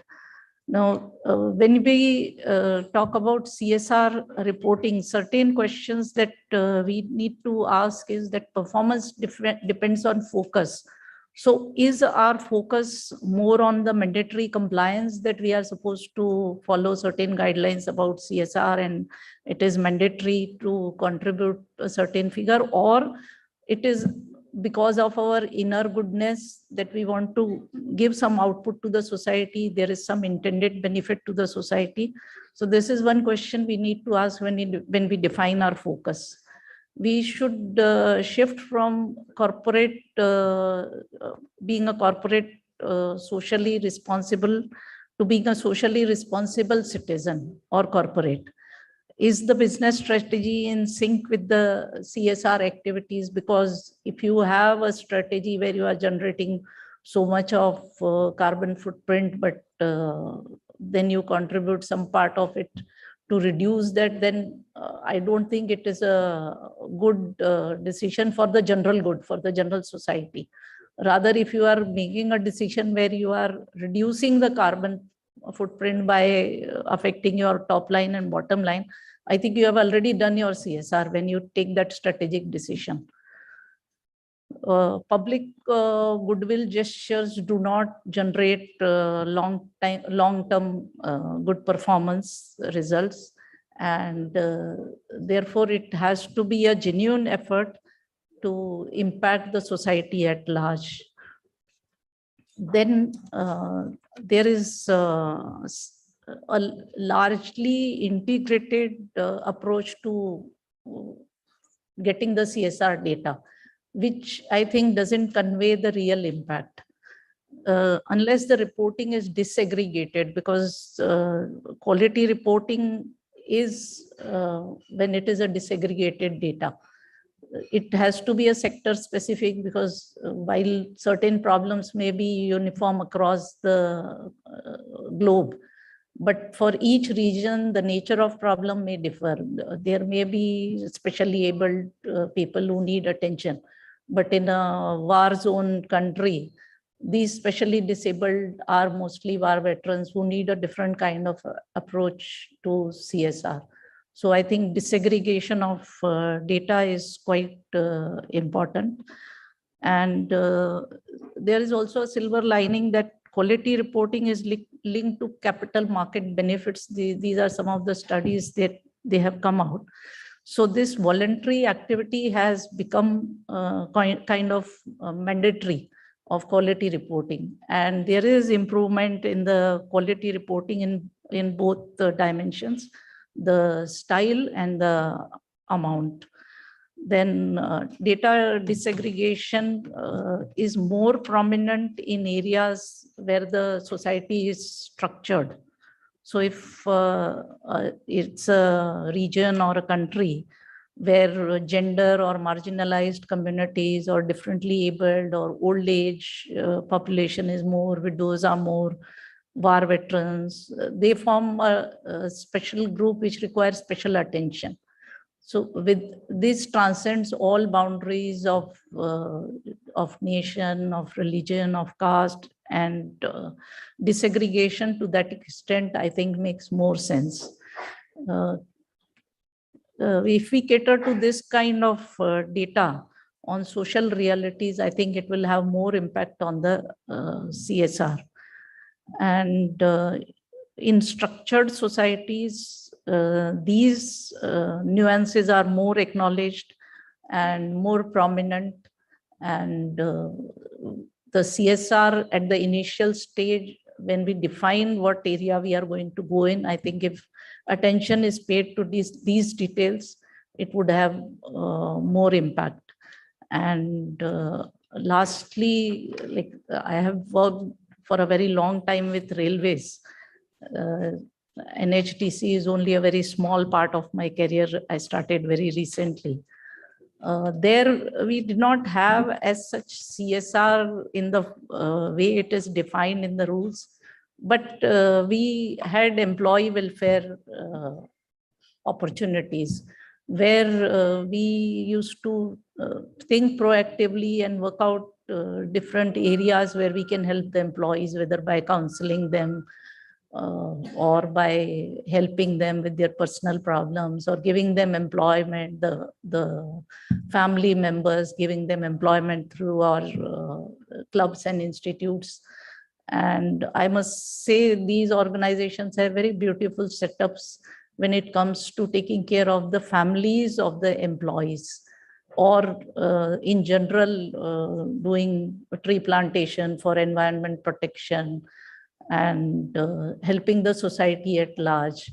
So that was quite satisfying, apart from the fact that what I worked for which I was paid.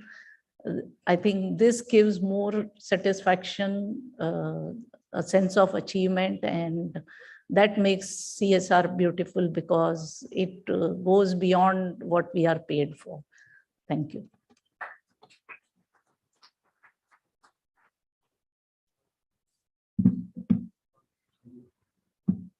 Thank you, Ms. Rita.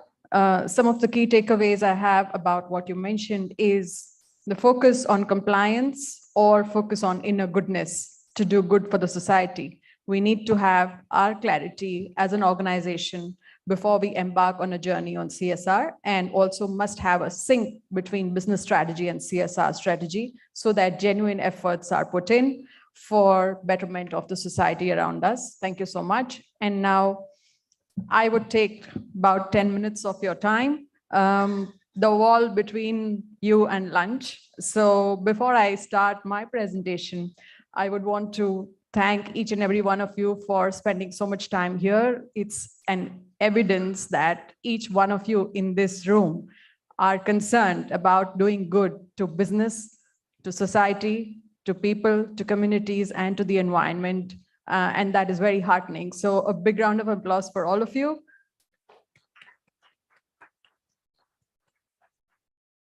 All right, so the topic that I have chosen today is on how to make CSR or doing good as an integral part of business.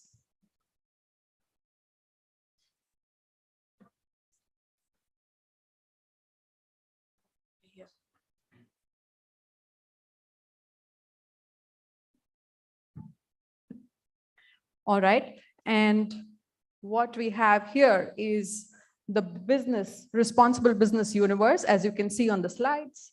I think most of you here are very senior people involved in different facets of the business, including in board positions, and some of you might be taking care of certain verticals within the business. So I think it's a good idea to find out which part of the responsible business universe you belong to. And for that, we've devised a little model, the 3 circles. On the 1 circle represents the family. So as a family business advisor, what I have observed is that more than 90% of businesses in India are family owned or family controlled. And therefore, there is a strong element of family when it comes to the business universe. The 2nd circle, the green circle you see, is about the businesses. So the family and the business would be 2 separate entities. And each of these business families would have operating businesses. The 3rd circle is about investments and assets, the family wealth aspect of being responsible business owners and operating responsible businesses.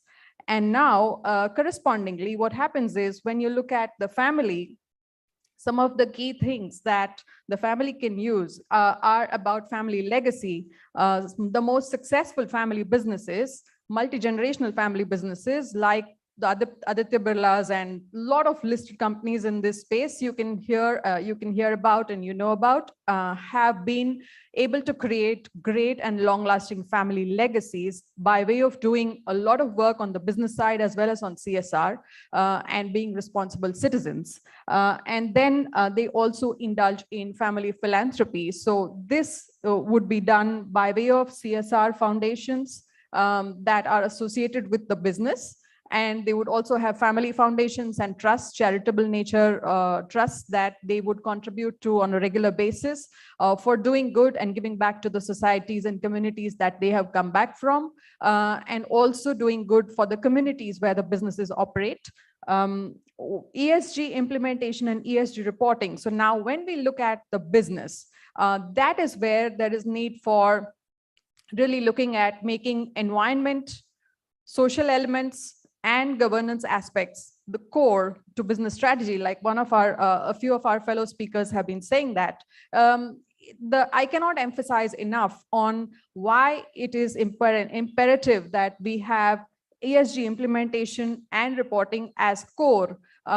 Research has suggested that the companies which actually have their strategy and operations aligned to ESG are able to give better returns on capital employed compared to the companies that do not have ESG as a part of their core research. And you can also look at some of the statistics available with the ESG index and that has been recently developed. And also there are many ESG focused funds which are coming up to invest in companies which are ESG compliant. So it really helps to do good and it gets your business to be in a good state as well. The other overlap which I see with family investments and asset management between the businesses and this is where you have strategic partnerships. So in terms of CSR, there are many family businesses or family controlled enterprises which partner with implementing agencies for getting work done on social development, advocacy, environment protection, and conservation of resources.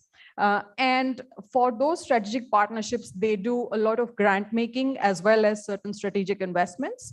And there could be mergers, acquisitions, not on the profit side, but on the business side, there could be strategic investments and partnerships in joint ventures where there could be a focus on certain criteria for acquisitions. And some of those can be the metrics of what is the impact on the communities, what is the impact on the environment in terms of the businesses that are subject matter of mergers, acquisitions, and divestitures. And the other element is where we look at sustainable and responsible and impact investing, is where you hear of impact investment funds. There are venture capital funds, there are private equity funds, which are focused on funding enterprises, which have the primary goal of having the planet first, people first, and profits last. But these could be with profits, without profits, those are social enterprises, social entrepreneurship. This is the paradigm where there is, the investments can really play a great role in promoting overall betterment of the business.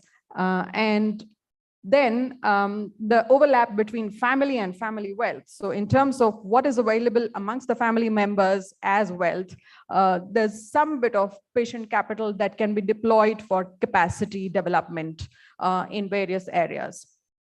And within this, when we look at the responsible business universe, depending on where you are, what is your sphere of operation, I would later on in the presentation give some suggestions about how to go about making decisions on defining some of the parameters for measuring CSR. Why is it important is because until now, until recently, when 2013 Companies Act came up with CSR, and there is a lot more focus on reporting CSR data, on reporting sustainability data. Before that, it used to be that people did a lot of good, but the reporting was not happening, or it was happening in a very individualistic way. Some of the families, when they do work related to philanthropy, charity, etc., they prefer to keep it low profile, and you wouldn't see and hear a lot of media outbursts about what kind of good they have done. And in terms of what work the foundations do as part of the CSR activities, those of course used to get reported. But because it's a nascent field, one needs to still look at how do we arrive at making decisions depending on which sphere you operate in. So that's with the responsible business universe. And I found this when I was doing research. This is the European Venture Philanthropy Association. They have developed a continuum, which is where on the left side, you see, the primary driver is to create social impact. So there would be charities which are doing a lot of work. So I can give Indian examples like Akshay Patra Foundation and midday meals and so on. So these kind of charities would be run by government or NGOs, and they are basically grant-based charities. There's not much scope for doing empowerment related work in this. And as you move to the middle, revenue generating social enterprises, which are impact first. So they have some element of revenues when it comes to their operations, but they are supposed to be impact first. They don't, they're usually not for profit. And for funding some of these activities, they need capital. Now, this capital can be in the form of grants. It can be in the form of patient capital, interest-free loans, and so on. And these are revenue generating enterprises, but working towards the betterment of people and planet. And these are social investments. And then you would have socially driven businesses, which would have some element of basic profit generated out of the operations, and those profits would get distributed, but it's not exorbitant profits. So a contrast to some of the traditional businesses where there would be a section of businesses which earlier would have focused on just lots of profits, and people were possibly not paying so much attention to what is the impact on the communities or the areas where they are working in terms of the environment impacts. So these socially driven businesses could be where they have profits, but these are socially driven. And the traditional businesses, of course, have your companies which are allocating capital and resources, and then you would have traditional CSR companies and foundations associated with these operating businesses, and then these would be typical mainstream market companies. So as you look at the continuum, this is the venture philanthropy continuum, where you would have the kind of models on the left is mostly impact driven, and the ones on the right are profit driven. Now, in India, as an ecosystem, we have something happening across this entire continuum. We have many traditional enterprises which are grant focused and a few others which are not so grant focused, but they are impact first. And then you have the other enterprises which are incorporating ESG as a part of their operations.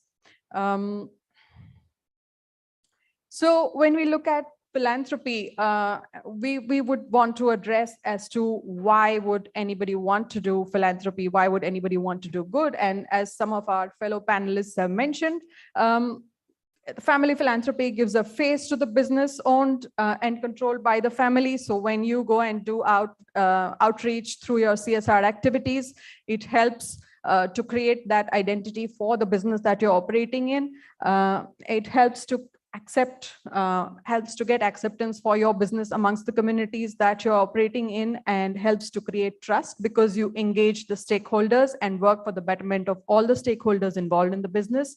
A family that has a common unified vision to give always stays together. And this is something which I have observed as a family business advisor across generations. Successful businesses have been able to get their families stay together because one or more key members of the family would be involved in philanthropic and CSR activities of their business. And that they are doing out of passion, as we also heard Mr. Keruka, that he's also doing it just because he's genuinely interested. So I think it also is a tool when we work on family governance as a advisor. We use philanthropy as a tool to develop family unity. And it also works towards creating a legacy for the family business, family controlled enterprises, and it helps overall to preserve humanity amongst the people, because even those who are not owners of the business, but when they are working in the social sector or on environment protection kind of initiatives, it really gives rise to a lot of good. So as we have seen, there would be two basic models on philanthropy, no matter which organization does it. One is the provider model. In some examples, only the provider model works. There's no other way out. But in other examples, you can have models which work on capacity building, and both of them need capital. And therefore, the earlier slide on various kinds of capital that can be generated depending on which part of the universe you are. Now, when we look at the venture philanthropy continuum, we need to have some kind of understanding of, we did something, what are the results? How good did we go about doing that? And therefore, we come to the definition of matrix. I think there are so many metrics which each business can come up with in terms of what moves profitability, what moves costs, and what moves revenues. But for the business, when you're defining matrix, I think to be able to have better data, it's key to identify very key metrics and not all of them, and focus on developing and tracking those metrics. Regarding the question of standardization in reporting, I think that once micro level data emerges and people come up with matrix, later on, somebody might be able to devise some kind of artificial intelligence and other algorithms to be able to come up with standardized models, but we need to start somewhere. So getting the data out with key metrics and measuring it, I think that would be a journey. Just like in general accounting standards also, we've had a journey where some of the accounting standards keep on getting revised depending on the needs of the hour. The other thing is about attribution. So this is where, the greenwashing related questions come into play. And if there are initiatives where the attribution is flawed, there might be exaggeration or underplaying of the role of whatever initiatives and inputs have been gone into social development. So attribution bias should be avoided when one looks at impact assessments. And the other thing on an organization level, I would want to say that one should focus on wholesomeness and rather than focusing on silos. What I mean by that is, suppose you are trying to do good for one aspect, say you are trying to go for preserving environment by reducing greenhouse gases, and therefore people should be consuming non-meat related foods and plant-based proteins, but in the process, the quality of soil, the kind of resources that go into that plant-based proteins, which are to be used as food, the quantum of resources used to generate that also should be kept in mind, rather than focusing only on the greenhouse gases alone. And last but not the least, the role of the board of directors and owners of the family is crucial, because doing good cannot be outsourced. And whether you're doing it at an individual level or you're doing it at a company level, at your foundation, trust, no matter what the institution, there has to be involvement. And successful businesses always have had members of the family taking part in the development activities. So now the key question that we come to is, do the rich people always do good, or doing good makes you rich? You can go through the global top 100 rich people, top 10 rich people in India, and many other lists that come out in the media. But my observation has been that this sort of measurements and everything else is not new. So we've had the Bhamashas of the world, we've had the kings patronizing some of these development work in the past in our Indian history. Doing good makes you rich, and that is because karma. Karma is the word which basically comes back even from the West, and it is so much widespread. I don't need to tell the Indian audience on the importance of doing good, because karma is like a circular economy. Whatever you put out comes back to you, and therefore some of the principles for sustainability and environment conservation and doing good for the people could be just your own ethics around how you go about doing your business and doing your role. And some of the principles, this is the land of Bhakti Vedanta, Jainism, Buddhism, Bhagavad Gita, where they say you do your best, but you do your best with respect to achieving good. And every one of you would know in your role, what are those key metrics and what is not important. So at a micro level, at an individual level, if you are able to come up with some of these metrics to actually do good, I think at the macro level, we will be able to get that data and therefore arrive at standardization in reporting in due course. Last but not the least, I would want to say, as members of the board of directors, what can you do to facilitate doing good and getting appropriate policies, strategies, performance implementation, evaluation, and reporting is one. There should be this thought process at the top, meaning the owners and the board of directors need to have this thought process as to what they want to focus on, have those policies in place, make those reforms in the way you're doing business, facilitate an environment such that everybody is able to perform. Once they perform, I think there will be transformation and you will be able to achieve that. And the inspiration for this reform, perform, transform is something I got from our Honorable PM Modi when he addressed my business school, ISB, at 20 this year. So I think with that, I yield the mic, and thank you so much for being patient. If anybody has any questions, you can raise your hand and we will have the questions answered by the people on the panel. I think people are hungry. Okay, thank you so much for being a great audience. We hope we've been able to deliver value to your time. And with that, we close the session for now before lunch. Yes, I yield the mic. Thank you so much.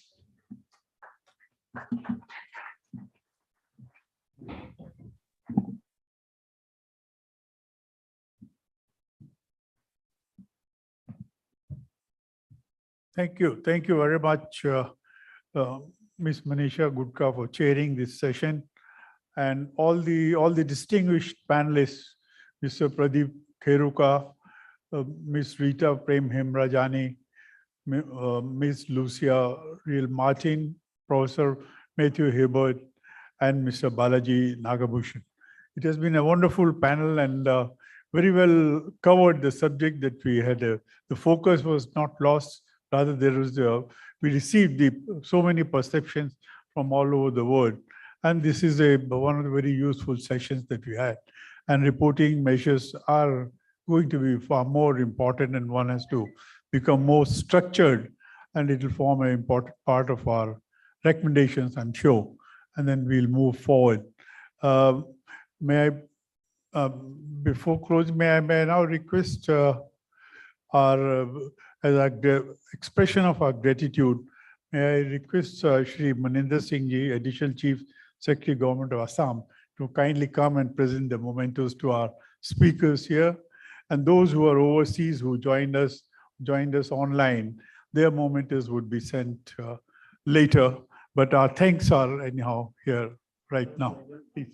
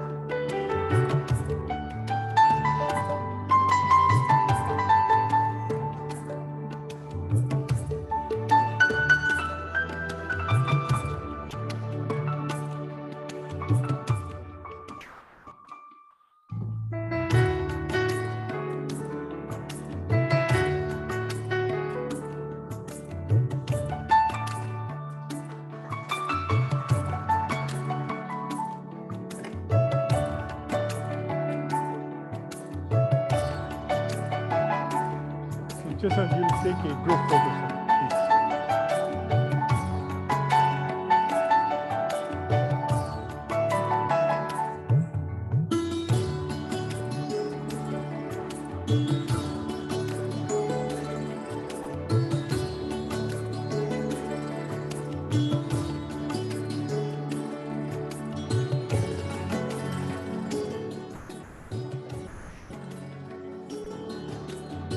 This, we close this session and we break for lunch, and we should be back at 2 o'clock for the next session on successful implementation of CSR practices.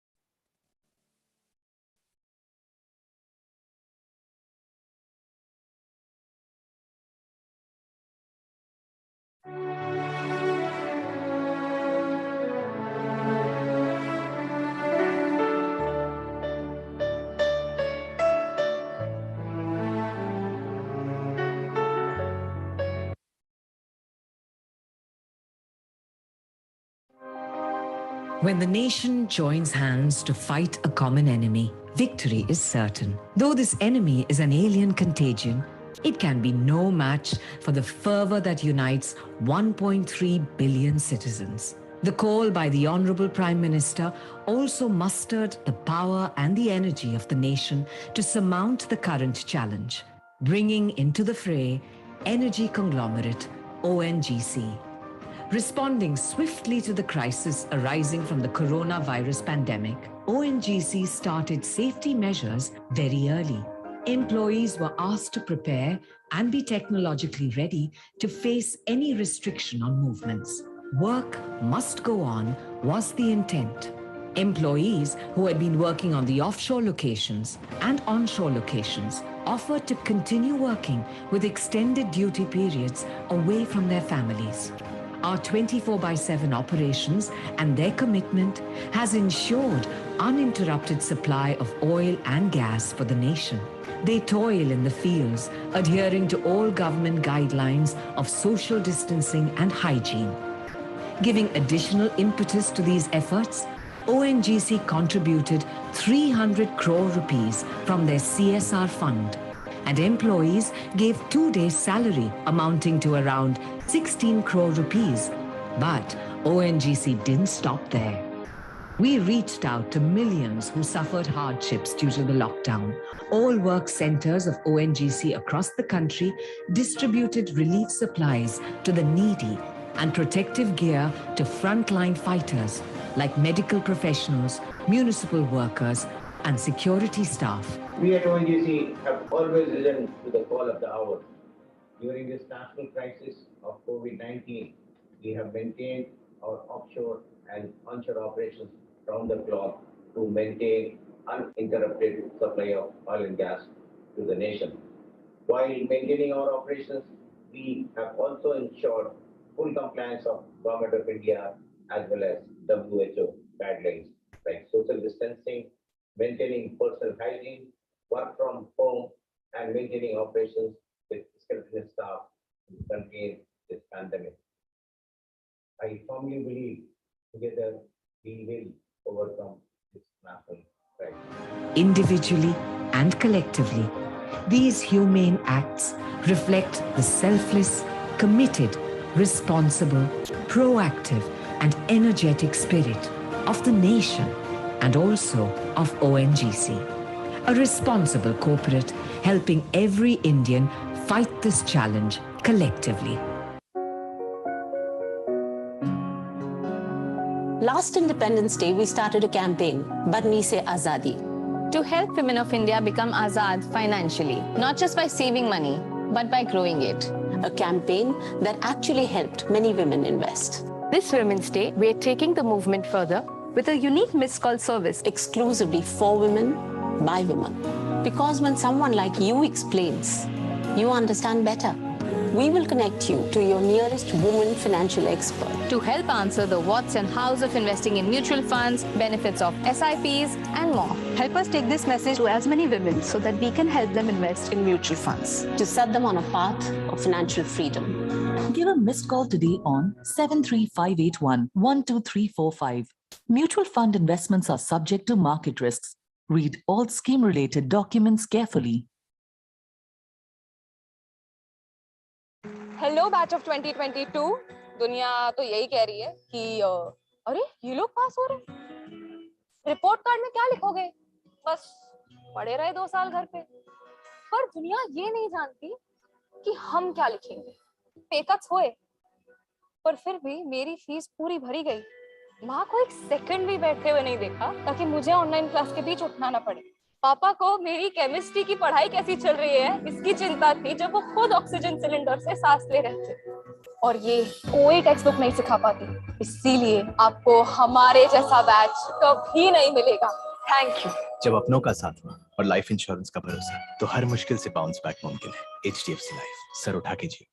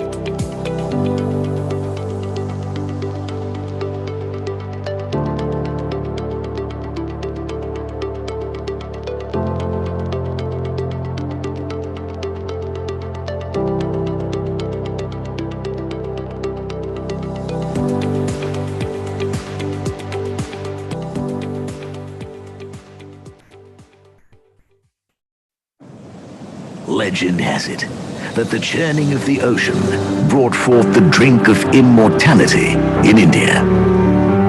The history of dairy in the Indian subcontinent goes back roughly 8,000 years. Ancient Indian scriptures refer to milk as one of the main elements of a typical Indian diet. Ayurveda, a form of alternative medicine practiced in India, recommends daily consumption of milk due to its digestive properties. Today, India is the world's largest milk producer for over 2 decades. Not to mention, the largest consumer too, with more state-of-the-art infrastructure required to handle milk produced. India will also be a big market for dairy and allied businesses. The White Revolution in the 70s made India self-sufficient in milk. The dairy model in India is different from those in other parts of the world. India's dairy farmers are small landless farmers owning a few animals, for whom dairy is the only source of income. So milk in India served as a resource to not just nourish, but also support the livelihood of millions of farmers. Moreover, dairy has empowered over 10 million women, where their husbands work the farm while they take care of the dairy farming, helping them achieve economic independence and become breadwinners for their families. Being a cash crop, milk provides natural support against the vagaries of nature, where the farmer's income continues despite distressing conditions. In an agrarian economy like India, milk plays a vital role in doubling the farmer's income. Today, India raises a glass of milk to good health and prosperity by proudly hosting the International Dairy Federation's World Dairy Summit 2022 at Delhi. IDF, an international body with scientific expertise and knowledge to support, develop, and promote quality dairy products worldwide, is happy to present the theme for this summit: Dairy for Nutrition and Livelihood. Delhi is no longer a mere capital city of India. Expanding to adjoining districts, the area is now proudly referred to as NCR, the National Capital Region. Historic relics offer a glimpse into the heritage city's ancient past, while IT hubs and headquarters of leading global organizations consolidate its position as the metropolis of the future. The stunning Taj Mahal, one of the wonders of the world, is just a day trip away. A significant moment for all of us in the dairy industry is how efficiently India handled the COVID situation, ensuring that milk was collected as usual from farmers, and the supply chain of dairy products to consumers was not affected. With the world's largest ever vaccination program, over 900 million Indians have been vaccinated, making the passage to India absolutely safe. REC was incorporated in 1969 as a financial institution to reduce dependence of the Indian agriculture on monsoons by promoting and funding agriculture pump sets. REC has now metamorphosed into an NBFC and is today recognized as a leading infrastructure financial institution catalyzing the transformation of India's energy sector. REC is an implementing arm of the government for its key programs, as a result of which India has achieved universal household electrification, bringing hope, light, and opportunities to millions and transforming India into a power surplus nation with a unified national grid.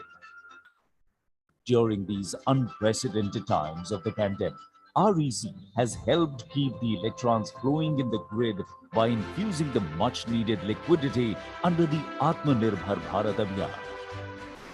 Over the past 50 years of service to the nation, REC has established itself as the financial backbone of the power sector.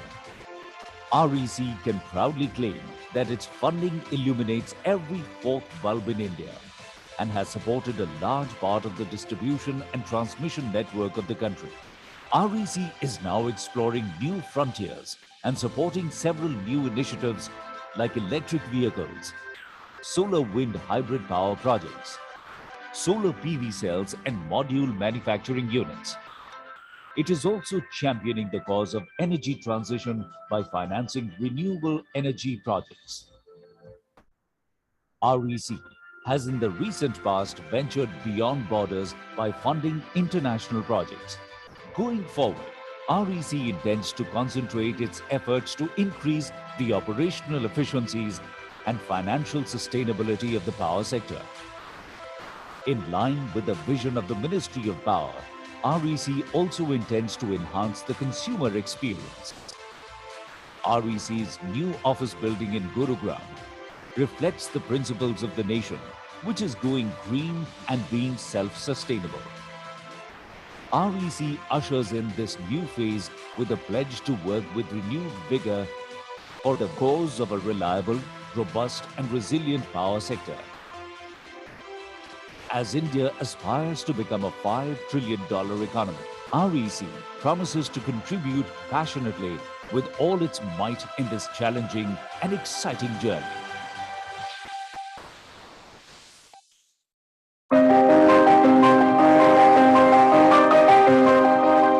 When the nation joins hands to fight a common enemy, victory is certain. Though this enemy is an alien contagion, it can be no match for the fervor that unites 1.3 billion citizens. The call by the Honorable Prime Minister also mustered the power and the energy of the nation to surmount the current challenge, bringing into the fray energy conglomerate ONGC.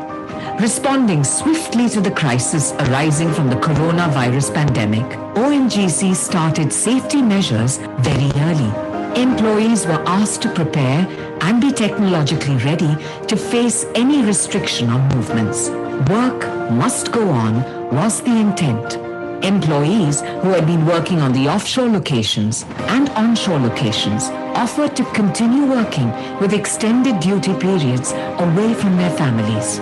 Our 24/7 operations and their commitment has ensured uninterrupted supply of oil and gas for the nation. They toil in the fields, adhering to all government guidelines of social distancing and hygiene. Giving additional impetus to these efforts, ONGC contributed 300 crore rupees from their CSR fund, and employees gave 2 days' salary amounting to around 16 crore rupees. But ONGC didn't stop there. We reached out to millions who suffered hardships due to the lockdown. All work centers of ONGC across the country distributed relief supplies to the needy and protective gear to frontline fighters like medical professionals, municipal workers, and security staff. We at ONGC have always risen to the call of the hour. During this national crisis of COVID-19, we have maintained our offshore and onshore operations round the clock to maintain uninterrupted supply of oil and gas to the nation.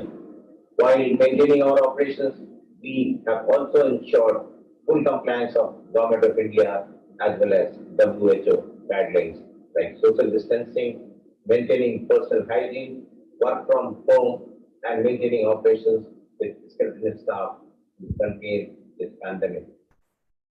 I firmly believe together we will overcome this national crisis. Individually and collectively, these humane acts reflect the selfless, committed, responsible, proactive, and energetic spirit of the nation and also of ONGC, a responsible corporate helping every Indian fight this challenge collectively. Last Independence Day, we started a campaign, Barni Se Azadi, to help women of India become azad financially, not just by saving money, but by growing it. a campaign that actually helped many women invest. This Women's Day, we're taking the movement further with a unique missed call service exclusively for women, by women. Because when someone like you explains, you understand better. We will connect you to your nearest woman financial expert to help answer the what's and how's of investing in mutual funds, benefits of SIPs, and more. as many women so that we can help them invest in mutual funds to set them on a path of financial freedom. Give a missed call today on 73581 12345. Mutual fund investments are subject to market risks. Read all scheme-related documents carefully. Hello batch of 2022 दुनिया तो यही कह रही है कि अरे ये लोग पास हो रहे, रिपोर्ट कार्ड में क्या लिखोगे, बस पढ़े रहे 2 साल घर पे। पर दुनिया ये नहीं जानती कि हम क्या लिखेंगे। पे कट्स हुए पर फिर भी मेरी फीस पूरी भरी गई। माँ को एक सेकंड भी बैठे हुए नहीं देखा ताकि मुझे ऑनलाइन क्लास के बीच उठना ना पड़े। पापा को मेरी केमिस्ट्री की पढ़ाई कैसी चल रही है इसकी चिंता थी जब वो खुद ऑक्सीजन सिलेंडर से सांस ले रहे थे, और ये कोई टेक्स्ट बुक नहीं सिखा पाती। इसीलिए आपको हमारे जैसा बैच कभी नहीं मिलेगा। Thank you. जब अपनों का साथ हो और लाइफ इंश्योरेंस का भरोसा, तो हर मुश्किल से बाउंस बैक मुमकिन है। HDFC लाइफ, सर उठा के जियो।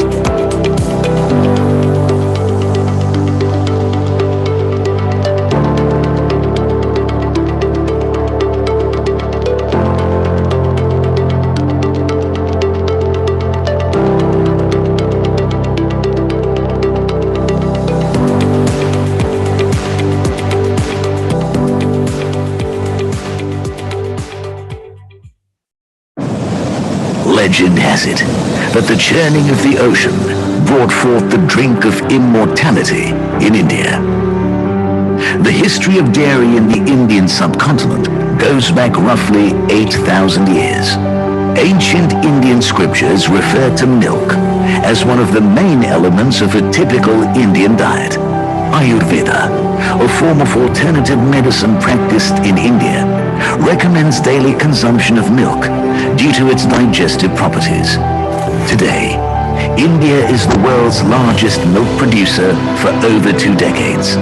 Not to mention, the largest consumer too, with more state-of-the-art infrastructure required to handle milk produced. India will also be a big market for dairy and allied businesses. The White Revolution in the 70s made India self-sufficient in milk. The dairy model in India is different from those in other parts of the world. India's dairy farmers are small landless farmers owning a few animals, for whom dairy is the only source of income. So milk in India served as a resource to not just nourish, but also support the livelihood of millions of farmers. Moreover, dairy has empowered over 10 million women, where their husbands work the farm while they take care of the dairy farming, helping them achieve economic independence and become breadwinners for their families. Being a cash crop, milk provides natural support against the vagaries of nature, where the farmer's income continues despite distressing conditions.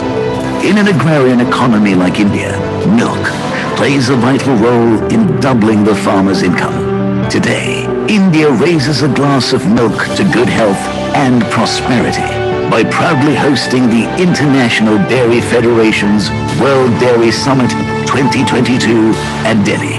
IDF, an international body with scientific expertise and knowledge to support, develop, and promote quality dairy products worldwide, is happy to present the theme for this summit: Dairy for Nutrition and Livelihood. Delhi is no longer a mere capital city of India.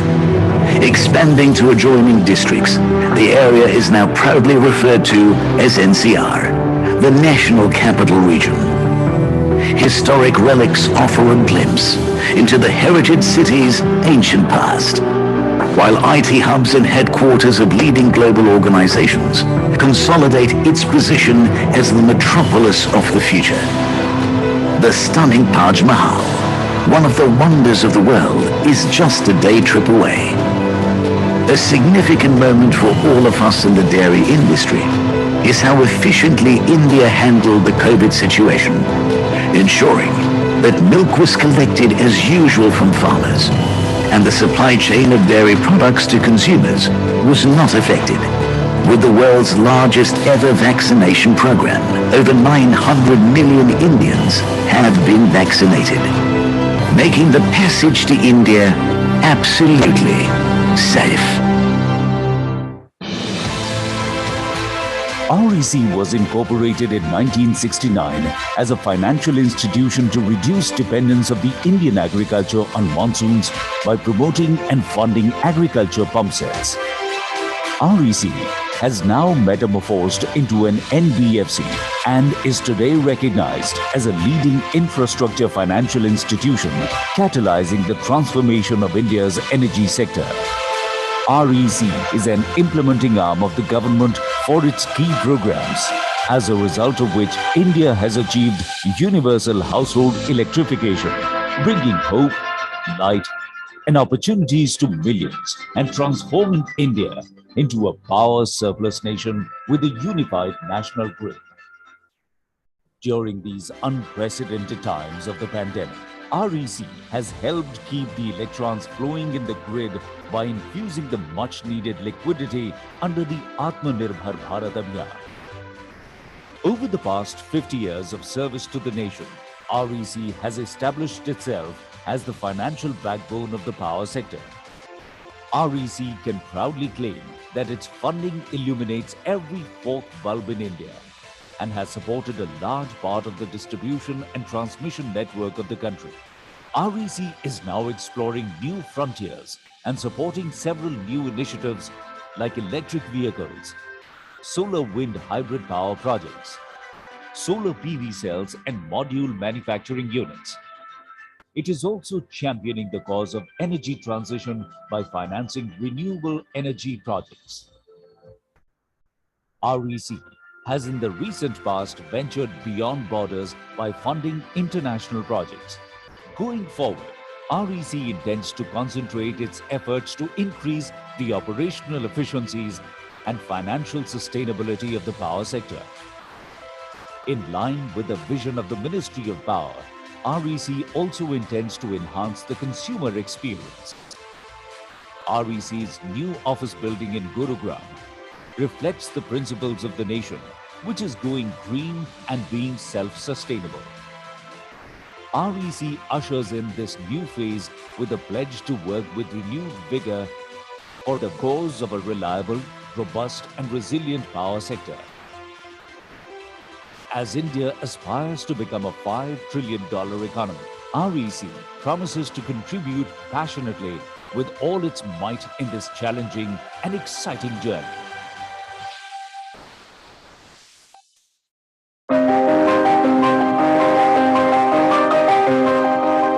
When the nation nation joins hands to fight a common enemy, victory is certain. Though this enemy is an alien contagion, it can be no match for the fervor that unites 1.3 billion citizens. The call by the Honorable Prime Minister also mustered the power and the energy of the nation to surmount the current challenge, bringing into the fray energy conglomerate ONGC. Responding swiftly to the crisis arising from the coronavirus pandemic, ONGC started safety measures very early. Employees were asked to prepare and be technologically ready to face any restriction on movements. Work must go on was the intent. Employees who had been working on the offshore locations and onshore locations offered to continue working with extended duty periods away from their families. Our 24/7 operations and their commitment has ensured uninterrupted supply of oil and gas for the nation. They toil in the fields, adhering to all government guidelines of social distancing and hygiene. Giving additional impetus to these efforts, ONGC contributed 300 crore rupees from their CSR fund, and employees gave 2 days' salary amounting to around 16 crore rupees. But ONGC didn't stop there. We reached out to millions who suffered hardships due to the lockdown. All work centers of ONGC across the country distributed relief supplies to the needy and protective gear to frontline fighters like medical professionals, municipal workers, and security staff. We at ONGC have always risen to the call of the hour. During this national crisis of COVID-19, we have maintained our offshore and onshore operations round the clock to maintain uninterrupted supply of oil and gas to the nation. While maintaining our operations, we have also ensured full compliance of Government of India as well as WHO guidelines like social distancing, maintaining personal hygiene, work from home, and maintaining operations with skilled staff to contain this pandemic. I firmly believe together we will overcome this national crisis. Individually and collectively, these humane acts reflect the selfless, committed, responsible, proactive, and energetic spirit of the nation and also of ONGC, a responsible corporate helping every Indian fight this challenge collectively. Last Independence Day, we started a campaign, Badni Se Azadi, to help women of India become azad financially, not just by saving money, but by growing it. a campaign that actually helped many women invest. This Women's Day, we are taking the movement further with a unique missed call service exclusively for women, by women. Because when someone like you explains, you understand better. We will connect you to your nearest woman financial expert to help answer the what's and how's of investing in mutual funds, benefits of SIPs, and more. Help us take this message to as many women so that we can help them invest in mutual funds. to set them on a path of financial freedom. Give a missed call today on 73581 12345. Mutual fund investments are subject to market risks. Read all scheme-related documents carefully. Hello batch of 2022 दुनिया तो यही कह रही है कि अरे ये लोग पास हो रहे हैं रिपोर्ट कार्ड में क्या लिखोगे बस पढ़े रहे 2 साल घर पे पर दुनिया ये नहीं जानती कि हम क्या लिखेंगे पे कट्स हुए पर फिर भी मेरी फीस पूरी भरी गई माँ को एक सेकंड भी बैठे हुए नहीं देखा ताकि मुझे ऑनलाइन क्लास के बीच उठना ना पड़े पापा को मेरी केमिस्ट्री की पढ़ाई कैसी चल रही है इसकी चिंता थी जब वो खुद ऑक्सीजन सिलेंडर से सांस ले रहे थे और ये कोई टेक्स्ट बुक नहीं सिखा पाती इसीलिए आपको हमारे जैसा बैच कभी नहीं मिलेगा थैंक यू जब अपनों का साथ हो और लाइफ इंश्योरेंस का भरोसा तो हर मुश्किल से बाउंस बैक मुमकिन है। HDFC लाइफ, सर उठा के जियो।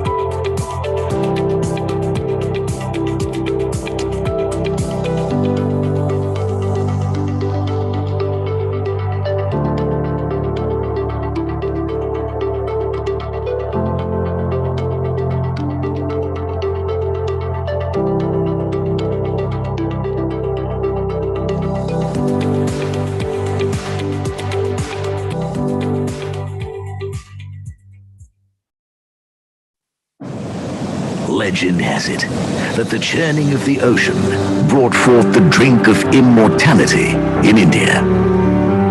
The history of dairy in the Indian subcontinent goes back roughly 8,000 years. Ancient Indian scriptures refer to milk as one of the main elements of a typical Indian diet. Ayurveda, a form of alternative medicine practiced in India, recommends daily consumption of milk due to its digestive properties. Today, India is the world's largest milk producer for over 2 decades. Not to mention, the largest consumer too, with more state-of-the-art infrastructure required to handle milk produced. India will also be a big market for dairy and allied businesses. The White Revolution in the 70s made India self-sufficient in milk. The dairy model in India is different from those in other parts of the world. India's dairy farmers are small landless farmers owning a few animals, for whom dairy is the only source of income. So milk in India served as a resource to not just nourish, but also support the livelihood of millions of farmers. Moreover, dairy has empowered over 10 million women, where their husbands work the farm while they take care of the dairy farming, helping them achieve economic independence and become breadwinners for their families. Being a cash crop, milk provides natural support against the vagaries of nature, where the farmer's income continues despite distressing conditions. In an agrarian economy like India, milk plays a vital role in doubling the farmer's income. Today, India raises a glass of milk to good health and prosperity by proudly hosting the International Dairy Federation's World Dairy Summit 2022 at Delhi.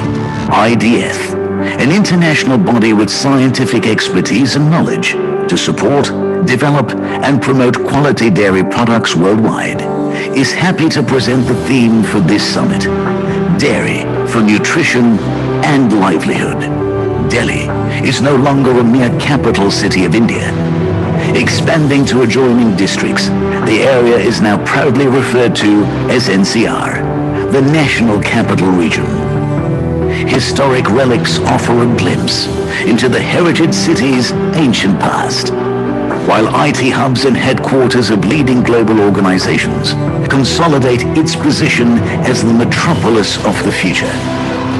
The stunning Taj Mahal, one of the wonders of the world, is just a day trip away. A significant moment for all of us in the dairy industry is how efficiently India handled the COVID situation, ensuring that milk was collected as usual from farmers, and the supply chain of dairy products to consumers was not affected.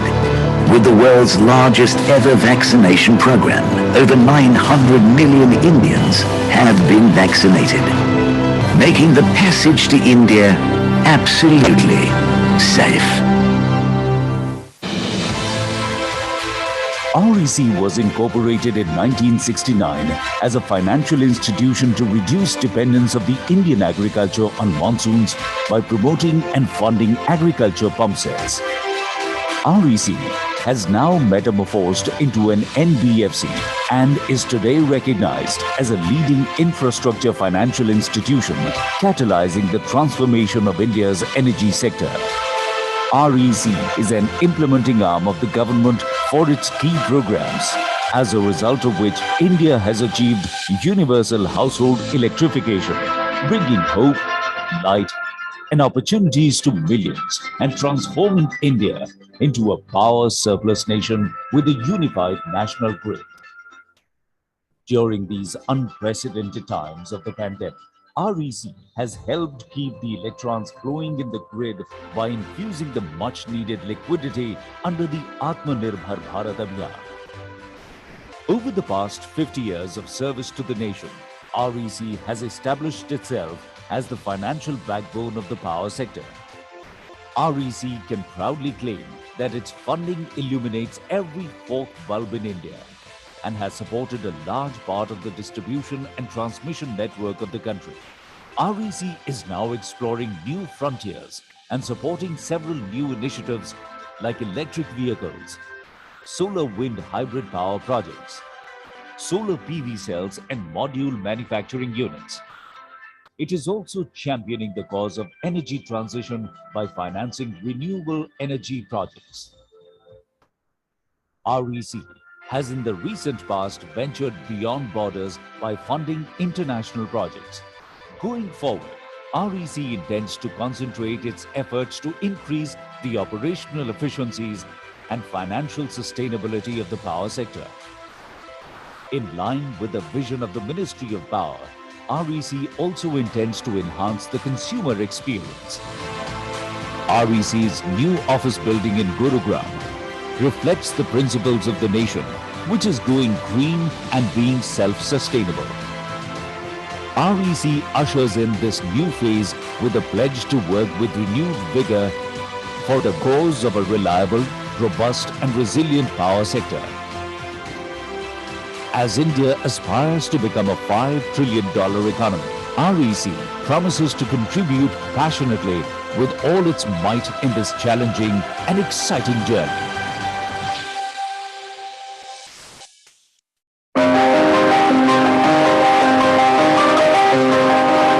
When the nation joins hands to fight a common enemy, victory is certain. Though this enemy is a human contagion, it can be no match for the fervor that unites 1.3 billion citizens. The call by the Honorable Prime Minister also mustered the power and the energy of the nation to surmount the current challenge, bringing into the fray energy conglomerate ONGC.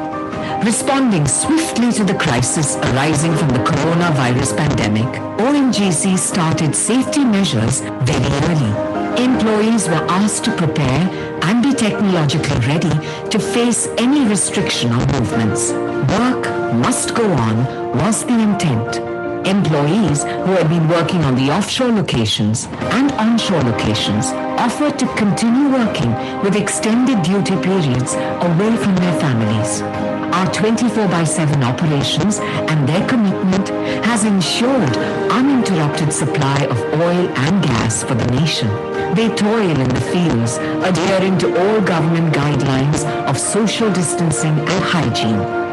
Giving additional impetus to these efforts, ONGC contributed 300 crore rupees from their CSR fund, and employees gave 2 days' salary amounting to around 16 crore rupees. But ONGC didn't stop there. We reached out to millions who suffered hardships due to the lockdown.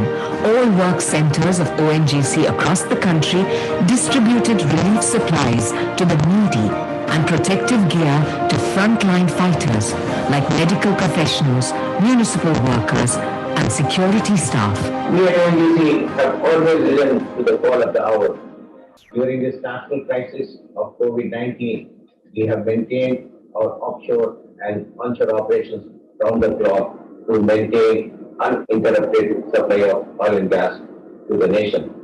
While maintaining our operations, we have also ensured full compliance of Government of India as well as WHO guidelines like social distancing, maintaining personal hygiene, work from home, and maintaining operations with skilled staff to contain this pandemic. I firmly believe together we will overcome this national crisis. Individually and collectively, these humane acts reflect the selfless, committed, responsible, proactive, and energetic spirit of the nation and also of ONGC, a responsible corporate helping every Indian fight this challenge collectively. Last Independence Day, we started a campaign, Badni Se Azadi, to help women of India become azad financially, not just by saving money, but by growing it. a campaign that actually helped many women invest. This Women's Day, we're taking the movement further with a unique missed call service Exclusively for women, by women. Because when someone like you explains, you understand better. We will connect you to your nearest women financial expert to help answer the what's and how's of investing in mutual funds, benefits of SIPs, and more. Help us take this message to as many women so that we can help them invest in mutual funds to set them on a path of financial freedom.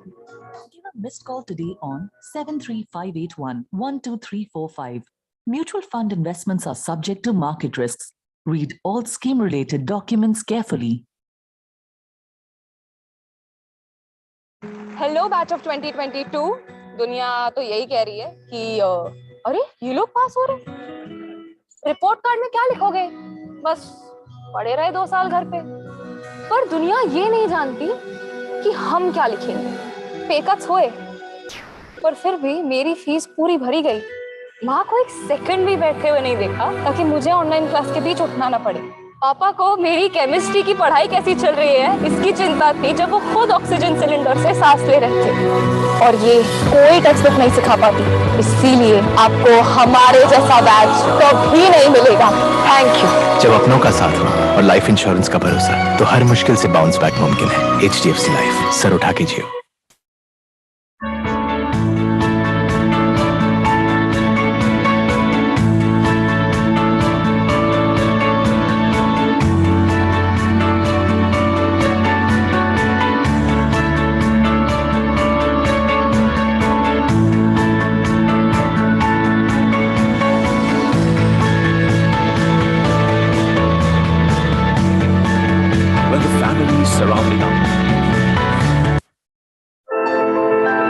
When the society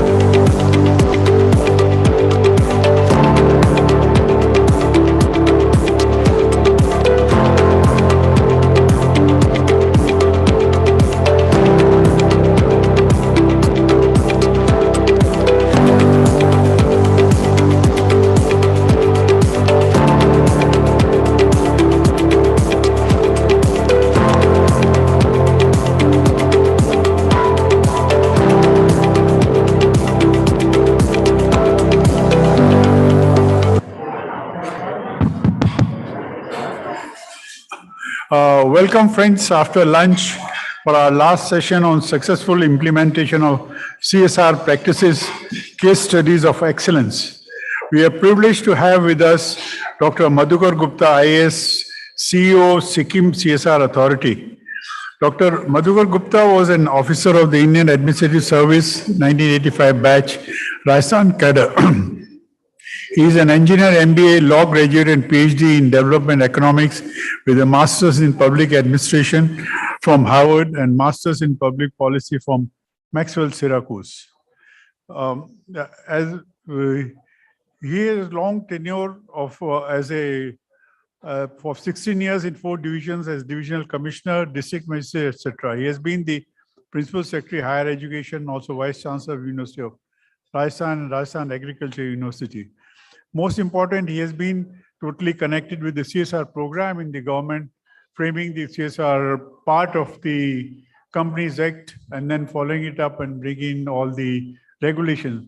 So there's no one who knows more about CSR and who has really built up.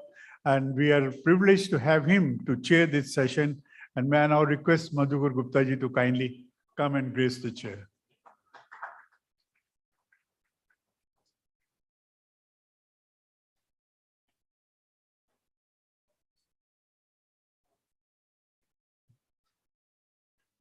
So we have, for your session, we have about 18 people who will make the case study presentations. Everyone gets about 8 minutes, as I said, about one question or so. But initially you can make your opening remarks and then give them the guidance, and then we continue. So I'll give you the. So, okay.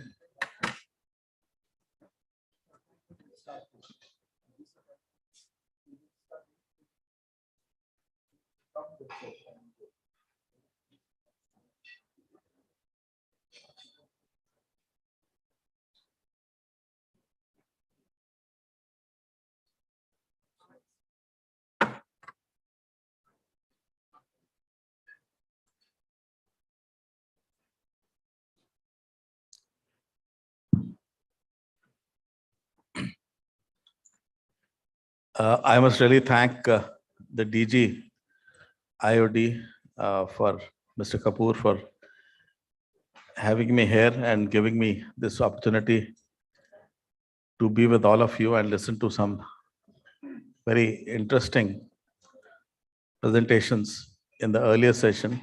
And hopefully we'll have a full house in this session also. How many of you had heard the word CSR before 2010? I was wondering when they told me it is the 16th conference on CSR. I was amazed. 2005, I asked a classmate of mine, she was from Korea, a very good-looking girl. I said, what is your area of interest? And she said CSR. And believe me, I didn't know what CSR meant. So rather than admit my ignorance, I just blinked. And when I looked up the internet, so I got more enlightened on CSR. Now, when you go on the ground, even sarpanches, panchayat people, women in villages, they talk about CSR. So, and as was being discussed in the earlier session, philanthropy is nothing new to this country. I'll just give 2 examples why this session, and I think there's great value in having this session, where the idea is to learn from each other. And Bhaiya, band kar dijiye.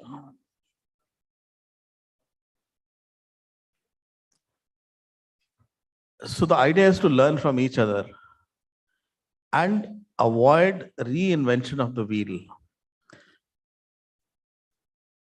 The word silos was used in one of the earlier presentations.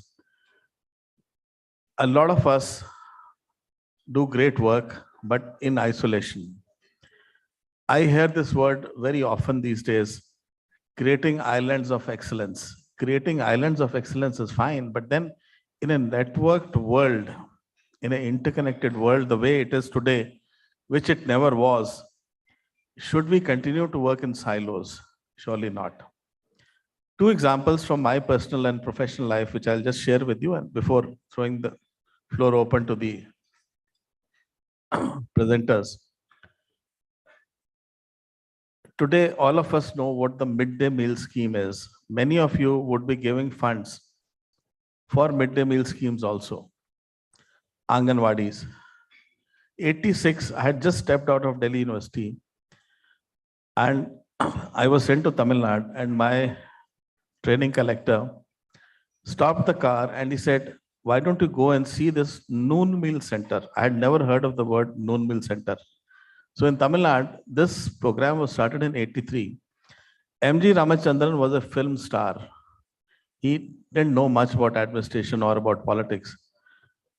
One day he told the Chief Secretary of the State, I see a lot of undernourished and malnourished children. I feel very unhappy. I don't want to be sitting in this chair and seeing children of my state not even getting one full meal a day. That is how this scheme was started. And when I came back, he said, tell me, give me one observation. I said, I didn't see even one child in the noon meal center which appeared to be undernourished or malnourished. He said, wait, you need to tell the boss. First meeting with M.G. Ramachandran, he asked him, who's this guy? He said, see, he's an officer under training. He needs to tell something to you. So I repeated the same thing to M.G. Ramachandran. That was the only time I met him. And he just squeezed my hand. He obviously felt happy. Now, the noon meal scheme, the midday meal scheme, has been replicated throughout the country. So that is the power of a scheme. And if we want to learn, so when the government of India saw value in that scheme, it was scaled up and replicated in the whole country. Likewise, we started a concept called Swasthyakarmi, where she was a bridge between the sub-center, the local dispensary, with one doctor and one paramedic, and a population of about 5,000 to 10,000 people. That time I was working in the tribal villages close to Udaipur, and we had funding from the international system, from UNICEF and SIDA. So we started this new concept, selected a woman from the same community, trained her, and she would connect the dispensary with 100 families. And it worked like magic. Today, you might have heard about Asha Sayogani. Asha Sayogani is what we conceived as Mahila Swasthyakarmi. So, if we don't share, how do we learn and how do we replicate? Having said this, I'll stop at this. So the basic idea is share what you're doing so that all of us can learn from you. Thank you so much. So I'll invite the panelists one by one. They would have about 6 minutes each, 6 to 7 minutes each to say what they have to say. Thank you.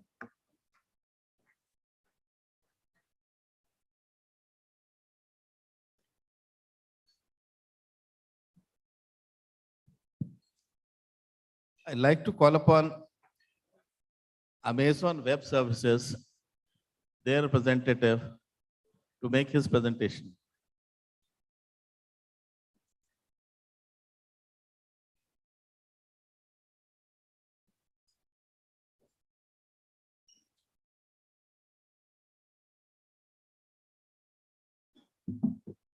Hello, everybody. My name is Vipin Jain, representing Amazon Web Services here. Firstly, what we do. Amazon Web Services is providing the largest cloud services to all the customers worldwide, be it the smallest customers, SME customers, enterprise customers, or large-scale customers, with the broadest portfolio of over 200 plus services. And let me ask, this powerful word, corporate social responsibility. It is a very powerful word, much beyond what we call as a CSR normal activities, Let's say last 2.5 years of pandemic that we all were there. We all saw India suddenly started becoming online, right? All of us were online, working from home, everybody doing every transaction on the phone. But how did it happen? Suddenly Arogya Setu app came in and the whole India started using our Arogya Setu app, right? But where did it was happening all the time? Where were all the corporates suddenly overturned in last 2 years? Everybody is online, right? Where those capacities came? Who was providing all the IT power to those companies to go on totally online?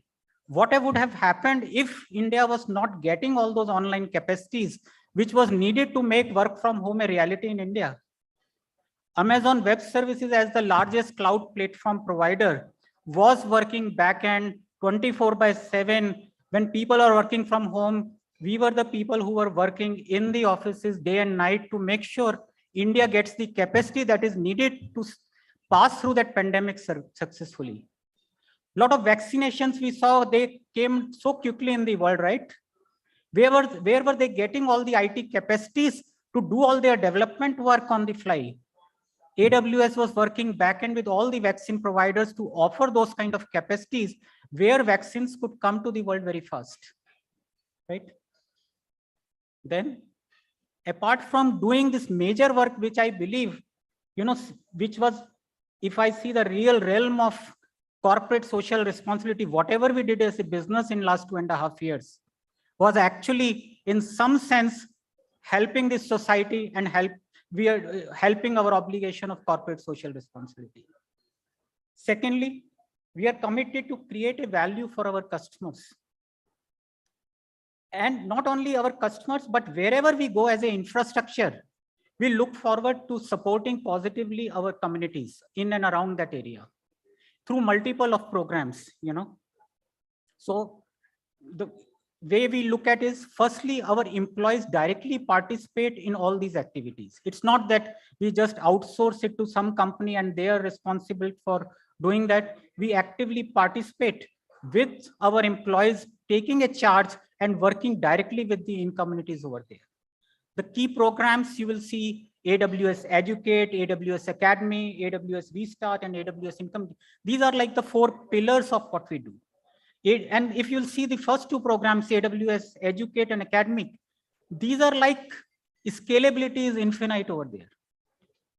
And our objective is everybody starts to know technology, skills. People start getting much easier than not just going to institutions and colleges, but wherever they are, they should be able to get these kind of things. And everybody in communities and even the people who cannot afford, they should be able to get it. So the AWS Academy is on the similar line, extending cloud skills to the communities. For example, let me tell you, Navi Mumbai, where some infrastructure is there, all the government schools that are there in Navi Mumbai today, 53 of them, with 12,000 students in those 53 schools. All these schools, we have established Think Big laboratories over there, where children come and they can do projects, not just the normal school teaching, but they have been given all the kits to do a lot of forward thinking, solar energy, design thinking, all kind of labs are there to give them those, tools to do all kind of innovative thinking and think big around it. Yeah, next slide, please. So broadly, if you'll see within the in-communities, these are the 4 pillars that we look at.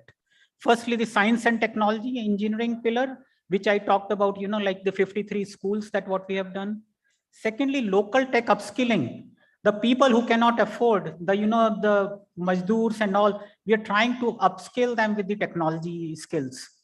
Thirdly, environmental stewardships. Environmental, we are committed that 100% of our infrastructure should be powered through renewable. And AWS today is the biggest investor worldwide on the all the renewable power that we buy there. Lastly, do it through your own employees, not just outsourcing. At this point, let me invite Avinash, who can talk more about in detail about this program. Thank you.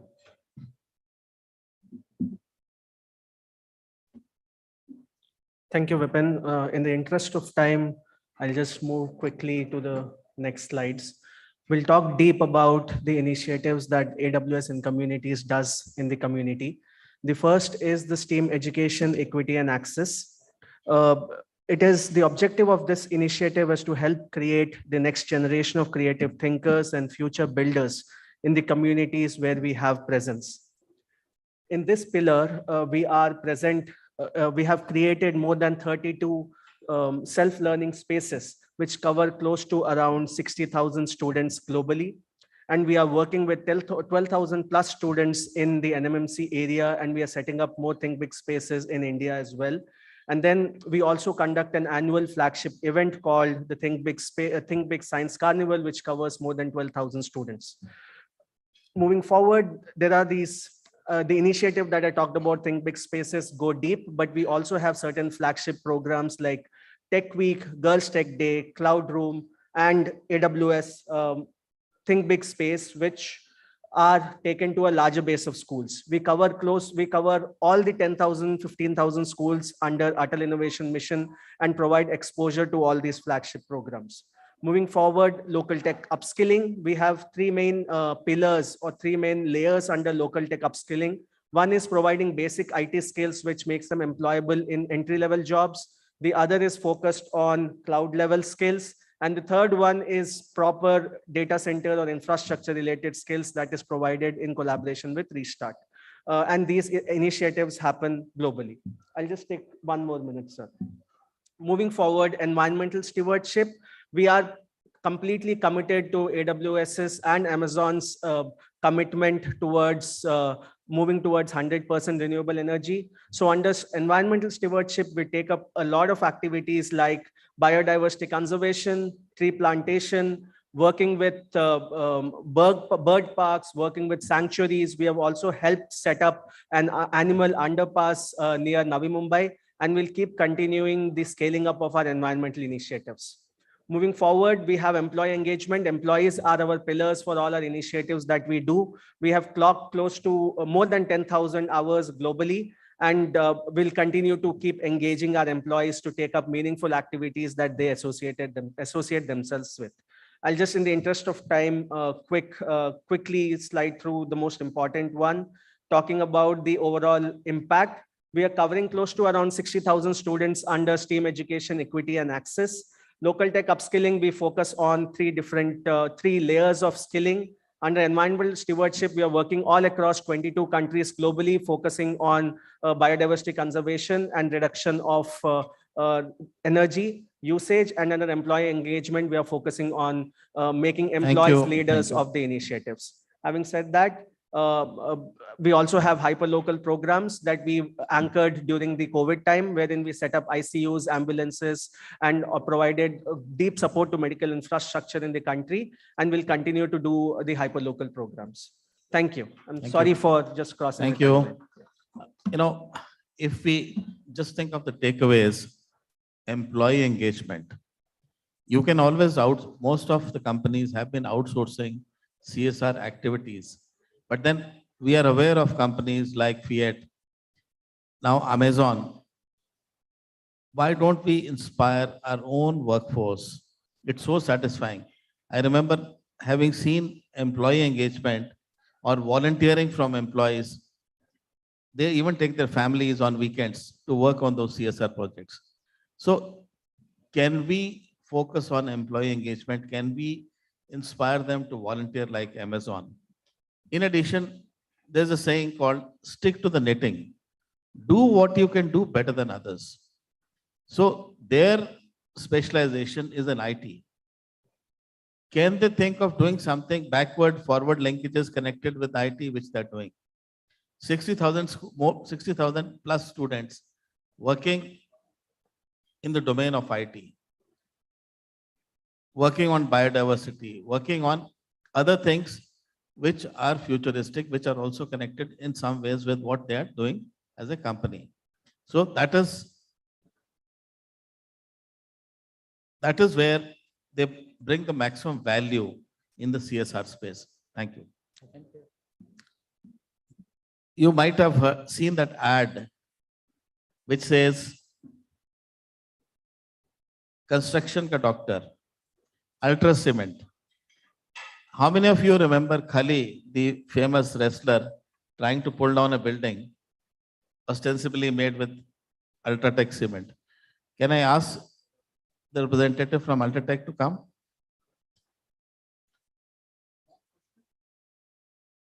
Well, sorry, I forgot. Any questions are there?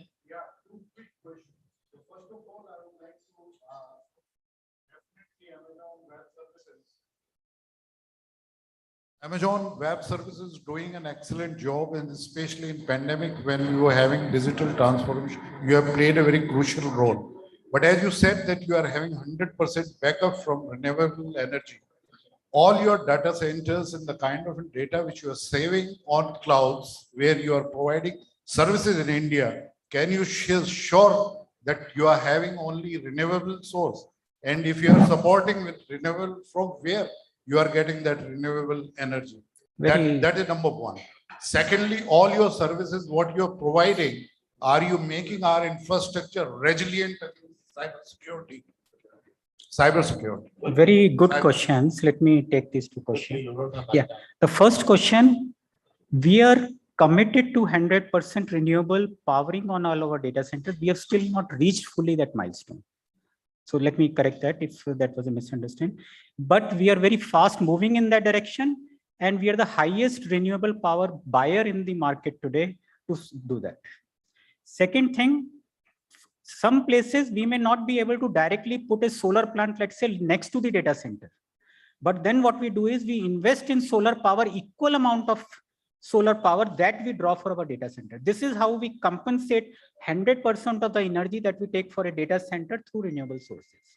So the electron that is generated may not be the same electron which is feeding to the data center, but we ensure there is an electron generated for every electron that we consume. That is the first part, sir. Second question was? Cybersecurity. I tell you, if there is anything, that is my personal view, I'll tell you, there is a effective view to deal with cybersecurity, then that is the cloud. Because what happens, somebody tries to generate those attacks with whatever finite capacity that has. If you have much more capacity than the source of the attacker, then only you can deal with that cybersecurity effectively. With such a powerful cloud that we have worldwide and so powerful chips and racks, which is millions of times stronger than any cyber security attacker can generate, that is how you can combat those cyber attacks more effectively than any small setup of 10 racks, 5 racks, which can always be brought down by a cyber attack, which is more effective. So thank you very much. Thank you. Ultratech Cement.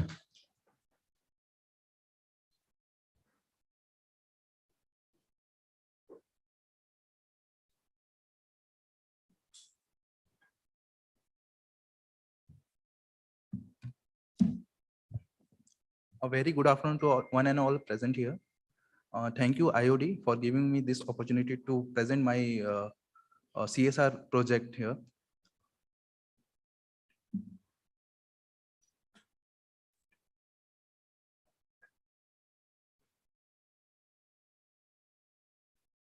At a glance, the Aditya Birla Group, a USD 45 billion MNC, operates in 36 countries across 6 continents. Over 130 state-of-art manufacturing units globally, anchored by 140,000 employees belonging to 100 different nationalities. Globally, the largest aluminum rolling company, one of the 3 biggest producer of primary aluminum in Asia, the largest single location copper smelter, number 2 in viscose staple fiber. In India, we are in number 1 in cement, number 1 in fashion retail, number 1 in caustic soda, largest manufacturer of linen fabric, number 1 in viscose filament. About us, Ultratech, only cement company with over 100 MTPA capacity in a single country excluding China. India's number 1 producer of grey cement and ready-mix concrete.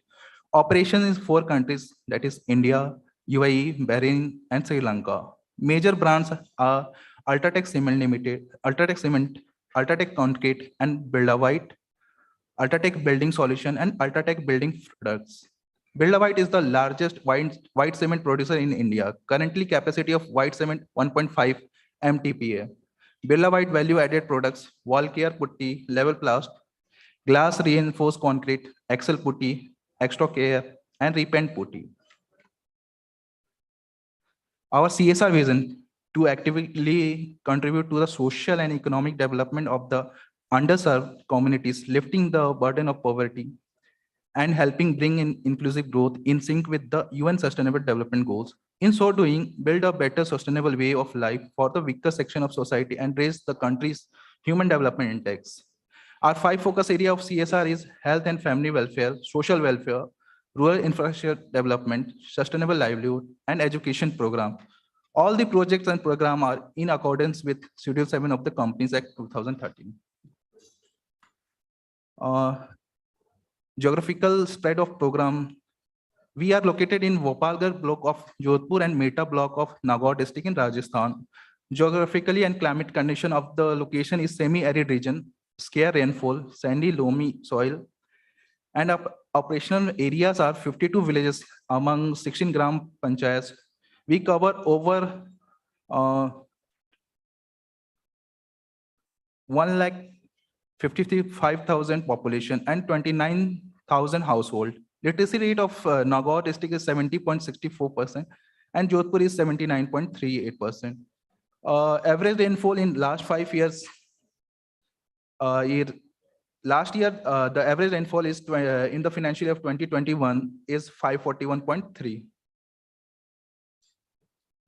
Financial performance. CSR expense of UltraTech Cement Limited rupees in crore. Last year, our budget allocated is 73.72 crore. And our expenditure is 120.68 crores, which is 3.5% of net profit. Our project Pragya. Before starting the project Pragya, we have observed that parents are not willing to send their children in government schools. Instead of sending their children in government schools, they are sending their children in private schools. Also, less enrollment in government school is going on. As compared to boys, less number of girls are present in schools. And during our one visit in schools, we have seen that some of the students are not taking part in class. So after asking the question related to the peer, he said, भैया इसको थोड़ा कम सुनता है इसलिए interest नहीं ले पा रहा है, ये समझ नहीं पा रहा है क्लास में. So targeting these issues, we started the project Pragya, especially focus on girl child education. The purpose of the project is to provide quality education in government schools and to strengthen the government service delivery mechanism, thereby improving the condition of underprivileged communities. Our key objective is to provide 100% free, high quality education to underprivileged children, including uniforms, books, notebooks, and stationery etc. Our second objective is improve basic reading and arithmetic skills for children in elementary grades. Our third objective is to provide a value-based education which enables the children to become self-reliant and live ethical lives in the rural area in which we are located. Our fourth objective is ensure 100% enrollment of girls in all the adapted schools. Our baseline assessment reveals targeted villages are geographically remote, lack of education facilities in the area, lack of basic infrastructure facilities in the schools, low priority on education by local communities, improper service delivery by service providers. Implementation strategy. We have divided our implementation strategy in 4 parts: enrollment drive, especially focus on girl child, capacity building of teachers by role play, use of ICT, health programs, health camp, specialized health camp like speech and hearing assessment camp, vision testing camp, awareness camp, and infrastructure development like renovation of school building, construction of separate washroom for boys and girls, construction of school library, etc. Innovative aspect of the CSR program is that this year we have painted government school classroom in railways coaches, installed sanitary napkin vending in girls' toilet, smart classrooms, wash program in schools, establishing GP level model school for best practices. Activities undertaken in the projects are enrollment drive of the students, especially focus on the girl child and soft skills classes, skill development, healthcare programs, capacity building, self-defense training for girls students. Trend analysis of activities, enrollment is going up, ratio of girls and boys year-wise is improving. Outcome on the project is we reach 53 government schools, develop 44 labs. Thank you. Glimpses. Any questions?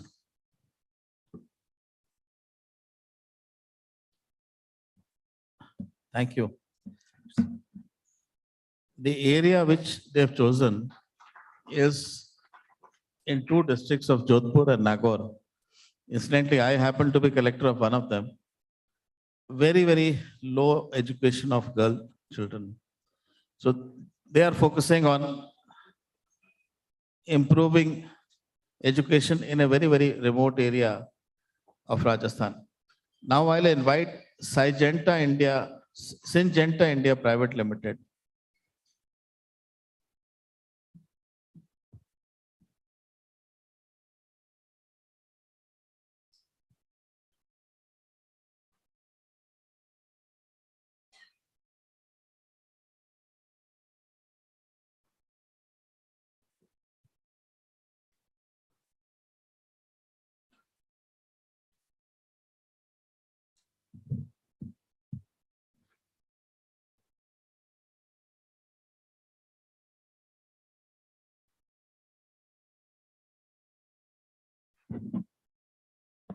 Good afternoon, ladies and gentlemen, dignitary on the dais. We are going to make a small presentation on our corporate social responsibility. Before going to the activity, basically we want to tell you who Syngenta, who we are. So we are one of the leading science-based agri-tech companies made up for crop protection and seed business. So we are present in 90 countries. Our head office is in Basel, Switzerland, and 104 production locations we have. And around, you are basically, I said, we are a research-based company. So 120 locations we have agro research centers. Then also we are about 30,000 employees across the globe.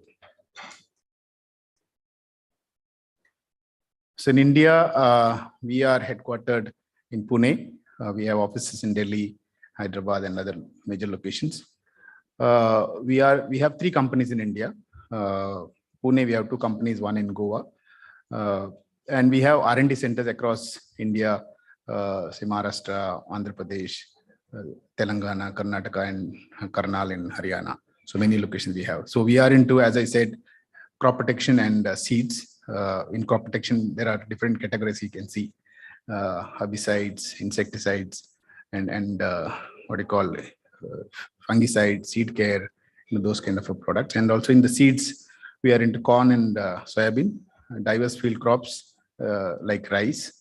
Then vegetables, we are one of the leading seed company in vegetables. You know, we always claim that every 1 out of 5 tomato you buy is from Syngenta across the globe. So then also we are into flowers business. So coming to our CSR commitments here, of course, I have not put the entire CSR presentation here.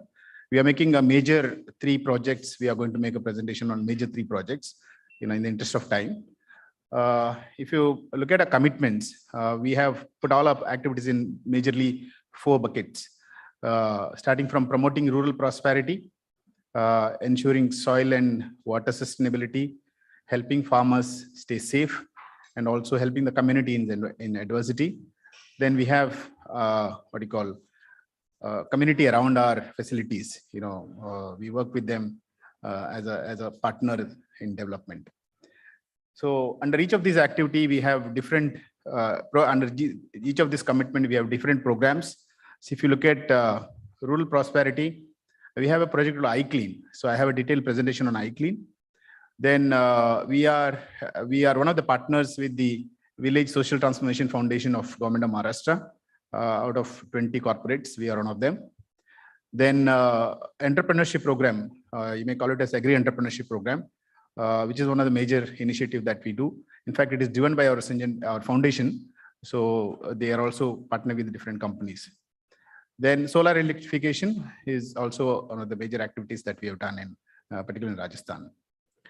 Then soil and water, we help farmers to adopt advanced technology on irrigation, starting from solar irrigation, drip irrigation, and also hose reel irrigation. We are helping the farmers to adopt it. Then soil is another area where we support farmers. It's like an end-to-end program where we train farmers on soil health. Then we help them to test their soil. Then we handhold them for another 2-3 years to practice the what you call best methodology or recommended practices by the universities. Then support them. Then we go to the next area. Then safe drinking water. It's again part of our iClean also. So that's another activity. And helping farmers stay safe. This is another major activity we have. I have a detailed slide on that as well. So then community around us, it's basically a need-based activity. So starting from education, health, hygiene, infrastructure, whatever activities is the need of the community, we take off. So now I want to make a presentation on the iClean project. So in 2014, when the Government of India, Honorable Prime Minister, launched the Swachh Bharat campaign. So most of the corporates, they started building toilets across India. So as an agribusiness company, we thought, of course, we can support wherever toilets are required, but we need to think beyond that, So then we had interaction with the multiple stakeholders. Then they also said, you can come up with an idea, then we can support it. So we came up with an idea that, there are a lot of farmers or a lot of vendors in the rural community. They sell the product in a very, very shabby condition. There is no roof, there is no proper area to sell.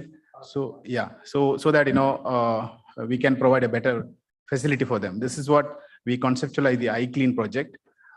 If you look at some of the pictures, the conditions of our rural market. So this now not only supporting Swachh Bharat Abhiyan, it's also complementing the what you call doubling farmer income. We have done the impact assessment of this, which is really very positive result we got. Want to add something? No, I'll also add. Good afternoon. I'll also add. Actually, this projects we selected in remote villages, and that also basically if you see that even Naxal belts like that area we have selected the farmers even very deteriorated conditions especially in Bihar. So there we constructed this, and then the impact assessment results has very much supported on that. So that I'll add on that. So this is what we have done. So based on the size of the market, the number of vendors, we rebuild the entire facility there. We started with Bihar, then we now moved on to Karnataka, UP, Telangana, Maharashtra, around 5 states we are building. So it is not only we are doing it, we are also collaborating with NABARD because they also have a rural hut program, and the state horticulture department, they also come on board. Wherever they have funding, they also provide a storage facility in these kind of markets. So now we are in collaboration with CIA also to link rural huts, a government program called Huts to Grams initiative. Yeah. So these are some of the pictures. Now we are going bigger markets. If you look at the below 2 pictures. Then these are the impact assessment. I'll go to the, so number of vendors, there is a 43% increase we saw in the number of vendors coming to the market, 50% increase in number of buyers. There is a social change also where they said there are more well-to-do people are coming to the market after, we constructed the iClean project. Increase in vendor income around 42%. Then overall improvement of mandi is quite, high. So now the second project, iSafe, of course, this started with a particular incident in Maharashtra where, another 5 minutes. Started with an incident in Maharashtra, Yavatmal, where 49 deaths occurred due to pesticide exposure and 1,000 hospitalization. So the fact-finding mission also said that there are different reasons for it. Then we were one of the companies to proactively support the government at that time. They started with a lot of calling different corporates. We were one of them. Immediately we provided the mobile health van, and we started farmer training, counseling so this is how we achieved after three years. We bought the deaths. Even last 3 years, there are no death actually. Of course, there are few number of cases that again in single digit. So these are the overall concept of iSafe, Sprayman and Agri Entrepreneurship is one. Thank you. Farmer health and farm labor Sprayman counseling, doctor training, and mobile health unit. Yeah. This is the COVID response. Of course, in the first phase, we distributed around 3 lakh food packets in around 100 mandis in 9 states. Then this is one of the major activity that we did. We had to airship the CT scan machine from Japan in a record 45 days time in Amba hospital in Madhya Pradesh. So we distributed 2,600 hospital beds across 100 hospitals. Yeah, that's all. Sorry for the any questions? Yeah. I'll like to invite Coromandel International Limited to make the next presentation. Thank you.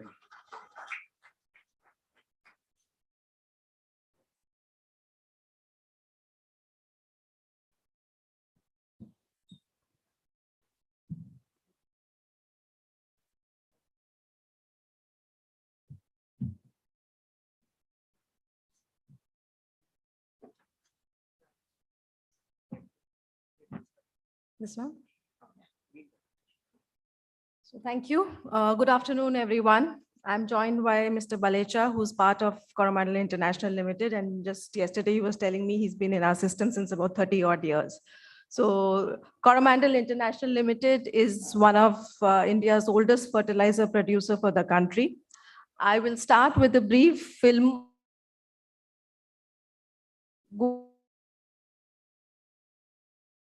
and make sure that I finish in time.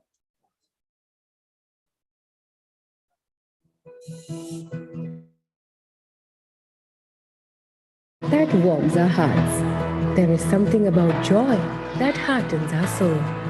This is the journey we have taken to make the future glow. This is our journey in transforming lives. When it comes to education, we have helped girl children in rural areas with scholarships, provided quality education to the children of the Rasulpura slum, and helped hearing impaired children with early verbal language skills. Besides education, we have equipped schools and colleges with safe drinking water, hand wash stations, toilets, classrooms, and science labs. Our healthcare initiatives revolve around Coromandel medical centers, health camps, and mobile medical services, where our focus is also on preventive care. Our outpatient facilities offer medical services to the economically disadvantaged with medicines on a cost-to-cost basis. We have also been providing support through telecounseling services to thousands of people. We have renovated a pediatric ward, provided life-saving medical equipment, and have saved the lives of over 191 children with congenital heart diseases. At Coromandel, we put the unity in community. We have worked extensively with the local community to improve the lives of the marginalized farmers and empowered women with livelihood skills. We have also provided livelihood skill training for the rural youth so that they need not migrate to cities. We care for the environment. This is seen in our greening efforts and the nurturing of a 300-acre belt around our Kakinada factory. This is a green space we have developed around the factory to make it a grand habitat for nesting and feeding. It is now home to over 264 species of birds, and it is one of the largest breeding sites for Asian open-bill storks. As you have seen, support and help are in our DNA. During the pandemic too, we joined hands with the community to donate lakhs of masks, sanitizers, essential items, PPE kits and oximeters. We supported local administrations in sanitization drives and hospitals with medical equipment and accessories. At Coromandel, we believe in making the future that much better. Together with our team, the Ladies Club and trade union members, we provide all possible help to improve the lives of the community around us. The world has acknowledged the good work that we have been doing over the years in the form of awards.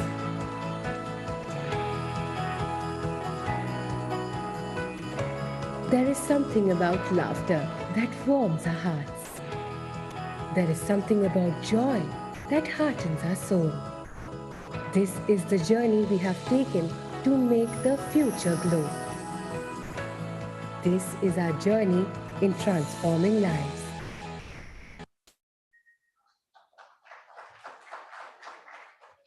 Thank you so much.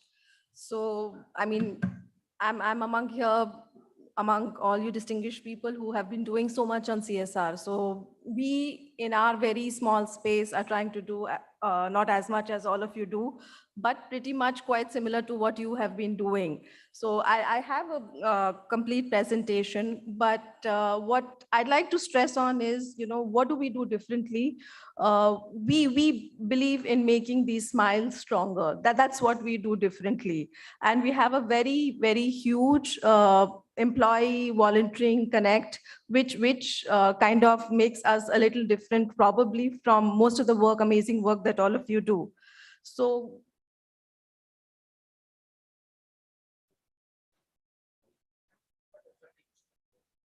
sorry. So we are one of the largest fertilizer producers, like I mentioned, with a turnover of 192 billion rupees, with a market cap of 249 billion. And we have more than 5,000 employees and 8,000 other contractual staff with us. We are present in about 8 different states. We have 17 manufacturing locations. We have about 750 retail outlets in various parts of the country.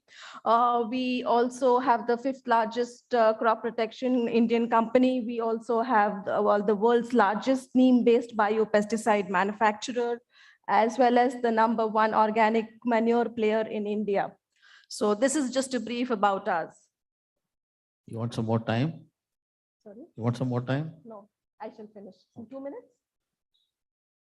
So our CSR policy, we talk strongly about education and healthcare, which are the main pillars of all the work that we do. And how do we differentiate ourselves from most of the companies which I mentioned? We believe in bringing a smile to the lives of all the people we touch. Each life matters for us. So we work strongly with the government schemes. So whether it is the Ayushman Bharat scheme, Beti Bachao, Beti Padhao, we work very strongly with the governments in the states as well as in central India, and ensure that there is a connect to all the programs that we do with the government.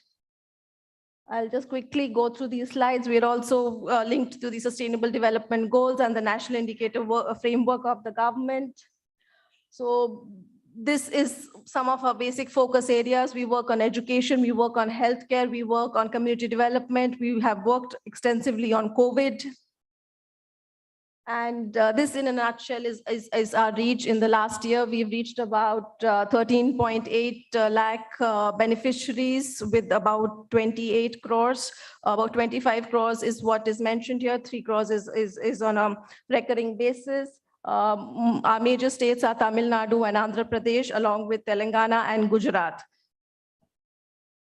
Coming down to our major initiatives, we work extensively with government schools. We work in improving the quality of education like most of you do. We work in ensuring or meeting the gaps in these government schools. We provide scholarships to girl children in government schools, so ensure that girls continue their education, then there are no dropouts among girl children. We also work with special organizations. One of them is the first oral school in India. We also work with a school called the Udbhav School, which is located in India's second largest slum in Hyderabad, which works with first generation learners, where we have a very strong employee volunteering connect program. And we have also been working on healthcare, improving the health standards of the communities that we work with. We've been working and establishing, supporting the primary health centers, government wards. We also established what we call the Coromandel medical centers, which are basic OPD facilities where medicines are given on a cost-to-cost basis as well as diagnostics. We also have established a hospital last year, and we work extensively with the government general hospitals also. These are some of the other major initiatives we do. COVID has also taken most of the time last 2 years, where we've contributed considerably to COVID response. Community development, yes, because of huge levels of unemployment and dependency of people, we've been working a lot on I think improving it's time to livelihood. close. You've taken more than 7 minutes. Done, sir. Okay. So this is an impact assessment which we did. We got a good rating for that. And you saw the video. Thank you so much. Any questions? Yeah, there's a question for you. Yeah, this because of fertilizer and chemical and pesticide, wherever high yield produce is there, and these chemicals and fertilizer are causing cancer, particularly Haryana, Punjab, and this water is very much carcinogenic. So how you are taking care of this issue? No, you want them to do something under CSR? It's happening many parts of it. Any reaction? We've not done something particularly in that, but maybe it could be a domain we could explore further. Thank you. Thank you. I'll now request AU Small Finance Bank Limited, their representative, to make a presentation. They are in the business of supplying fertilizers. So if we are using fertilizers excessively, that problem is ours. So not theirs. No, they are in the business of supplying drugs. You know, some companies, the drug manufacturing company, likewise, they're supplying fertilizers. Anyway, please start.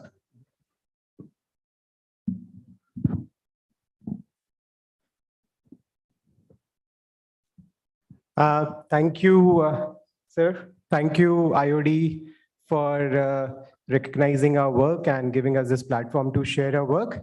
I'll be quick because I know the time is running pretty fast here. So without wasting any time,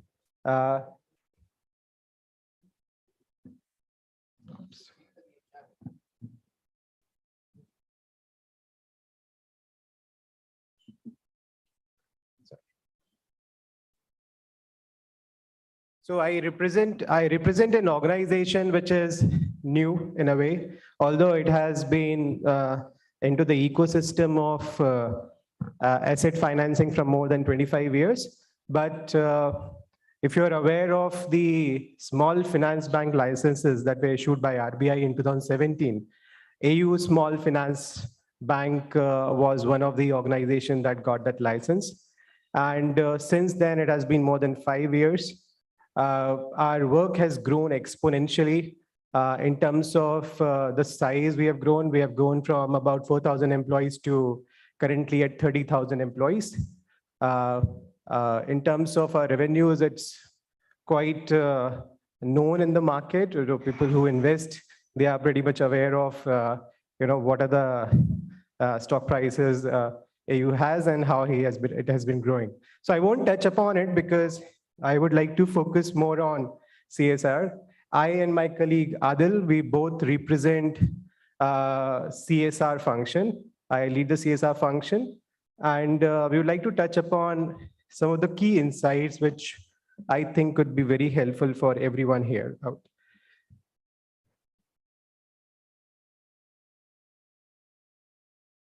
One important point I want to highlight here, what makes AU a very unique organization, its sheer operational capabilities, sheer power of execution that they demonstrate in the work they do. And this has been done by the 6 dharmas that you can see here on the screen. We religiously follow these dharmas across all our work, all our spheres of work, whether it be CSR, whether it be any business function. These are the dharmas which are driving us so passionately and with deep sense of involvement that, in terms of our execution capabilities, we are able to demonstrate a very high quality there. I will not touch upon this. This is just a quick slide to give a roadmap of when we started and what we have been able to achieve. Like I've mentioned, we got licensed in 2017, and in 2018, the AU Bank also established its own foundation to execute the CSR projects.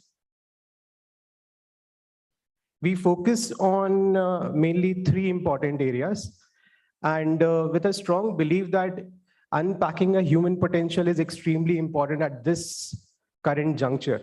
We live in a world which is very intertwined, where the human aspirations are being supported by business. Yesterday, sir, there was a discussion happening. What is more important, whether business growth, balance sheet figures are more important, or people, the quality of life of human beings are more important. So we firmly believe that every business, the main purpose of every business today in this world is to improve the quality of human life. Human well-being is the only way ahead, and that's why we focus on how we can unpack the human potential through skills development. Currently, if you look at the business and how they are structured, you'll see most of the businesses are in urban centers.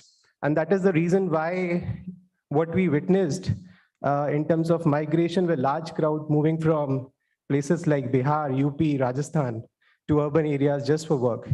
This kind of disparity will never be sustainable. And therefore, it's highly needed. And I would urge everyone, and especially business leaders, to really focus on how you can bring enterprises, businesses in remote and rural areas, where people can be supported there itself, where we can invest in creating competence among rural youth. And that's what we have been doing through our skills program, through our women entrepreneurship program, for which our work has been recognized here and was also given an award. I'll straight away go to our program that has been selected for this award. This is on women entrepreneurship. We have 3 important interventions in areas of Rajasthan. Why we have not expanded to other parts of the country, that we believe Rajasthan itself offers huge potential, and we have not yet saturated when it comes to in skilling youth as well as in providing local opportunities. Rajasthan, if you are aware, is one of the leading labor suppliers of the country. It's among the top 3 states. So we are focusing on women who come from marginalized families to help them support with local business. I'll use a small 2-minute video, and then I'll stop for any questions.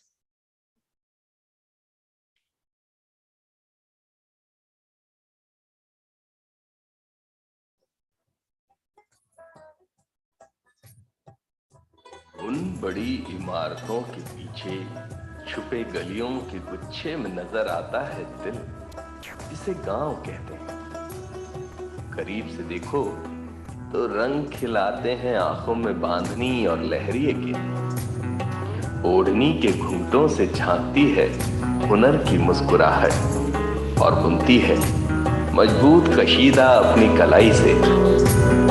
छतों पर कच्ची धूप में पकाती है रंग मसालों के और बिखेरती है खुशबू। रसोई घर में लजीज पकवान बनाने हों या बाकी घर के सामान, चूल्हा हो या मशीनें, सबको खनक भाती है इन कंगनों की।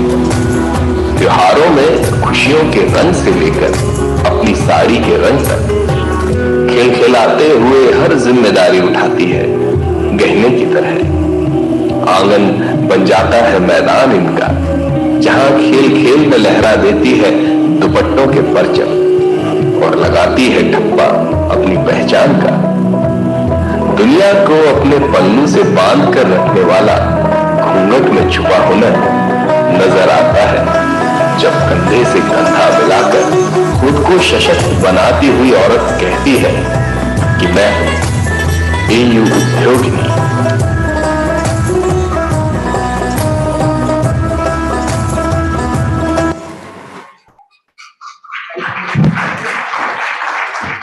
Thank you. I'll just wrap up, sir.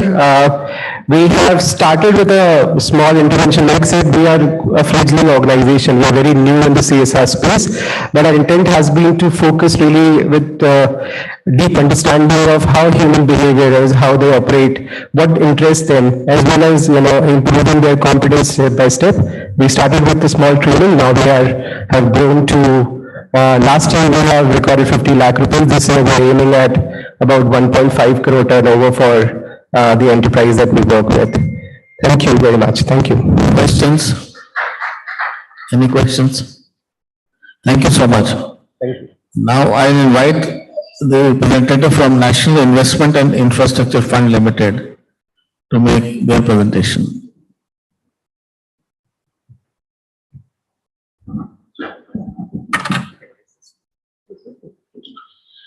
Good afternoon, everyone. My name is Anya, and I'm here along with my colleague Ashok, representing the National Investment and Infrastructure Fund.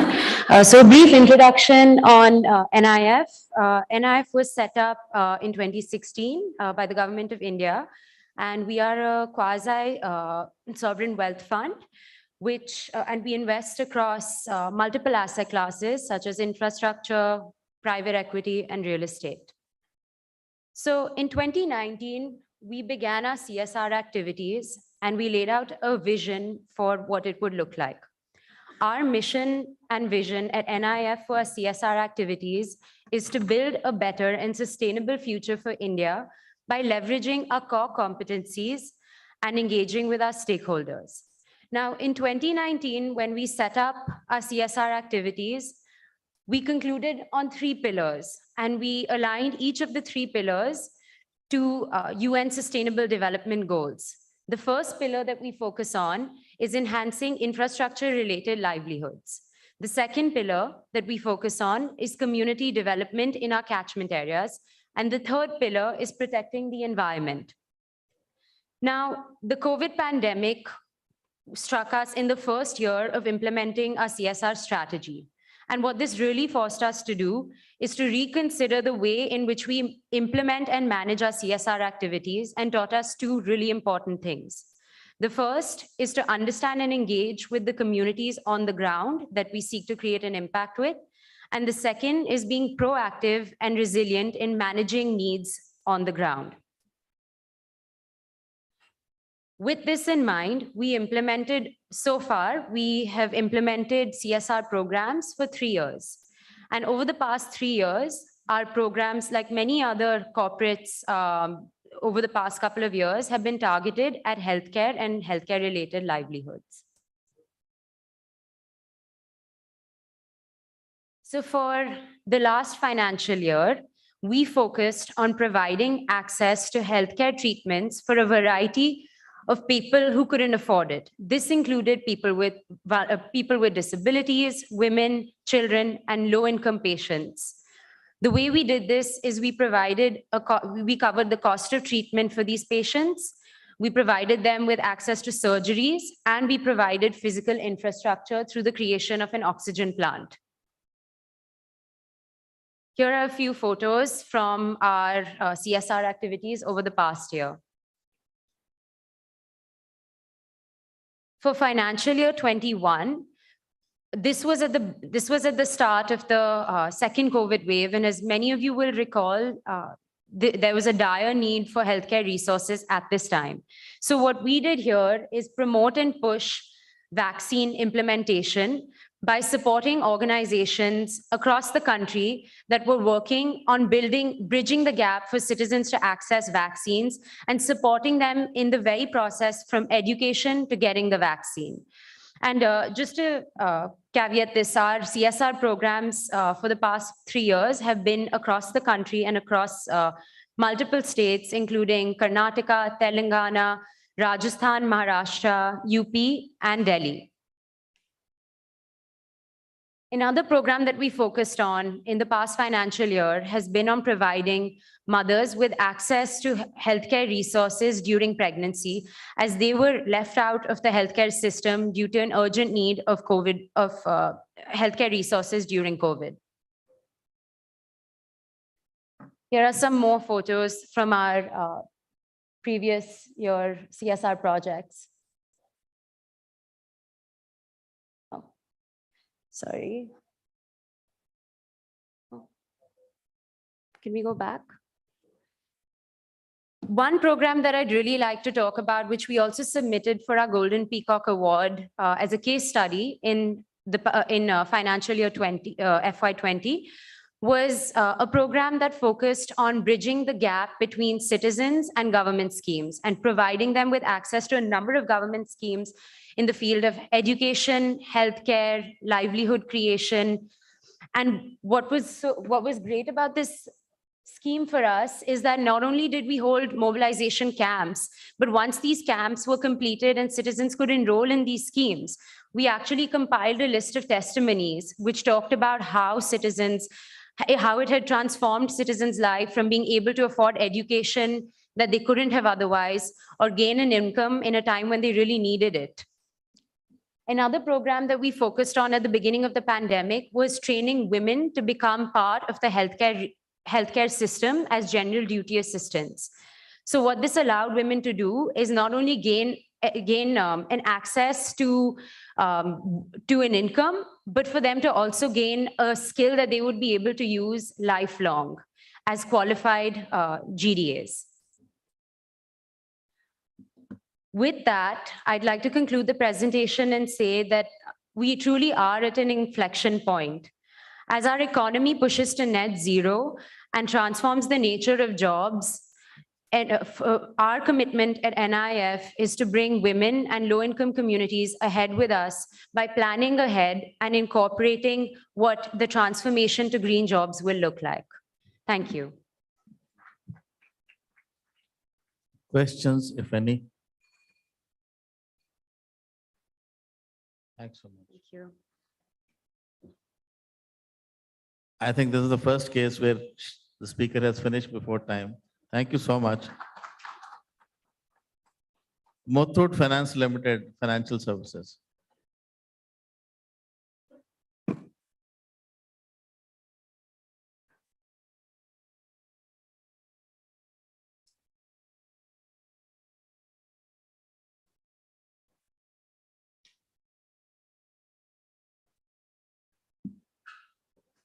Good afternoon, everyone. Muthoot Finance, you all may be knowing that it's a flagship company of the Muthoot Group, which has a family business legacy of 800 years, 800 years of charity, and 800 years of religious work. Muthoot Finance has more than 5,000 branches pan-India, and all the branches participate in our CSR programs.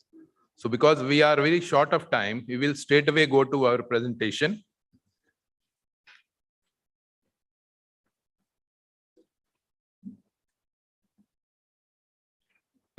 Yes, please.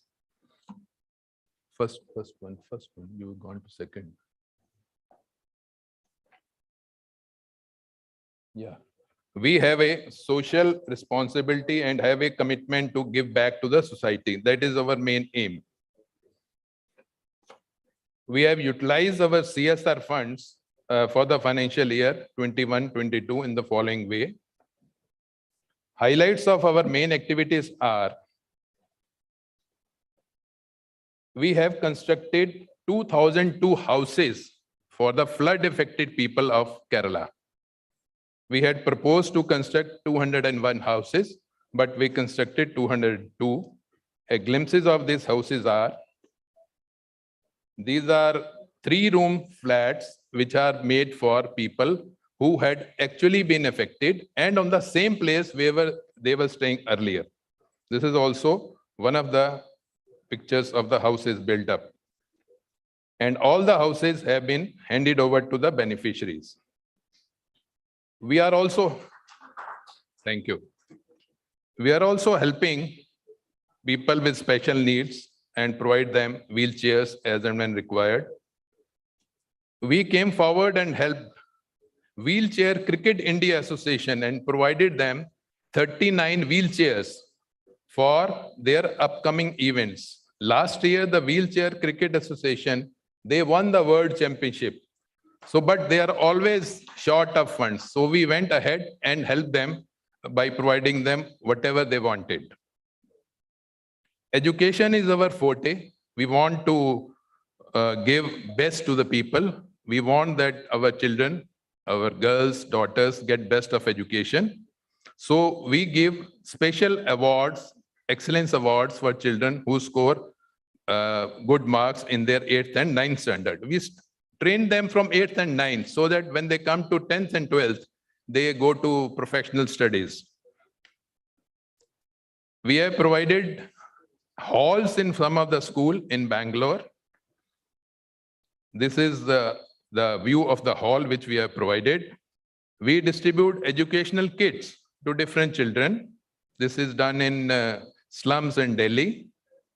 We provide scholarship to people who are in orphanage.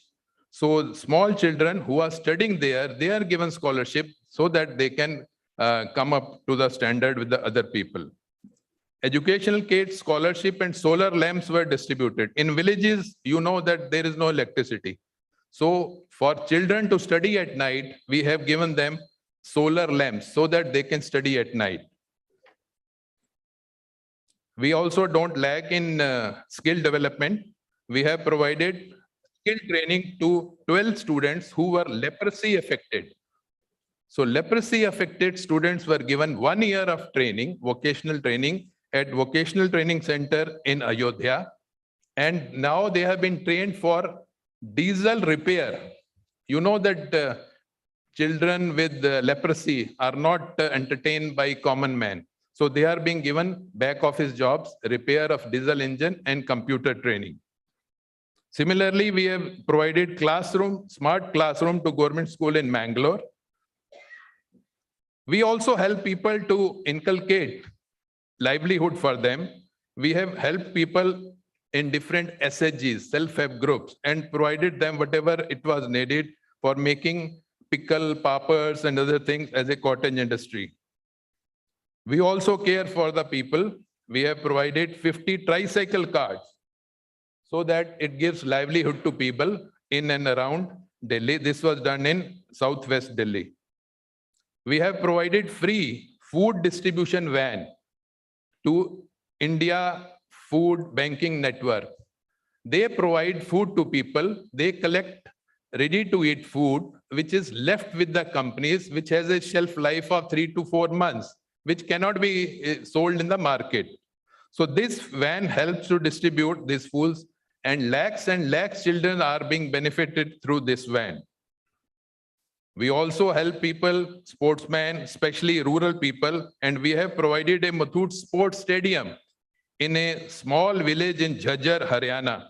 We have provided wrestling kits, kabaddi, place for kabaddi so that they can practice there, and many children from this village have already gone to the nationals. We also care for the green initiatives.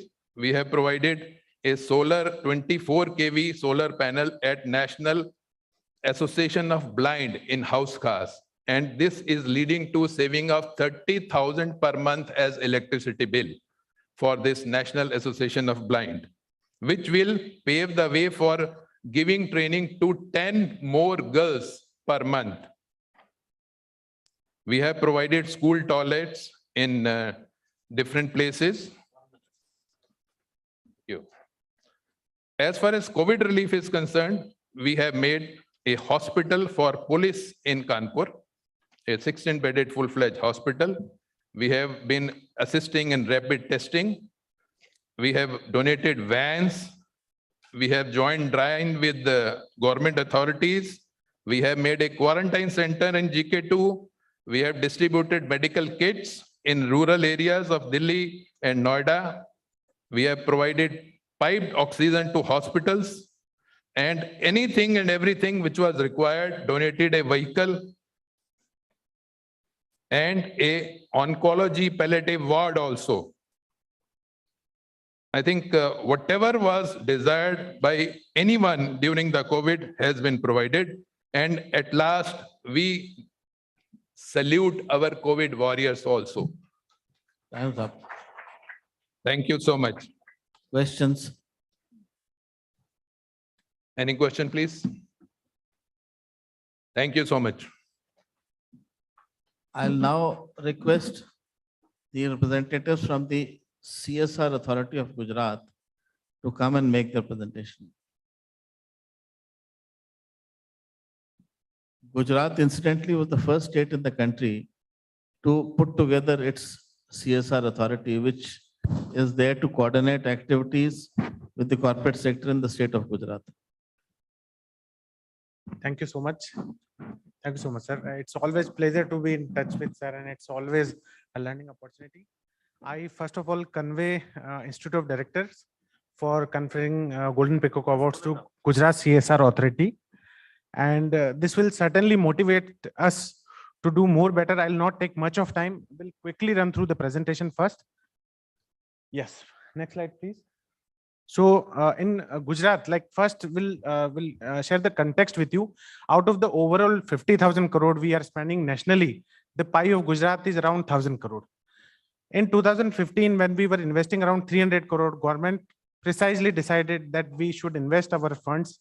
We should motivate our corporates PSU, where we invest our project. We should invest our each rupee where we make results. And basically, wherever I heard, sir, we are in the business of like coming up with the solutions of the problems, what we are facing conventionally from the years. So we are in the business of creating solutions. So all our projects, most of our projects are like creating innovations in the area of rural development by taking robotic solution, by putting more sort of like active ideas which have possibility of failure, but converting all these ideas into a success story. So I'll quickly run through the context. I have shared the CSR pie of Gujarat is 1,000 crore. We have not done any magic. It was 300 crore in 2014-15. Now in 2021, it's around 1,200 CR every year. So our like spending every year is reaching almost 100 CR. Gujarat CSR authorities facilitating projects worth rupees like almost 100 crore every year. So next, please.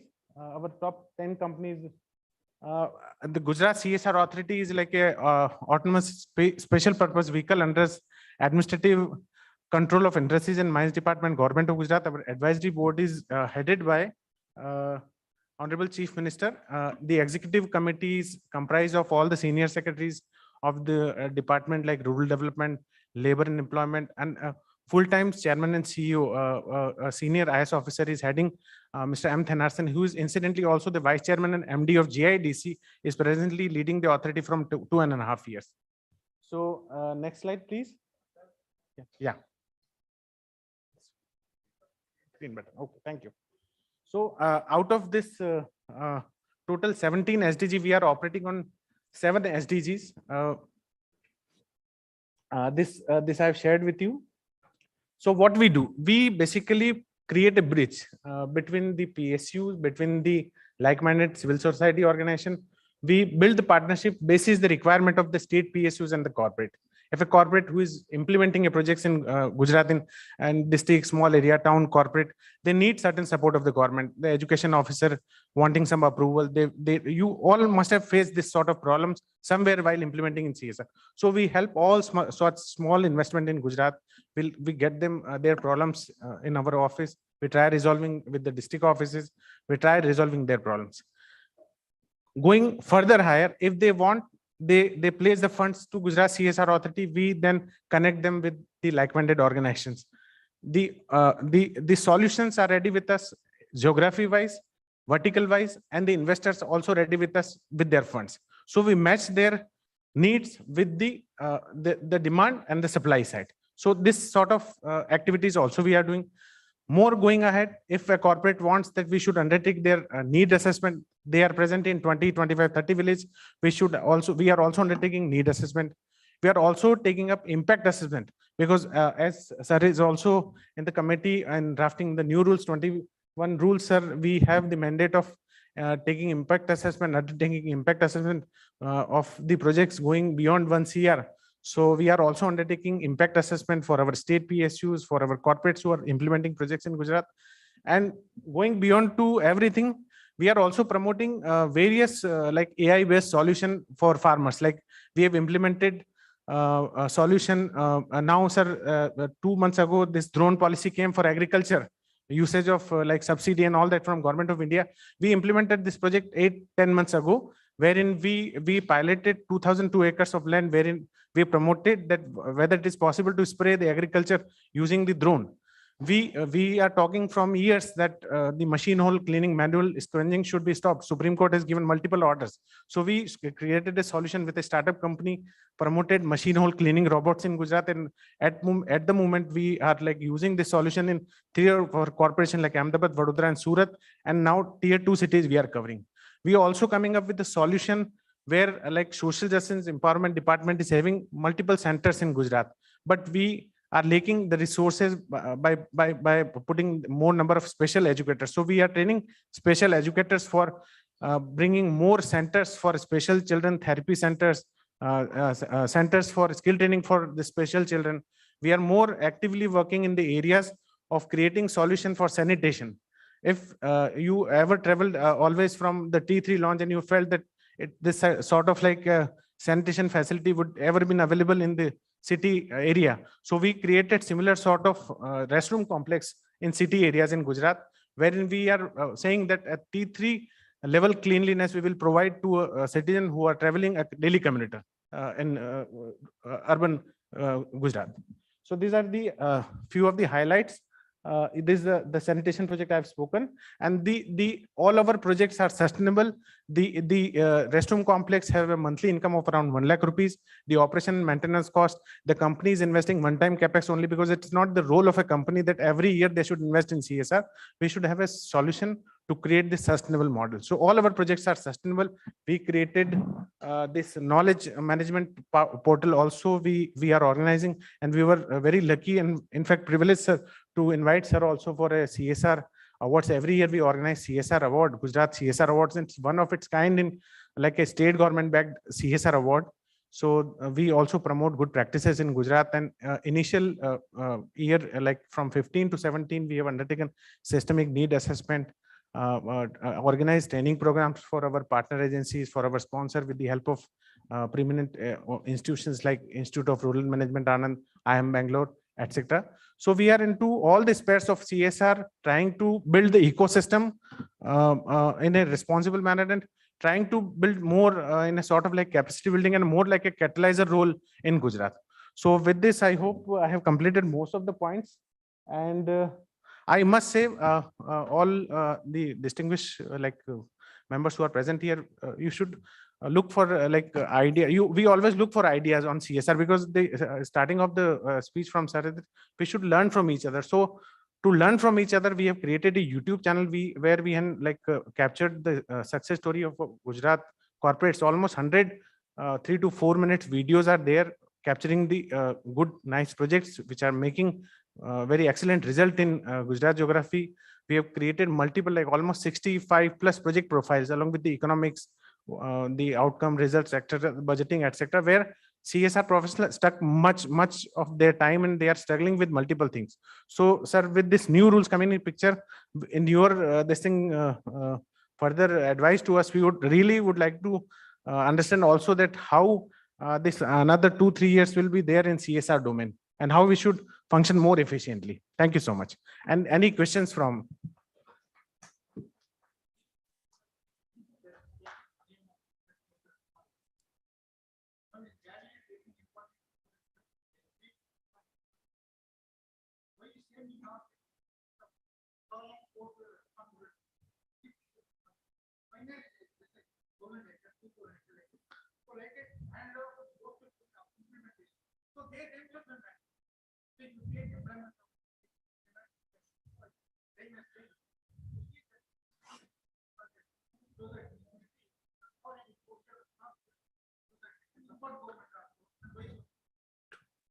Thank you. Thank you, sir. And with this, I'll take only last 30 seconds, sir. We have created a success story because sir started that we should not reinvent the wheel. We were doing in Gujarat, we have around 2.5 lakhs check dams across various geography in Gujarat, district level, at villages, various geography.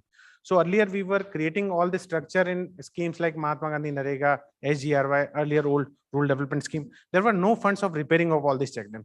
So we are now promoting the corporates to take up the small repairing of check dam projects. And it is really creating such a result, like the income of the farmers. If we are undertaking this systematic survey and baseline and comparing with the end line, so we are, sir, getting result like the income of farmers are automatically getting double or triple, because once the water is there in the village, the farmers are very intelligent enough how to utilize their increased water capacities. So thank you so much, sir, for giving this opportunity. And again, thank you to Institute of Directors for conferring the Golden Peacock Award to Gujarat CSR Authority. Thank you. Thank you. L&T Technology Services. Now, there's a very interesting phase, which is rather suggestive in English. We only bring you together, the rest is up to you. So Gujarat CSR Authority brings corporates and government players together on the table. So they facilitate interaction between the corporate sector and different players at different levels in government, at the state level and also at the local levels. So L&T now. Good evening, everybody. And I am Prabhakaran, heading the CSR activities in L&T Technology Services, joined by my colleague Gavrodita. And you all know, would have known about Larsen and Toubro, but a few of you might not have known about L&T Technology Services. We represent L&T Technology Services. Therefore, I will give you a very small brief about L&T Technology Services. In short form, we are called as LTTS. Unlike our parent company Larsen and Toubro, we do not manufacture any product, but all our customers are manufacturing products to whom we provide engineering services, right from designing the product till the product is completely rolled out.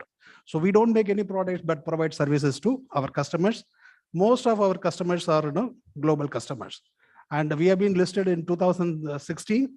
And today we are operating across the globe in 19 centers across the globe.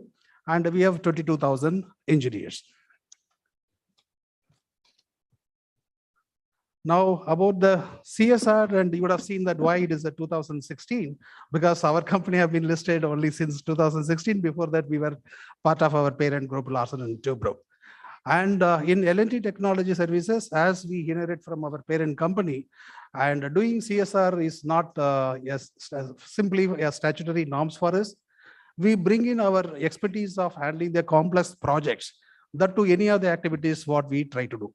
To demonstrate this, and I will take a project as a case study and walk you through that and how we bring in the difference. Now, as you all know that Orissa as a state prone for natural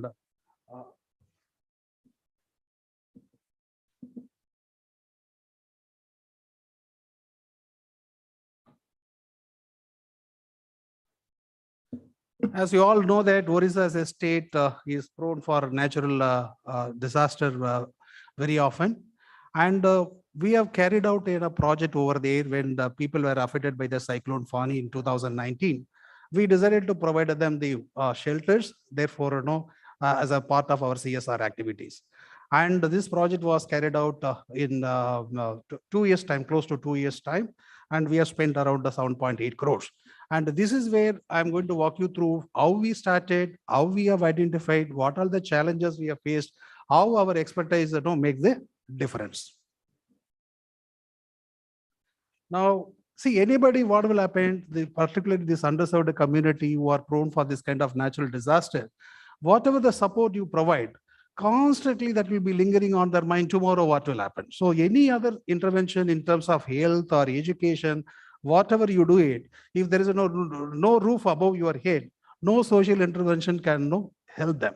So this is the need what we felt. Therefore, we thought it is not only that we just provide one-time solution to them, we have to provide a permanent solution to them, even though the numbers may be small, but that can become a scalable and role model for other activities.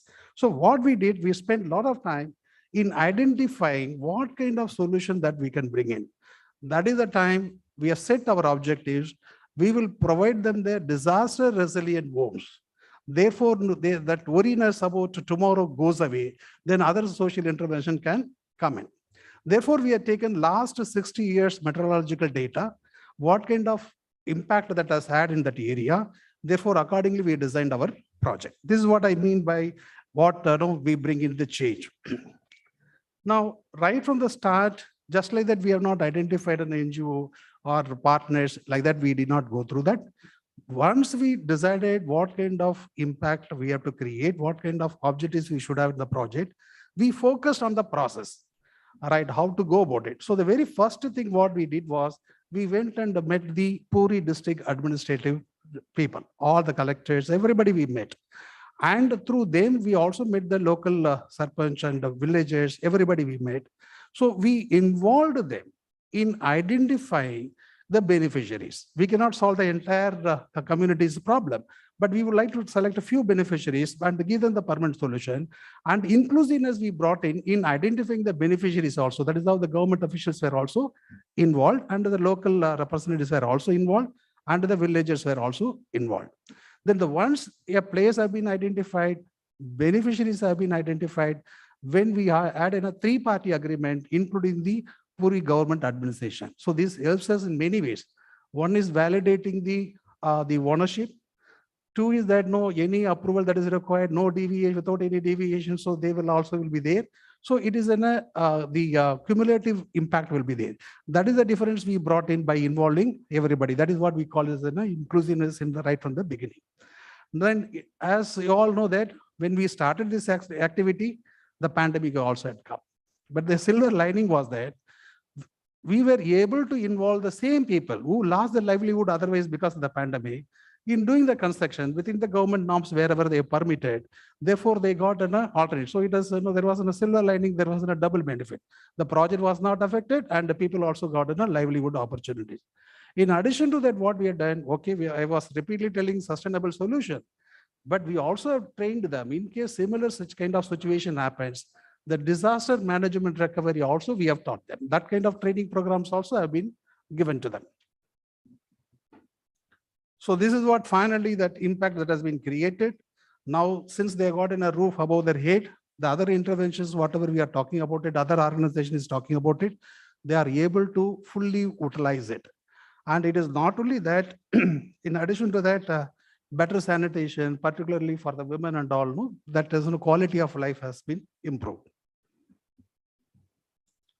Now, as I was mentioning, the uniqueness what this particular project has got, for us also it was the first time experience of having a tri-party agreement with the implementation agencies, government officials, and that has given us a good case study for us to carry forward the similar kind of activities across pan-India. The construction, as I was telling you that, we have taken that data of the last 60 years from the meteorological department, and the horizontal load and the vertical load, therefore, has been designed in such a manner, it can withstand any of the storms which has happened in the last 60 years. And then more than anything else, the end of the day, the beneficiaries whom we have chosen, because we will not be able to serve everybody, but among the people, the neediest of the needy, that we were able to serve them. So this is the breakup of those people. And this is what is the first beneficiary. Before and after you can see that. That's all from my end, and any questions? Thank you so much. Can you just wait? Any questions?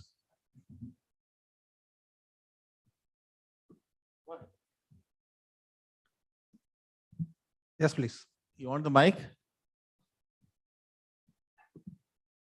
Hello, I'm Ravinder Singh. I am technology expert. Sir, I found out from Google, Gujarat has built about 2 lakh check dams. So, but they are not providing their cost. And I have calculated that, all the check dams in Gujarat, they store only 1 billion cubic meter of water. And, much more water is lost in badly designed Narmada Canal. So now it is a 40,000 cubic capacity canal. And in summertime, they are getting only about 5,000 cubics. So there's a huge losses, in mainline canal. Even the check dams, they are storing very little water. This water is just enough for drinking water needs of the people. So how much, and then for agriculture, you need say 20, 30 billion cubic meter of water. So they are not contributing any, major contribution to the agriculture or economy of Gujarat. This is my idea, way back in 1999. Any question for us? Sir, actually, sir, you are engineer, you Yeah, understand that, if you are building a 40,000 cubic canal, and सकते water, you are releasing only for 5,000 cubic water. So how much water will be lost in the system? Okay, I as an I'm an electronics engineer, right? No, across the table, I'm not I'll able to respond to provide, your but question. all these things can be, handled once the details are available. Yes. It's nothing like, I'll share the success story also. It's nothing like small check dams are not contributing. If you see our hilly terrain, like Dangs, the tribal areas, all these small check dams wherein the farmers are residing, they have very small land holdings. 1 acre land है, 1.5 acre, 2 acre land है, जहाँ पे पानी run of करके side से चला। आप जो बात बोल रहे हैं साहब, हमारा Narmada canal is a very big support to Gujarat and nothing can replace. वो उसको रिप्लेस नहीं कर सकते हम लोग ये छोटे चेक डैम से। बट हमारे जहाँ पे स्मॉल एविडेंट है, मार्जिनल फार्मर्स हैं, छोटा उसके पास एग्रीकल्चर लैंड है, और बड़े ऑर्गेनाइजेशन जैसे एक हमारा ऑर्गेनाइजेशन है गुजरात में सदगुरु फाउंडेशन, उन्होंने 3 रिवर मिला के बड़ा एक चेक डैम, उस साइज के चेक डैम भी हम लोग गुजरात में रिपेयर कर रहे हैं। So it is nothing like कि जो चेक डैम है उनकी रिपेयरिंग से एग्रीकल्चर को सपोर्ट नहीं मिल रहा। जो 8-8 विलेज 9 विलेजेस को सपोर्ट करता हुआ एक चेक डैम अगर आप रिपेयर करेंगे, पानी रन ऑफ होकर साइड में चला जा रहा है। आप देखेंगे जब मानसून की बारिश होती है, पानी पूरा साइड से होकर जब निकल जाता है, तो चेक डैम की स्टेबिलिटी जो होती है पानी की, it is only for few months. अगर हम उसको रिपेयर कर देंगे एम्बैंकमेंट से, 1 करोड़ का स्ट्रक्चर अगर हम रिपेयर करते हैं 15 लाख में, यूर रिटर्न ऑन इन्वेस्टमेंट जो 800,000 फार्मर्स को जो इन्वेस्टमेंट उसे एग्रीकल्चर क्रॉपिंग एडिशनल वो डबल क्रॉप लेगा, ट्रिपल क्रॉप लेगा, तो उसको इनकम में किस लेवल का बेनिफिट होगा। That is like we have quantified data also. If you want to further understand, I'll share separately the videos, the data set, everything, so that I can convince you more better. But we are repairing and we are promoting our corporate groups that you take up these small projects, small little contribution with 10-15 lakhs, you can make the change in the life of these farmers. And connecting with this also with the solar cold storage in the villages, connecting also this with the small tool rooms in the villages, not only the solo solution of creating check dams and we are going out. We are there in the villages with the supporting partners. We are not saying कि आप check dam भी repair करो फिर चले जाओ, आप tool bank भी बनाओ farmers के लिए, agriculture का दूसरा seed support भी करिए, so that उनकी जो income support है वो cycle को हम लोग पूरा करते हैं। Thank you sir.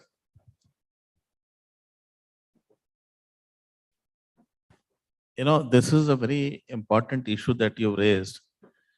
It's very tough to answer these questions, but the point is generally that what we have seen in the domain of development and also CSR, smaller interventions have a bigger ROI. As you were saying, small interventions lead to very major changes in rural economies, in the income of people. So the whole idea is to be innovative and to, as they say, get the biggest bang for the buck. For every rupee that we spend, for every dollar that we spend, can we have the biggest return on it? So the biggest bang on the buck, for the buck. So that's the whole idea, that can we think of solutions through our developmental programs or through CSR to get a maximum return on investment. For example, if we see the whole CSR domain in the country, roughly 16,000 crores are spent every year by the total corporate sector, out of which nearly 4,000 are spent by the public sector. Now, as was being mentioned by a friend from Gujarat CSR Authority, nearly 1,200 crores is spent from CSR in Gujarat itself, which is more or less in proportion to the size of Gujarat. But there is a very skewed distribution for the spending of CSR. Maharashtra, Gujarat, Karnataka, Delhi, those regions get the maximum spending under CSR, whereas the interior regions of this country, like Bihar, Chhattisgarh, Odisha, Assam. So there the private and public sector undertakings, they exploit the natural resources there, but the ratio in which CSR is spent there is less than what it should be spent. So a lot of issues are there, but then slowly things are improving. Even the spending under CSR will go up from 16,000 over a period of time. So as I said earlier, the main idea is to maximize the impact of CSR programs. And we need to analyze. People talk about impact assessment, but then what is the benefit for every एक granny होती है ना, a housewife, if you give her 20,000 rupees for managing the house, she'll buy rice and wheat first. She'll buy mithai only when something is left. So we should not buy mithai. We should buy wheat and rice. We should go for the basics. What is it that we need first? When we repair schools, corporates repair schools, Anganwadis, they repair many other buildings. We just need the basics. We don't need to put very expensive materials there. How is it that at very cost effective, by using very cost effective materials, infrastructure, to give you an example, there are schools where 9 teachers are supposed to be there and only 2 teachers are there. Physical training teacher is teaching English, he is teaching mathematics. So what will he teach the students? And corporates say, we want to build more classes, smart classrooms, high-tech, those boards which are there. Where is the need? You don't have electricity. The first thing is you have to have manpower, you have to have teachers. If government is not posting teachers, you get them on contract. You can always have a village committee which can hire teachers. So how is it that by spending the least, you can get the maximum impact? That is the smartness. Now I'll request OMC, Odisha Mining Corporation Limited, to make the presentation. Just see what L&T did. I have worked in cyclone affected areas also. So what they're doing is something very imaginative. And if we scale it up, a lot of areas on the sea coast of India, especially the eastern sea coast of India, are vulnerable to cyclones. So if you work on this concept and scale it up, it can have a very beneficial effect over a long period of time. In the front and the timer as well. Okay. Towards the right, you will find this.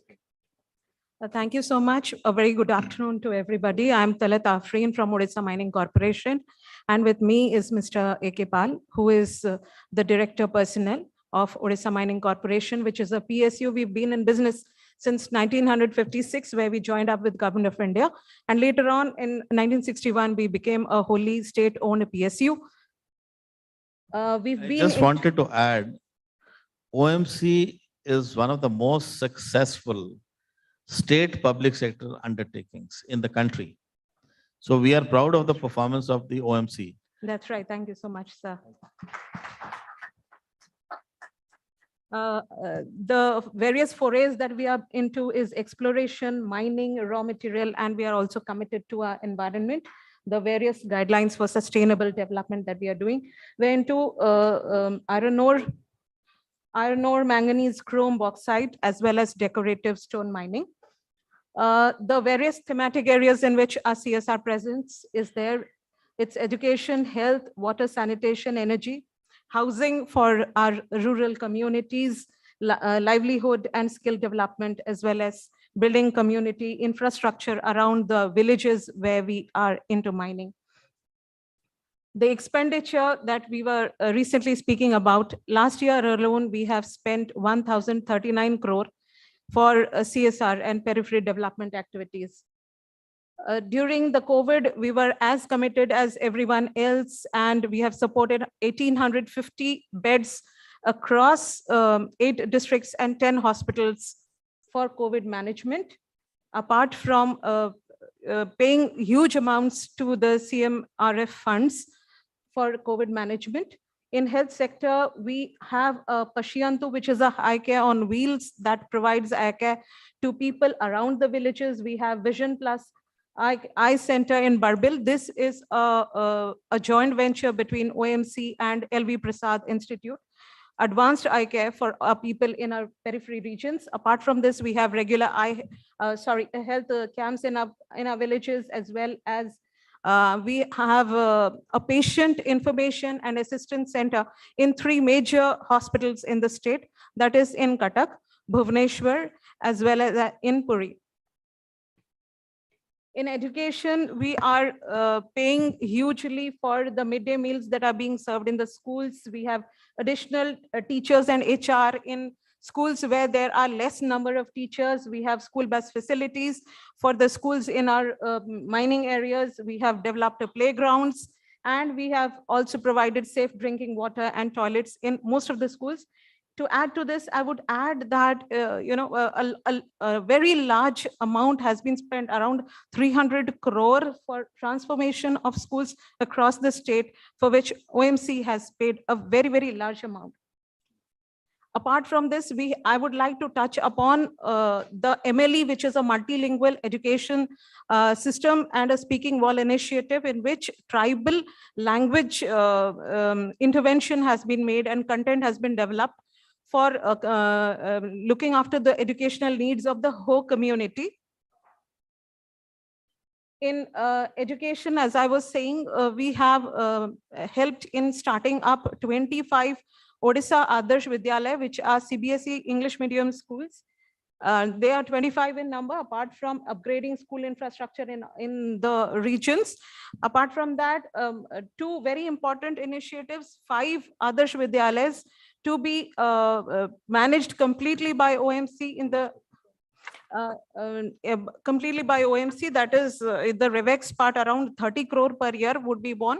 And apart from that, we are also into skill development, an ITI we have taken up recently, which will be catering to the needs of our people in our community, in our periphery villages. We are as committed as the others in environment and in ecotourism. And for that, post-Fani, we had helped in the development and restoration of some of the ecotourism complexes across the state.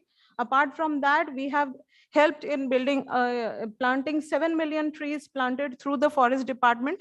And this is one of our success stories. The survival rate is more than 90%. This is the ongoing periphery development infrastructure across the state, in fact, we have a footprint and a presence in around 23 districts in the state. This is one thing, an initiative of OMC, CLTS, Community-Led Transformation Scheme. We intend in changing the mindscapes. It's an extension of the Swachh Bharat mission, in which we are triggering behavioral changes, and also we have started solid waste management in all of our periphery villages. This is the most important feather in our cap, the 3% of our net profit that we give out for the development of sports in the state and for the sponsorship of Indian We hockey should give team. them a big hand for this We are achievement. extremely proud for the Olympic success. Then these are the awards and accolades that we have got so far, and that have been encouraging us to put our best foot forward. Thank you so much. And now we have a very small video to play. Thank you.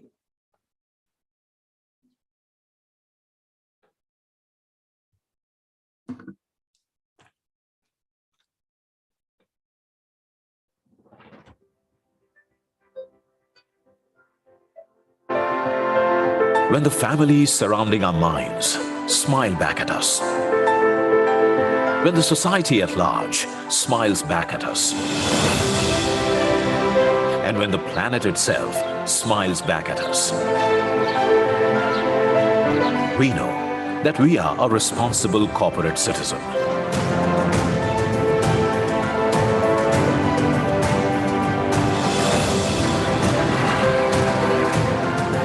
As one of the largest mining companies in India, as well as the largest state PSU in the mining sector, the Orissa Mining Corporation, or OMC, has always made incessant efforts towards spreading happiness.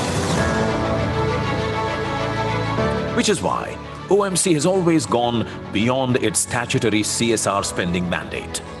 With its long-standing commitment towards environment and sustainable mining, OMC has laid special thrust on healthcare, education, sports, drinking water, sanitation, skill development, disaster management, while promoting holistic development across the state. OMC's continued focus on promoting healthcare, including preventive healthcare, has brought many accolades for the company. During the COVID pandemic, OMC has supported the state by substantially contributing to the Chief Minister's Relief Fund and augmenting the state's efforts to contain COVID. OMC has also tied up with 10 COVID hospitals with over 1,850 beds, thereby treating over 21,000 patients and saving thousands of precious lives. Similarly, providing medical facilities and medicines for the peripheral villages has been a shining example of its commitment to promote healthcare. OMC has set up a Vision Plus Eye Center with provisions for teleophthalmology and affordable spectacles. Another step in this regard is the advanced eye care on wheels, named Pashyantu, which has already benefited over 12,000 people and facilitated around 48,000 referral visits for the economically weaker persons. OMC also conducts free medical camps once a week, covering all mining peripheral villages, thereby benefiting thousands of patients in the long run. For promoting qualitative education in remote and underprivileged areas, OMC has built and established 25 Adarsh Vidyalayas, or model CBSE schools, across 15 districts of Orissa. OMC has also signed an MOU for setting up of 5 Orissa mining Adarsh Vidyalayas in its mining regions. Under its multilingual education initiative, OMC has partnered for the setting up of indigenous language corners for tribal students belonging to the Ho communities, thereby addressing the high dropout rates and poor educational performances in the tribal regions. Orissa has evolved as a global sports hub, in which OMC is playing a pivotal role in the promotion of sports activities and related infrastructure by pledging 3% of its net profits. OMC has also earned global repute by officially sponsoring the national men's and women's hockey teams for a period of 5 years, helping bring laurels to the country. OMC has also launched a community-led total sanitation program, spanning 38 peripheral villages, benefiting around 10,000 households, triggering massive behavioral change to make the villages truly open defecation-free, one of the most essential components of the Swachh Bharat Abhiyan. Further, to provide an impetus for cleaner and greener villages around its mining regions, OMC has taken up key initiatives in solid waste management, including waste segregation and waste disposal. As a humble attempt towards preserving its rich cultural heritage, OMC has provided financial assistance for the restoration, renovation, and preservation of renowned historical monuments across Orissa. It has also continually supported the traditional forms of art and crafts.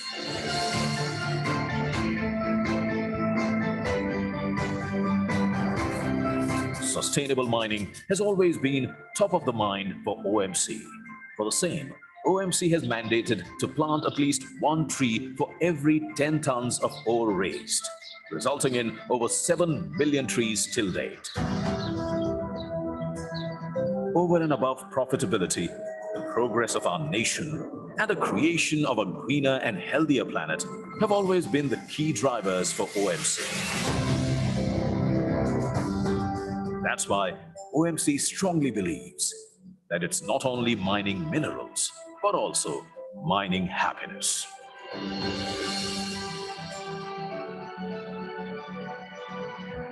Thank you. Any One minute, sir. questions, quick questions? Thank you very much.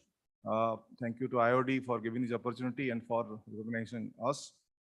As the film concludes, we just not mine minerals, we mine happiness. Thank you.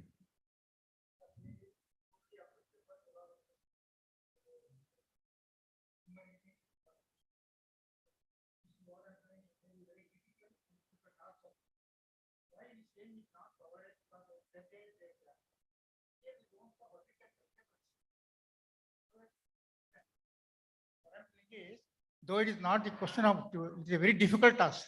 Agricultural labor, small farmers, marginal farmers, when there is a flood, when there is no seed at all, when there is what called drought everything. For experimental phases, we should clear the loan of those people to the bankers with whatever concession also taking also, so that farmers will be ready for next crop. We can import any product, but not food. So our food is totally different. Actually, have to tell it in a very correct sense, in our country, we are having taste. In foreign, there is no taste, product is there. There is a life, there is no life here in sense like that. What I'm telling is, to really help for the small farmers, where there is a drought, where there is a flood is there, for the experimental phases, if you do some phases like this in innovative fashion, so that this will help the farmers who don't know anything for the generation of the next food production or whatever activity is going to take. I think that's, thank you very much. Sorry for trouble. No, not at all. Point well taken, and I appreciate the question.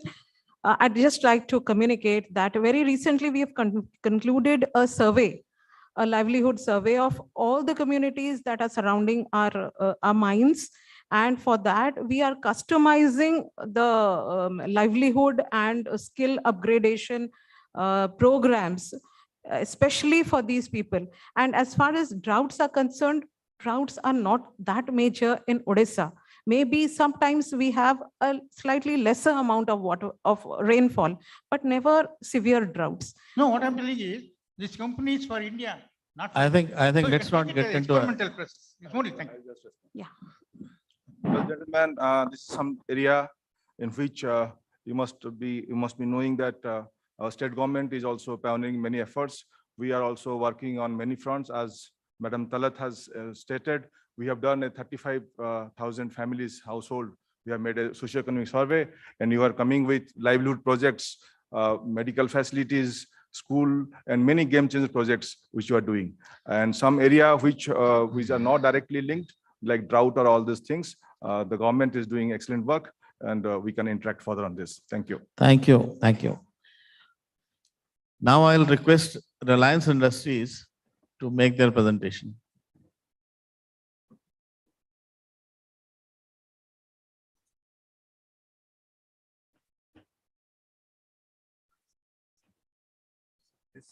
You have to change the slide. And This way, this way. Anyway, I mean, you have to just press it. Okay. Thank you, Chair.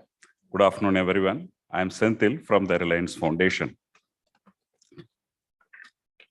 Reliance Industries Limited is integrated player across about energy, materials, retail, entertainment, and digital services. And also it's about one of that Fortune Global 500 list company, and also it's about best companies to work for in India is selected by the LinkedIn. And about that 2010 Reliance Foundation is initiated to carry out the CSR activities as part of the Reliance Industries Limited. Basically, it's about that we are focused on about local needs, community ownership, and sustainability. And also it's about that all the activities carried out by directly by the team members about that from the foundation, and also it's about multi-stakeholder partnerships and digital platforms. And also it's about that women empowerment, particularly about livelihood empowerment and climate resilience. Is about that cross-cutting theme of that all the activities of the rural transformation, health, education, sports for development, disaster response, art, culture, heritage, and urban renewal. And under the rural transformation is about that enhanced livelihood of farmers and fisher folk and livestock owners, and the health is about basically about consultations and about cornea transplantations, and the education is about that scholarships, as well as about that education to children through the schools, and also sports for all is about providing about that various training programs with the quality trainers.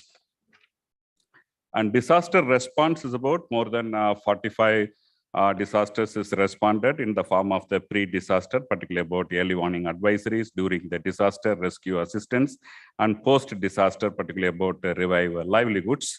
And also it's about that mostly it's about carried out by the volunteers of that employees as well as about that partners. And also it's about that this activity also certified by the ISO 9001-2015. And related to this about that the Golden Peacock Award is about that I'm briefly spell about the case study of that COVID response for the Reliance Industries Limited, including about the strengthening of the health infrastructure, donation to the relief fund, and offering essential supplies and food to that needy people, and addressing the socio-economic impacts of the pandemic. And also it's about collaboration with the government departments and the NGOs. And also we are using the extensively for the digital technology for about that getting that, collecting the information, need assessment, and also connecting that various stakeholders, and also create the awareness. And also it's about that we are leveraging human resources who are about that expertise in that disaster response. And also it's about that we are tie up with that Gram Panchayat community leaders, including FPOs, and also community resource mobilization. And this is about that COVID relief, is about that under the mask distribution, particularly about that frontline workers and vulnerable communities, is including about that truck drivers, as well as about that railway stations, and about that municipality sanitary workers, about the gloves, and also it's about that other equipments, and also providing the dry ration kit to that migrant workers, as well as about daily wages, and also supplying about that dry ration kit to that community kitchens. And also it's about that we are also involving about that because of the digital platforms, and also multi-stakeholder partnership with the government, universities, research institution. We are also providing that necessary advisories to that people about that COVID appropriate behavior, livelihoods, and social benefits. And also we provided about that free fuel for that ambulances. And also it's about that we also provided about that 17 lakh doses to that communities as a vaccination, with that partnership with the government, as well as about that apart from the allocating the doctors from our side also. And also it's about some of that these are photographs about the health infrastructure, and also it's about that this about that related to how that the health infrastructure improved in the various locations, and about that this about that distribution of that mask, as well as about the clouds and the sanitizers for that various section of the people. And also it's about that this is about the few photographs related to dry ration kit, and also providing that community kitchens to about the migrant and the daily wages. And also this is the statistics about that how many that core meals that we provided about more than 43 lakhs beneficiaries and 2,000 partners. And also it's about that any of the development activities always very important about that about the evaluation, particularly about the third party. So we done about the evaluation with the help of that Kantar Public about that how that our digital platform based disseminated advisories to that COVID, it create the appropriate behavior and livelihoods and also social benefits. And also we created these advisories about that preventive measures and treatment measures and rehabilitation measures. And also we done it about that health belief model, and we collected about that 400 sample in 7 states. And these are the results related to about that create the awareness about that wearing the mask, and also COVID care situation, how that manage, and also it's about the doubts related to the various livelihoods. Thank you, Chair. I hope I finished that before that time allocation. Thank you so much. We'll have questions. 1 second. I just wanted to say something.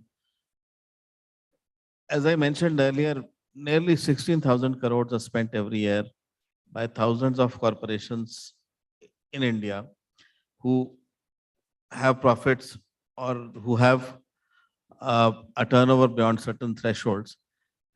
Reliance and other 5-6 companies are the biggest players as far as CSR are concerned.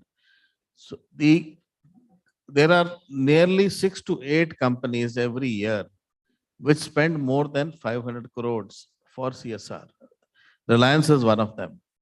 So half of them are nearly in the public sector and half of them, like Tata Infosys, are in the private sector. So any questions are there, please ask them. So you can see the size of their programs from the presentation which was made by Mr. Senthil. So go ahead if you have any questions. Basically, Reliance is in the area of petroleum and petrochemicals. And one of the major difficulties is that it is generating plastic waste and the PVC. And one of the initiative of the government is that use of plastic and PVC waste into the highways. Are you doing something in that activity? Is it directly related to your activities? And in case our partner there from Gujarat CSR Foundation, if they are doing some activity on that, that would be helpful to the NHI and NHIDCL also. But regarding that, the plastic waste, the recycle, they're also using about that construction of that, some of that roads and the various technologies is the point well taken. I will share with that our hydrocarbon teams. Thank you. Thank you, sir.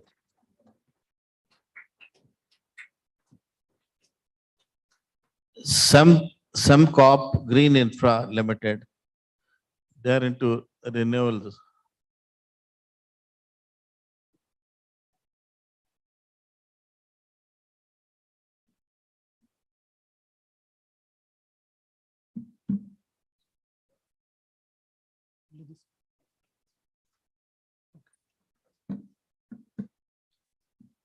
Good afternoon, distinguished guest, and thank you, IOD, giving me the opportunity to present the CSR presentation on behalf of Semcorp Green Infra Limited.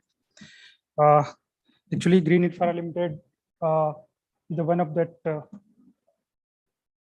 Singapore-based company. That is we have operated in 11 countries, and in Indian context, we are present in 7 states from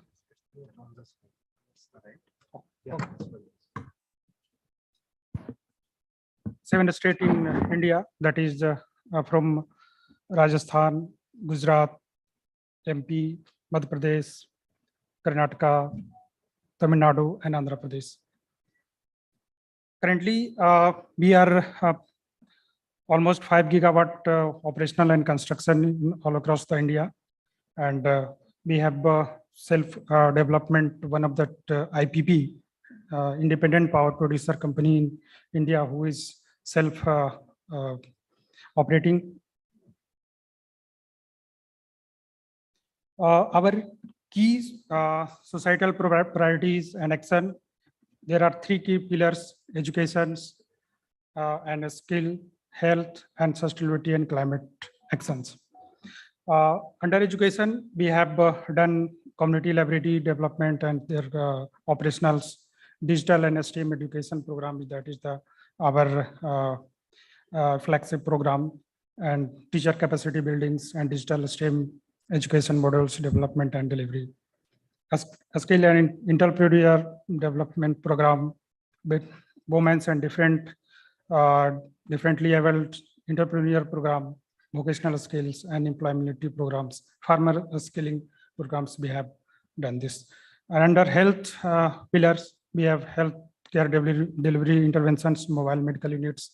We have running in 4 mobile medical units in 4 states, and telehealth consultations, preventive health campus.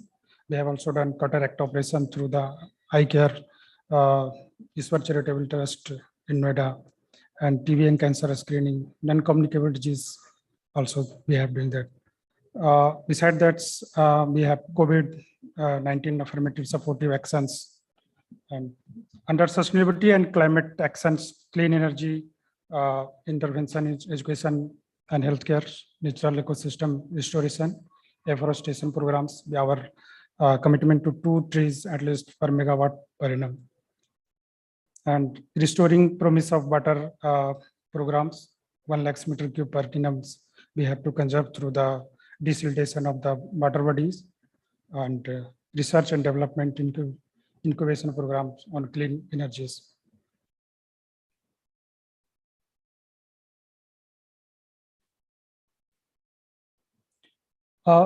These are the some list of the that we have the impact one by one.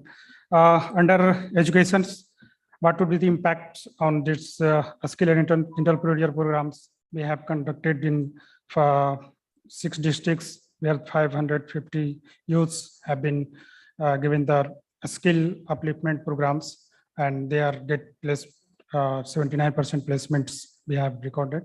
And farmer skilling programs we have also covered in 3 villages in MP. Under health, we have our delivery is the 4 mobile medical units.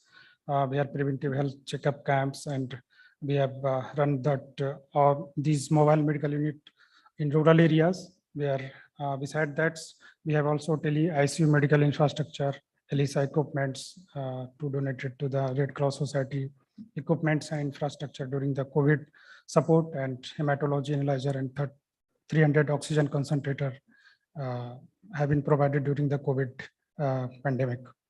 And PPE skis, distribution of foods and ration during the lockdown periods, and public awareness campaign through the radio and FM channel.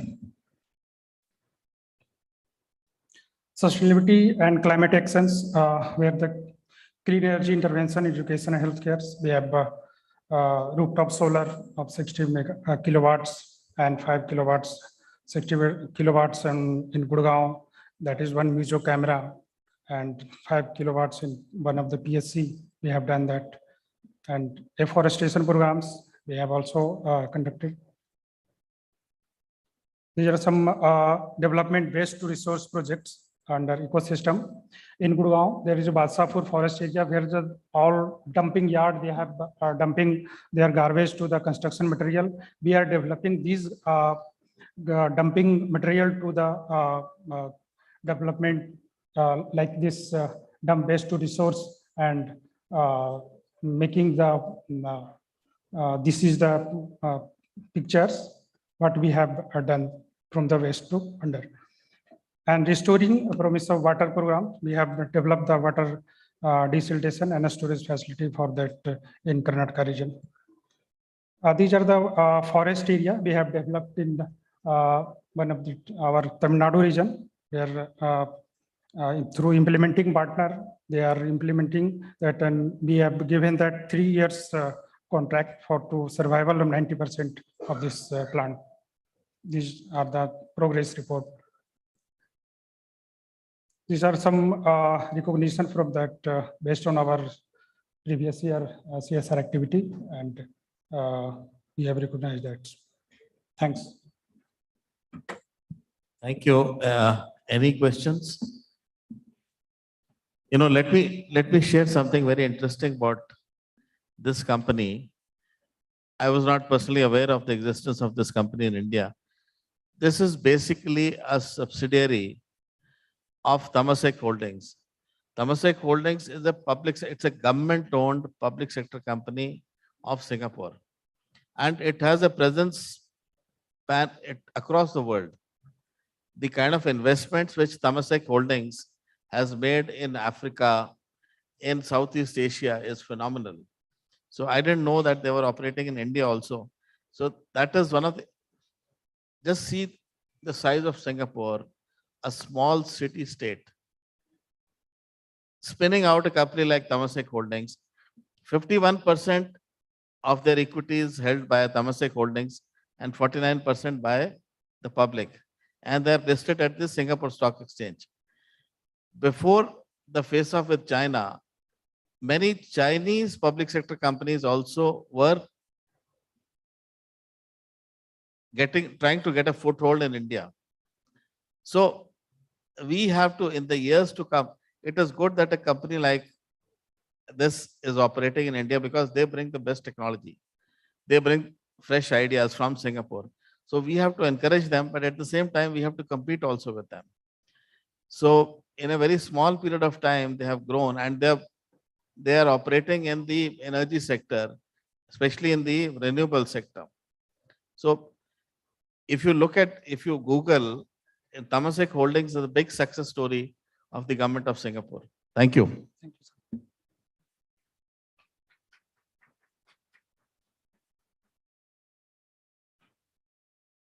Can I now invite Godrej Properties Limited to make their presentation?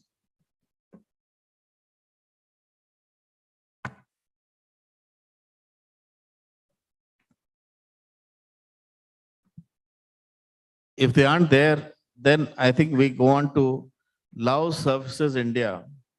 They are into private retail.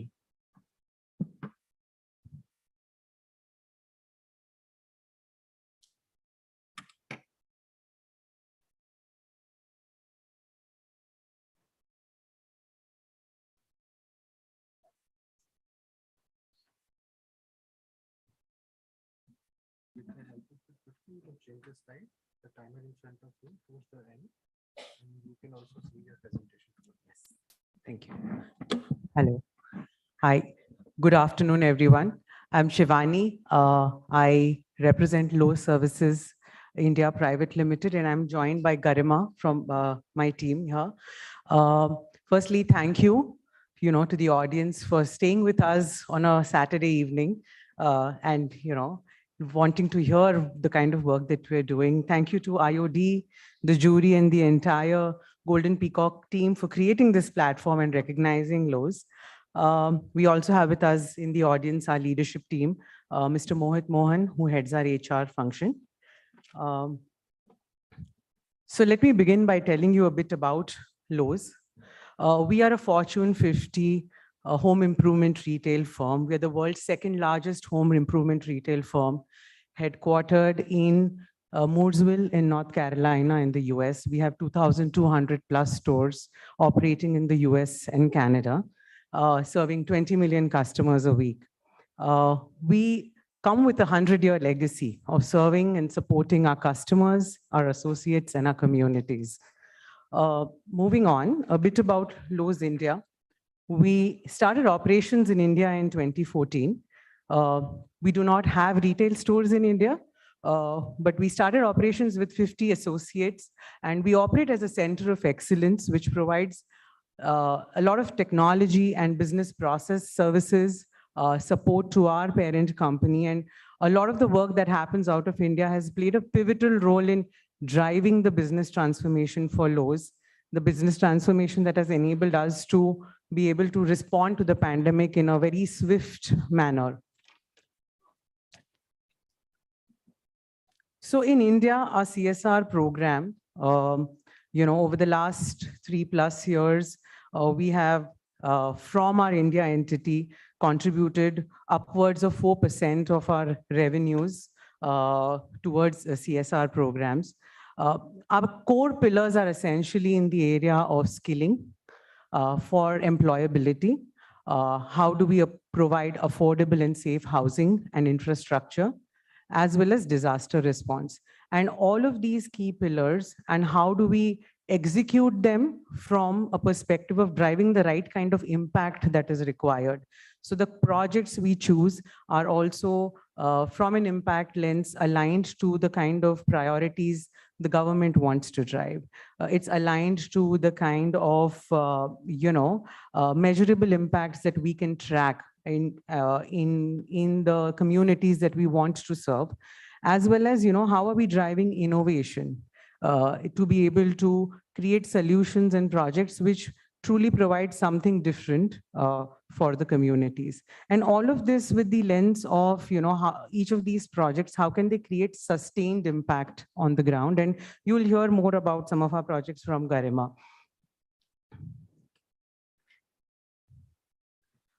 So specifically, just giving a quick overview on the project for which we are being recognized here. So over the last 2 years during the pandemic, the kind of work we did in the disaster response space is a key focus area for this presentation. So from, I spoke about, we spent upwards of 3 to 4%, but one of the key focus was that as a leadership team, we came together and said, we have 3 pillars, but in this situation, we are going to over-index and, align majority of our entire 3 to 4% that we want to spend towards disaster response. And then, community support is a core cultural value at Lowe's globally. And our global leadership team also came forward, and combining resources from our global office as well as India office, we were able to support upwards of $5 million, which is all 40 crores, 40 to 45 crores during the COVID response. Some of our focus areas that we decided to provide community support during the COVID time was providing the right healthcare infrastructure. So here we did a lot of work around ICU beds, oxygen plants, mobile RT-PCR vans, medical supplies. A lot of the work that we did was around ventilators, additional medical equipment like PPE kits in multiple government hospitals. How do we support frontline workers? We partnered with the local BBMP authorities in Bangalore to provide frontline workers with the right kind of equipment so that they can serve the communities better. And finally, vaccination, where we ran vaccination drives for 10,000 plus community members, where we worked with the PHCs to ensure that the same individual was getting the second dose, so that we are completing the cycle from a sustained impact perspective. And we also worked, which is the additional pillars, so the skilling programs that we drove also ensured that how are we going to impact and benefit the people who lost livelihoods through the skilling program. So I'm going to call Garima to please come and talk a little bit more about the programs. Thank you, Shivani, and good evening. Thank you so much, IOD, for giving us this platform and just taking forward this discussion. Shivani has already covered our journey thus far in COVID relief work. However, what I would like to really highlight is certain key aspects which were kept in mind while identifying these programs, while working with the government and ensuring that the impact is maximum. So what you see right now on the screen is primarily our initiatives which we did for strengthening the health infrastructure in the state of Karnataka. We feel extremely humbled with the fact that we were able to support close to 18 government hospitals in the state of Karnataka, including 2 COVID care centers. And with that, the sort of support we've extended, of course, has been perishable items, including those. But what is important to understand is that we were able to donate oxygen plants. Again, extremely critical at that point, and we were able to make 6 of those donations, and one of them being to a pediatric hospital, which is called the Indira Gandhi Pediatric Hospital in Bangalore. And how did we identify that was that it was in the peak of the second wave is when the discussions were happening of the third wave hitting the children and how the state is sort of preparing itself. And that's why we sort of immediately took that decision that if we have to work with another hospital, it has to be a pediatric hospital. And thankfully, we are extremely grateful to Almighty that this third wave actually did not really create the sort of havoc. But with this sort of an investment, what we have done is made the health infrastructures definitely strengthened up for future waves.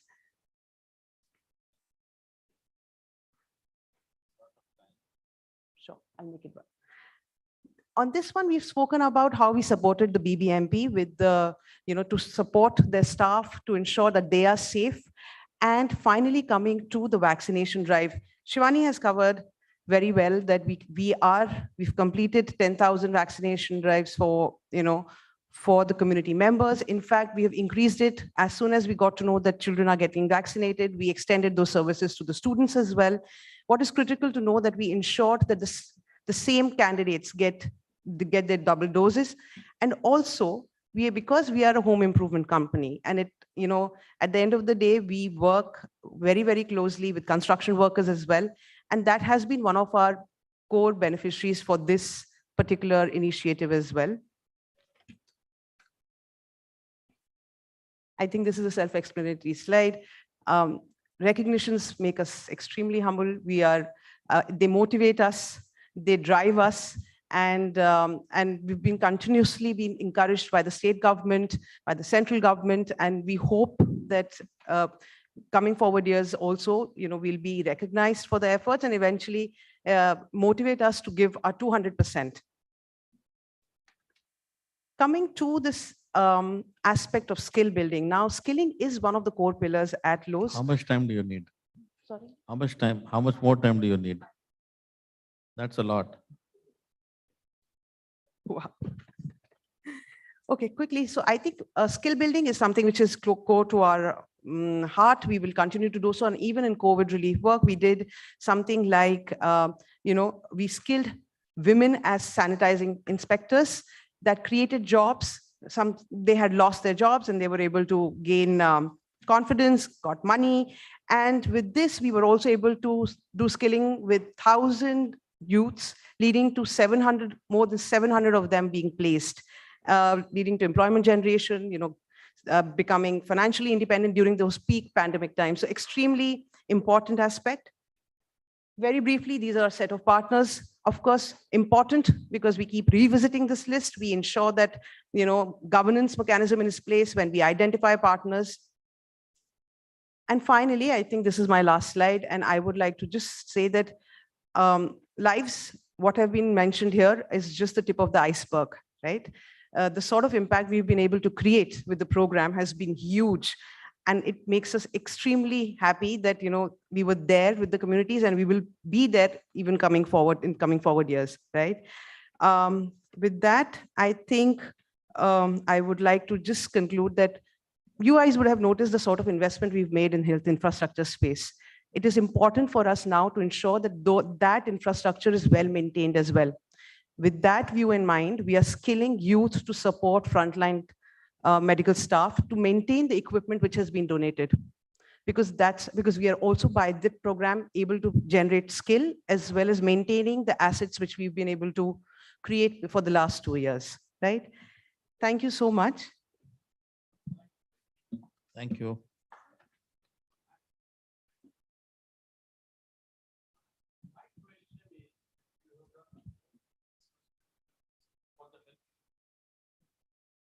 I'm Dr. Nayak. Basically, I'm a pediatrician.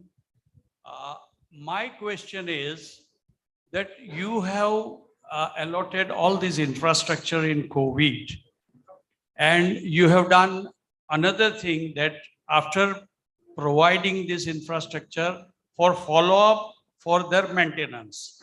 But what have you done by providing this? Any feedback from the hospitals or from wherever, for example, you have given it in the pediatric hospital, oxygen plant, or you have given beds and provided in the COVID hospitals, what are the rate of death? Because ultimately, there is no much mortality as such in COVID, but by providing all this infrastructure, how far you have been able to curtail down the mortality and morbidity of the patients? Right. Do you have that figures? Yeah. Thank you, sir. That's a tough one, Dr. Sam. Very tough. It's a good question. And in fact, that also motivates us to keep our impact monitoring on, on our toes. All our hospitals were identified in partnership with the Karnataka State Board, which was a committee which was put together to partner with these so that the need is very well identified, A. B, in terms of whether we have heard from the hospital, yes, we have. In fact, we are regularly in touch with the hospitals.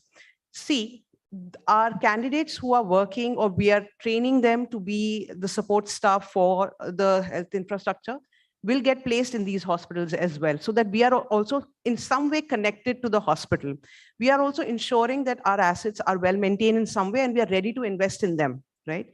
Now, coming to the data point of if the mortality rate has come down, that data I do not have, sir, because the point was the size of it was so massive, right? when the second wave came, you would know the size was so huge that for us to even go back to the hospital saying, can you see, they were not entertaining us at that point at all. And probably because they were so understaffed, overworked, stressed, that for me to say, okay, I have given you 6 oxygen plants, please tell me how many of them have benefited, not just benefited. Tell me how have this led to less of mortality. That question was not entertained. You could do it now. Yep. That is the point. Yeah. Yeah.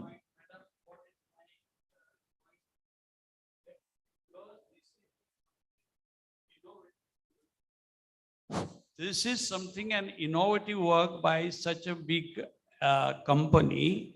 So you can even publish in your international, your company's report that, you know, in such a poor, because ultimately India is considered to be a little poor as far as medical sort of facilities are concerned. And in that structure, you have aided such a things, and what your company has done for this community. So that will be a good feedback for you. Thank you. Thank you. Can I just say? Yeah, go ahead. Go ahead. No, I think a huge thank you on behalf of the LO's entire leadership team to each and every one of the CSR professionals present in this room. But more importantly, I think the leadership of our central government, state governments, the municipal corporations in the different cities in India, frontline workers, medical professionals, I think we came together as a humanity to respond to this. And I cannot thank each and everyone involved in the way we responded to this pandemic enough, I think, and we are humbled to have been just able to play a small part in this. Thank you so much. Thank you. Godrej Properties, if their representative is here.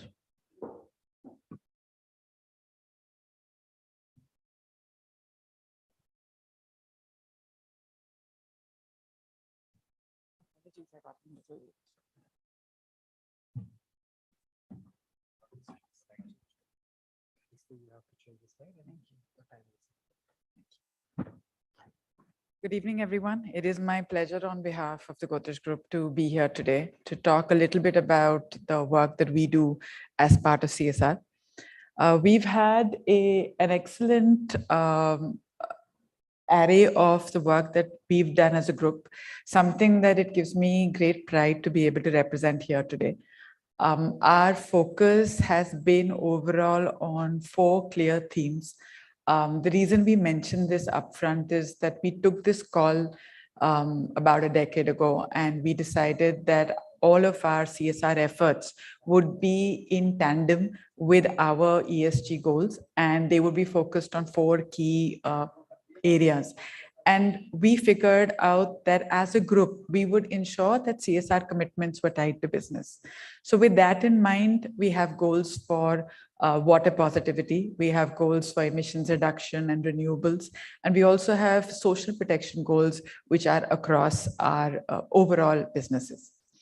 And while we do this, we are stewards to one of the largest sections of mangroves in metropolitan Bombay. That gives us all immense pride. And when I joined the group about 10 years back, I remember as a young professional being taken up and shown the extent of the mangroves, and the fact that a private enterprise could do something as large is one of the reasons that I continue to be in that very profession. For us at Godrej Properties, we have very clear aspirations, and those are to be amongst the most sustainable and real estate and responsible real estate companies. And in doing so, the reason I mention this is that we decided that real estate, which is such a huge, how can I say this? We put out a lot of emissions. The IPCC would say 39% of all emissions come from this trade and industry. And we have, after agriculture, are home to one of the largest sort of groups of migrant workers. So with such an industry, it's very important for us to look at CSR very closely linked to our own ESG goals. And that is something that we did. So what we did is that we would map everything under our ESG goals, and then we would try and see what we are doing through our CSR efforts to be able to mitigate for that.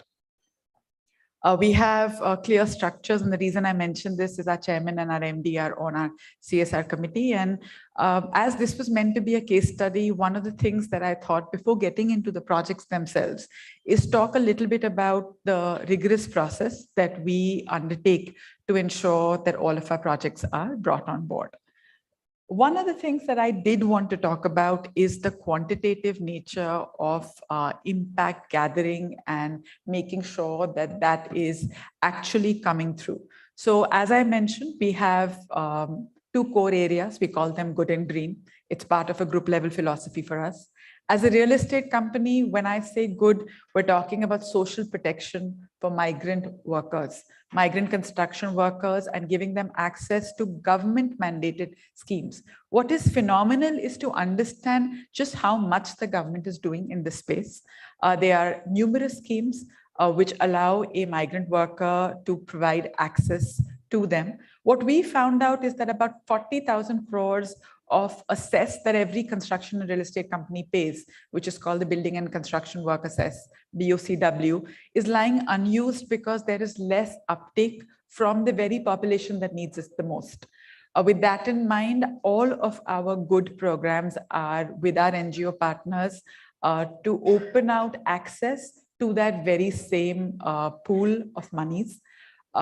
You'd be very interested to know that one BOCW card unlocks 12.5 lakhs of funds for a single construction worker over a period of his lifetime. And all he needs to do is renew that, that very card.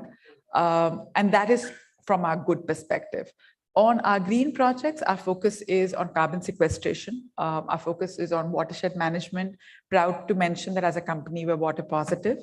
And thirdly, to reduce construction and demolition waste so that we can achieve our goal of being a zero waste to landfill. Now, all of these need to be rigorously mapped, and which is why we map all of our consumption patterns to make sure that our CSR efforts are aligned towards doing this. Some examples that I can give you are BOCW registration. Those are hard registration cards to do. This is with one of our NGO partners. A bit faster. Sure. One of our NGO partners, and what we found is that BOCW cards are hard because they have bank accounts, registrations, Aadhars to do, and therefore also hugely value providing. The second thing that I mentioned was carbon sequestration projects. Again, we do this through our NGO partners and across the country. Something that allows us to say that we are scope 1 and 2 neutral and working hard on the supply chain for scope 3. And our third project, and this is something that I cannot believe could have happened without the support of DCs, municipal commissioners, the government machinery on ground.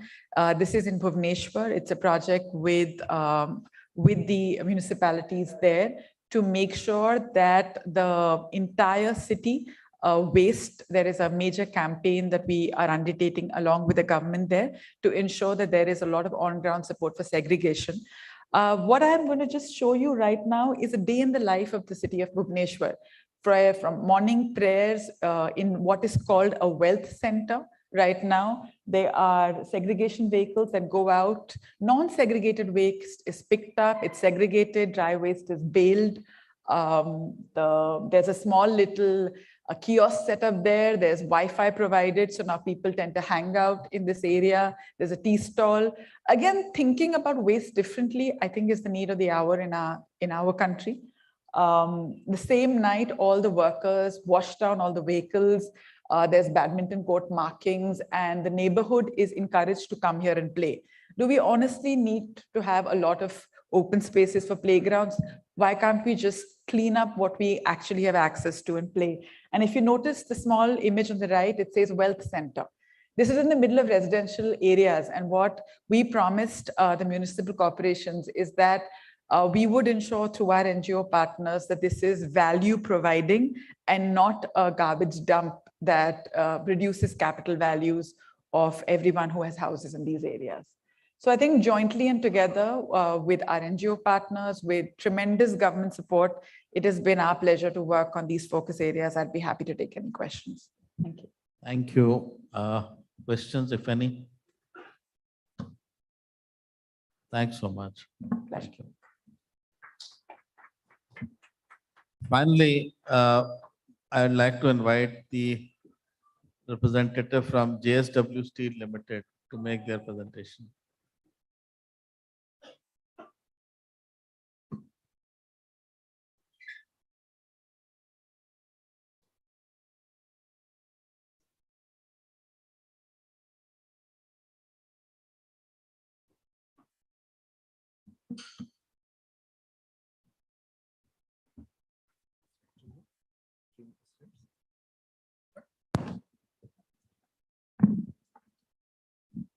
Good evening.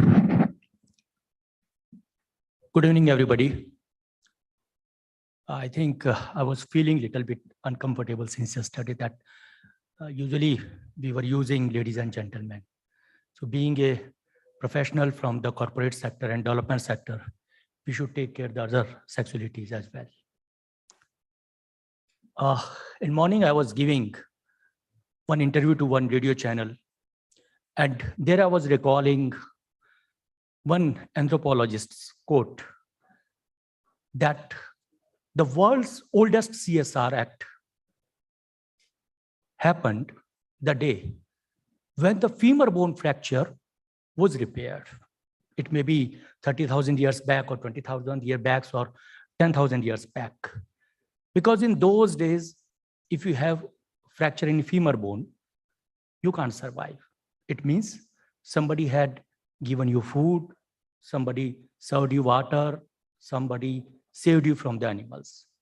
So I find the roots of CSR from the femur bone fracture repair. When we talk about JSW, we are the country's largest steel player, number one. But if you go to our mother plant in Ballari, nearby community, they don't know that it is the country's largest single integrated steel plant. They recall the JSW with different entities, with different CSR initiatives, IIS, Sakhi, Data Halli, our BPO, our livelihood, our CMRC, having the yearly corpus and yearly revenue of 5.5 crore, ladies more than 4,000. Midday meal we are giving to 4.5 lakh school kids. Our education interventions with more than 700 schools and so on. So let me start.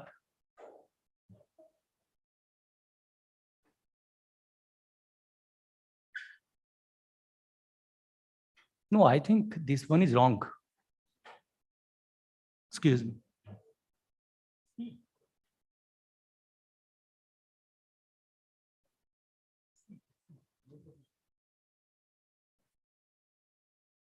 This is also our company, JSW Energy, but I'm here representing JSW Steel.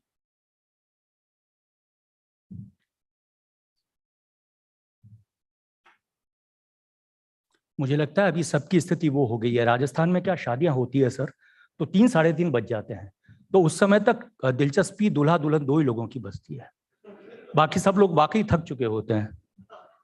सो अब ये tragedy भी देखो है, मेरा PPT गायब हो गया। Thank you, आ जाएगा।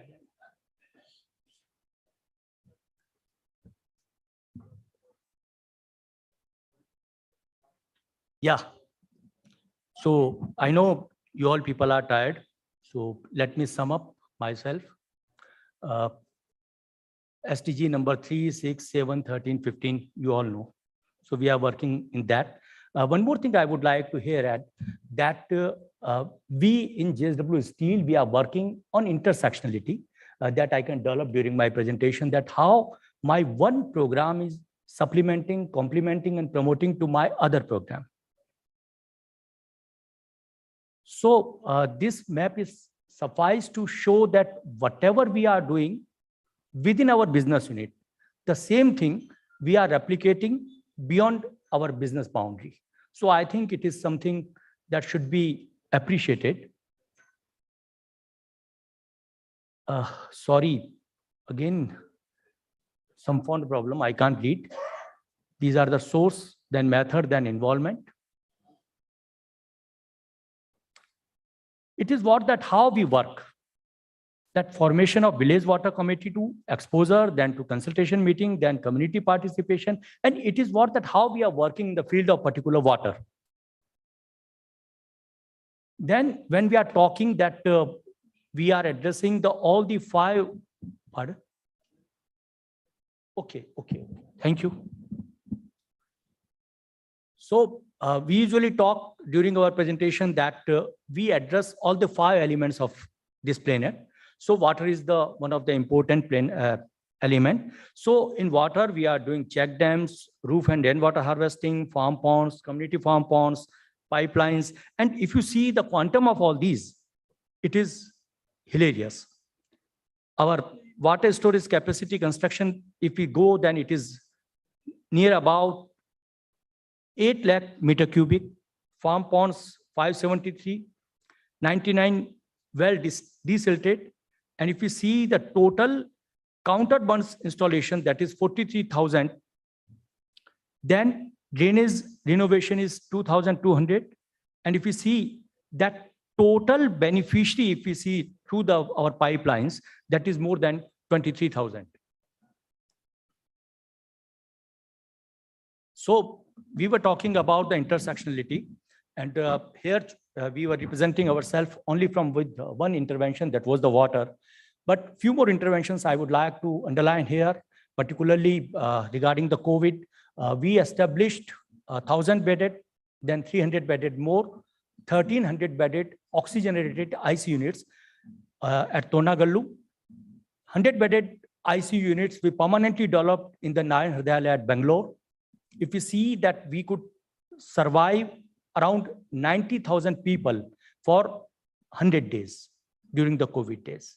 And what we were talking about the intersectionality is that when we were working with waste management, we found that girls are little bit sluggish.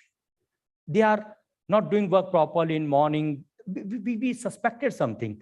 And when we entered into the discourse of their life and their routine, then we found that these are the flesh trade workers. And presently, we are working with around 350 female sex workers of Bellary district for the rehabilitation. We are not doing only condom distribution and STD and all these things, for the rehabilitation of their livelihood. And that rehabilitation, we are connecting with our waste management program, and with the help of our partner Ecokari, we are developing, reusing the plastic waste into the fabric, and by fabric, we are creating so many things. So I think it is a time of intersectionality. And next time, I would like to suggest IOD that next time, rather than listening each other the success story, I think we should share our one failure project also, so we can add in each other. Thank you. Thank you, IOD. Any questions, although we are late in the day? I won't take much time. Yeah. Yeah, go ahead.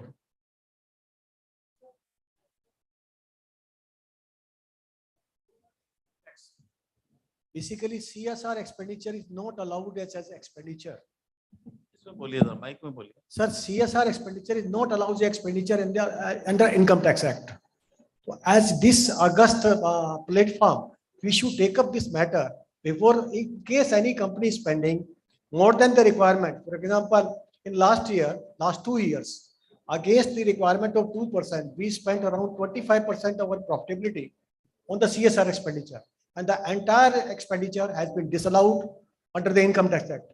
There is need to take up as a fiscal measure that should be rather given the more weightage, and as per at present income tax law, this is not allowed as expenditure. It can be adjusted in future years.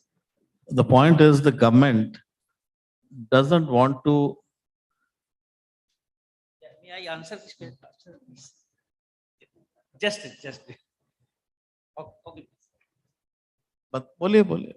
Sir, actually, this is post-tax, 2% is post-tax, which the intention of government is, it is like out of the owner's money. Income of tax. them. It's not that it is deductible expenditure. Other business expenditure are deductible, not the CSR. Yeah.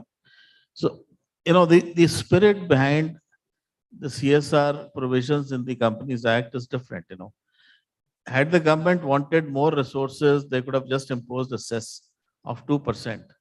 The idea is, it is your money, it is the company's money, but it is necessarily, it has to be spent under these guidelines beyond 2%. There was a big debate, sir.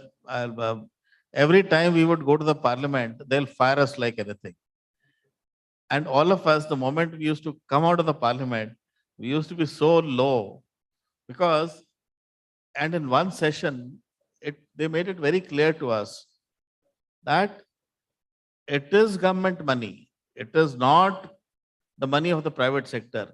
It is government money meant for the common man of this country, but in the hands of the private sector, in the hands of the company's board or the company. So this money has to be set aside, but then the privilege is with the board of the company to spend it the way they want to spend it. So that is the privilege which has been provided to them. Basic idea being, the basic premise being, let them also be partners directly, not indirectly. Your indirect and direct taxes are being used by the government for the development of the country. But here it is in your hands. And you can tell the government, you can show the government how you can do it, how the private sector can be more. If we go back in time, where was the need to form a company? Companies are expected, or it is supposed that companies are more efficient than governments. So if companies are more efficient than governments, they have to show it in the CSR domain also. If they also start following the government in the way they do CSR, then what is the big deal? So that mark, that stamp of the corporate sector has to be there on whatever they do under CSR also. Finally, mic dijiye. On behalf of IOD, this question has been replied to in the CSR handbook, which I had referred in my opening address yesterday. Maybe all of you were not there.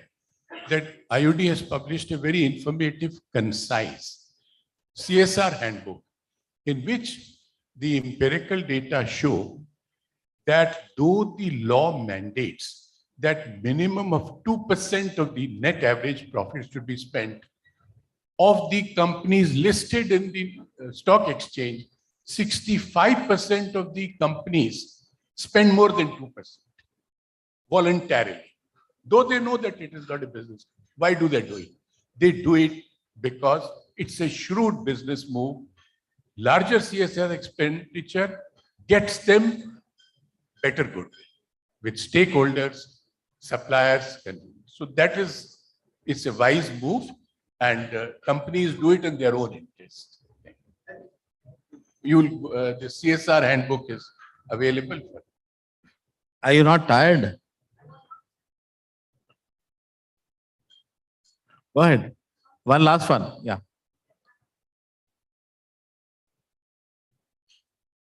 I think this is rather, you'll find it a very naive question, but this is something that really boggles my head. If CSR is meant to do CSR, then why are we paying tax on that amount? Why is there GST, direct, indirect, and we have to do all those things again? When it is already a clear cut that, we're doing CSR, That is my question and comment. You are all very smart people, and we are not smart enough. So I'll choose to duck this question rather than answer this question. Because she has a point.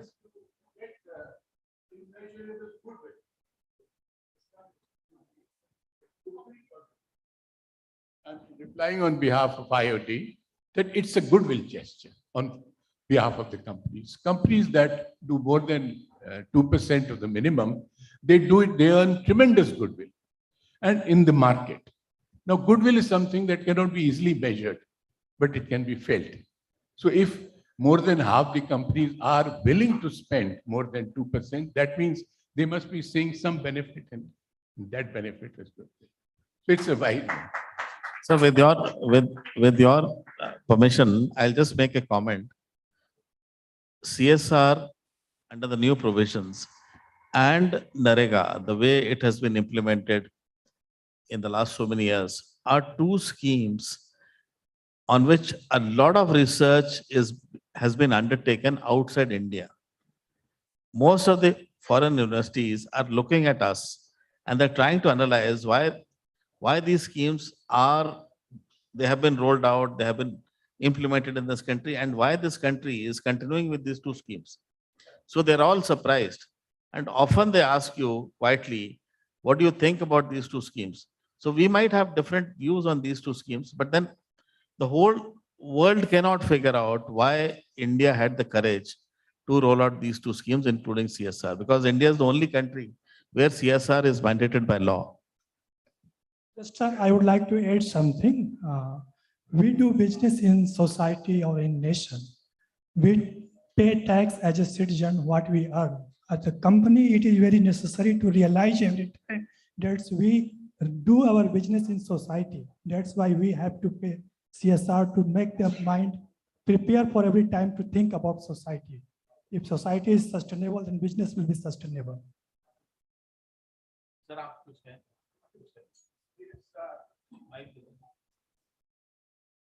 CSR, the wisdom of CSR can be realized.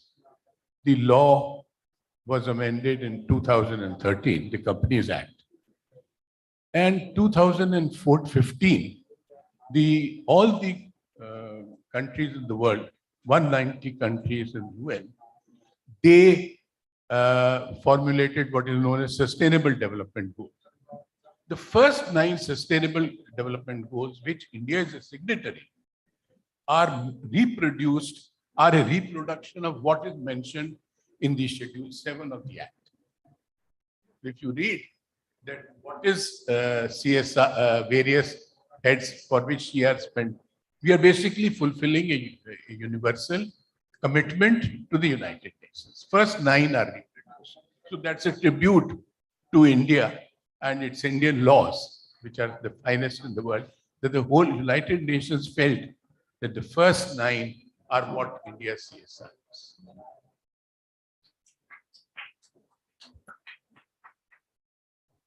With your kind permission, I would like to make one point, madam. You mentioned that why government is allowing a possible viewpoint, sir, from government perspective, that government really want the corporate edge to make the solution for them. The issues what we are facing from so long, the corporate culture, the corporate solution, you have fertile resources. While you are operating the businesses, you make sure that every rupee get a result. Every rupee you are investing get a result. So similar sort of approach for social investment. So for that purpose, sir, a possible viewpoint. I think we need to close the session. Although I can still see the energy and the excitement.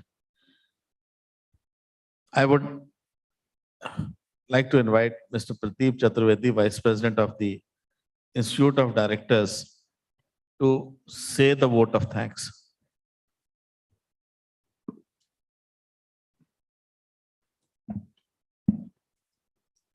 Dear friends, it has been an outstanding experience for all of us. And I think this is one of the best closing of our CSR conferences when we have such an eminent personality chairing the last session and dealing with all the sharing of the experiences.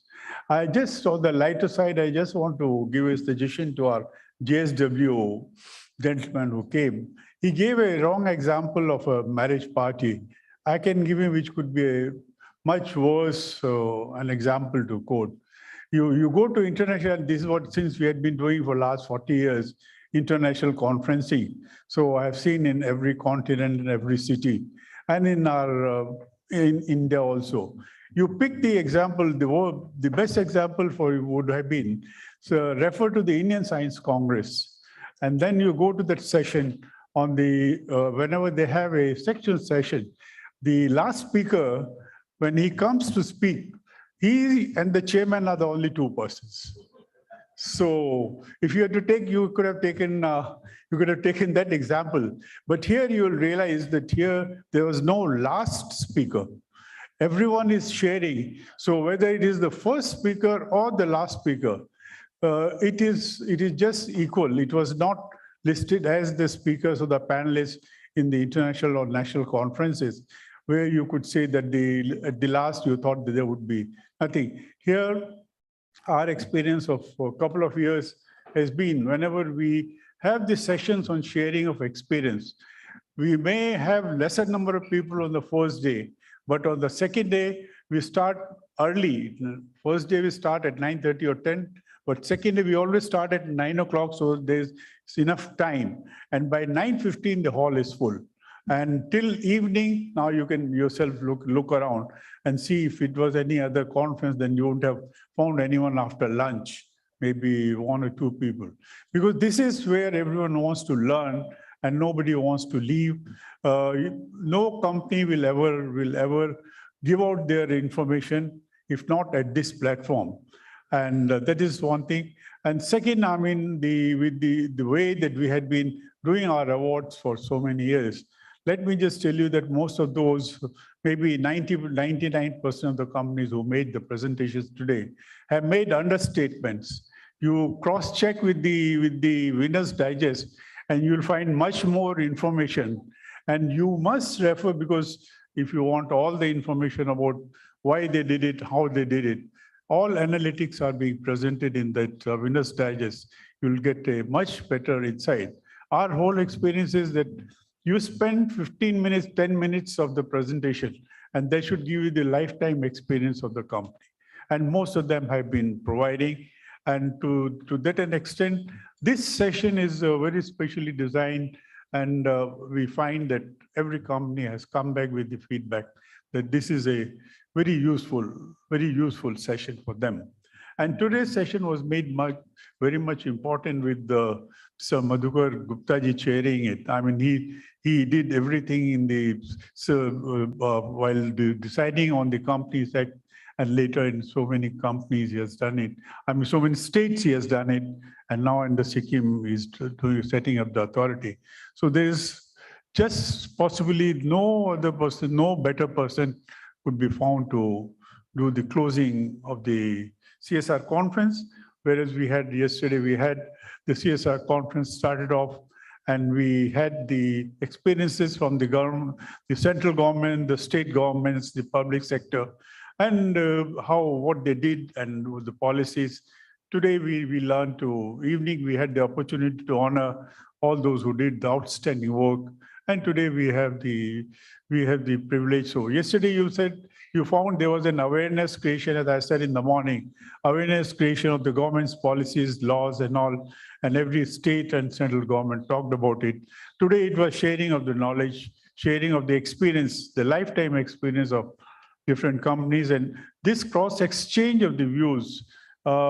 Really, I mean, there have been various studies, and people find that these smaller cross-sectional exchanges of views really are instrumental in industrial growth in various countries for a large number of years. And these are always done, smaller groups of 30, 40, 50 people. These are never done in larger conferences where people don't have a chance to interact.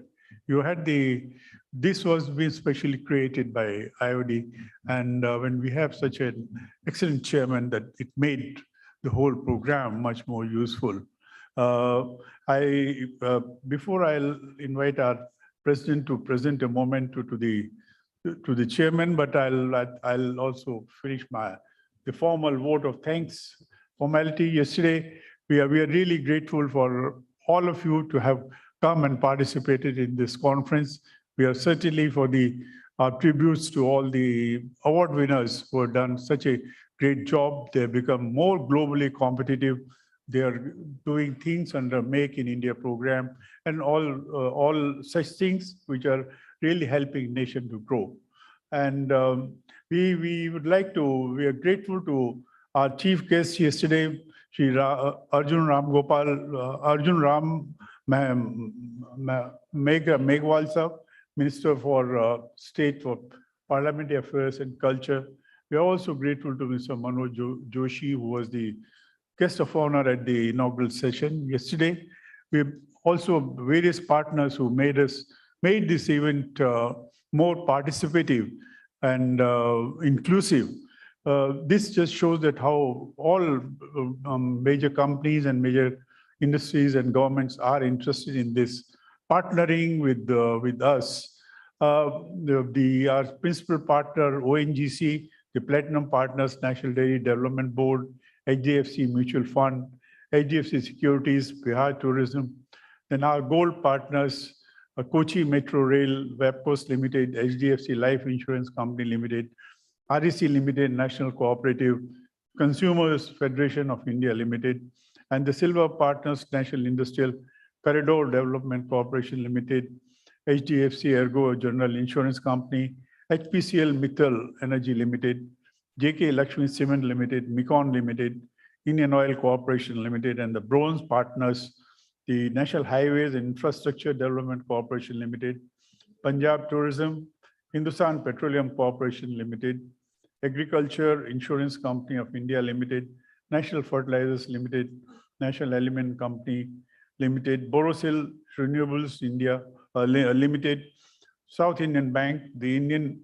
India Tourism Development Corporation, National Handloom Development Limited Corporation Limited, AM&NS India joint venture between ArcelorMittal and Nippon Steel, and our strategic partner ACCA Global, the Association of Chartered Certified Accountants and UK, and all those who received the awards and participated here. It was this galaxy which has made this conference more valuable, inclusive, and I'm sure that this message will go far away.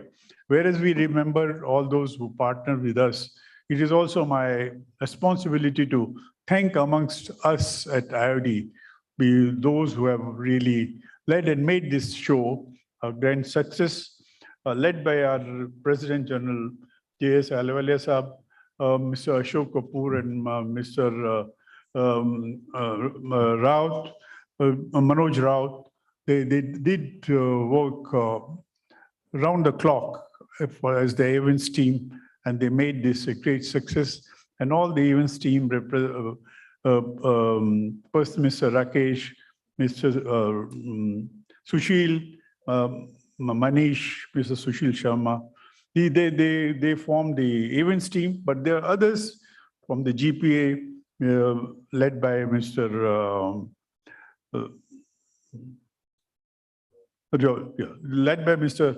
George. We had others to support, and then we also had our IT team and our research team, Shivika and Sana, and research and our designers, Tina and Noor, and all. I mean, I can keep on naming all the persons, but all of them have contributed a great deal. That's why we could put these things together.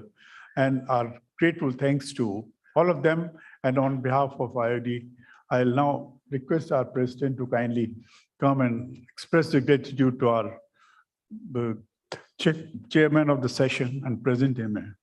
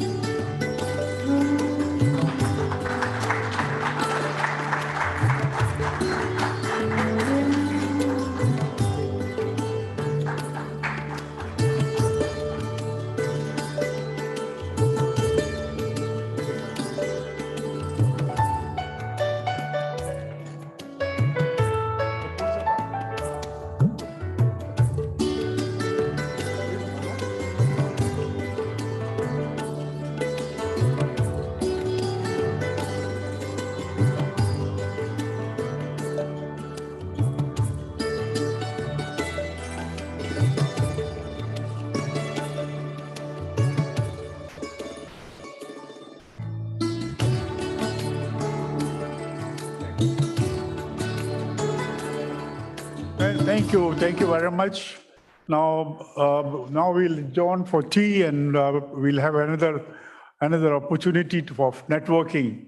And I must thank Reggie Matthew and his whole team for all the arrangements that they've done for this conference to go in such a graceful manner.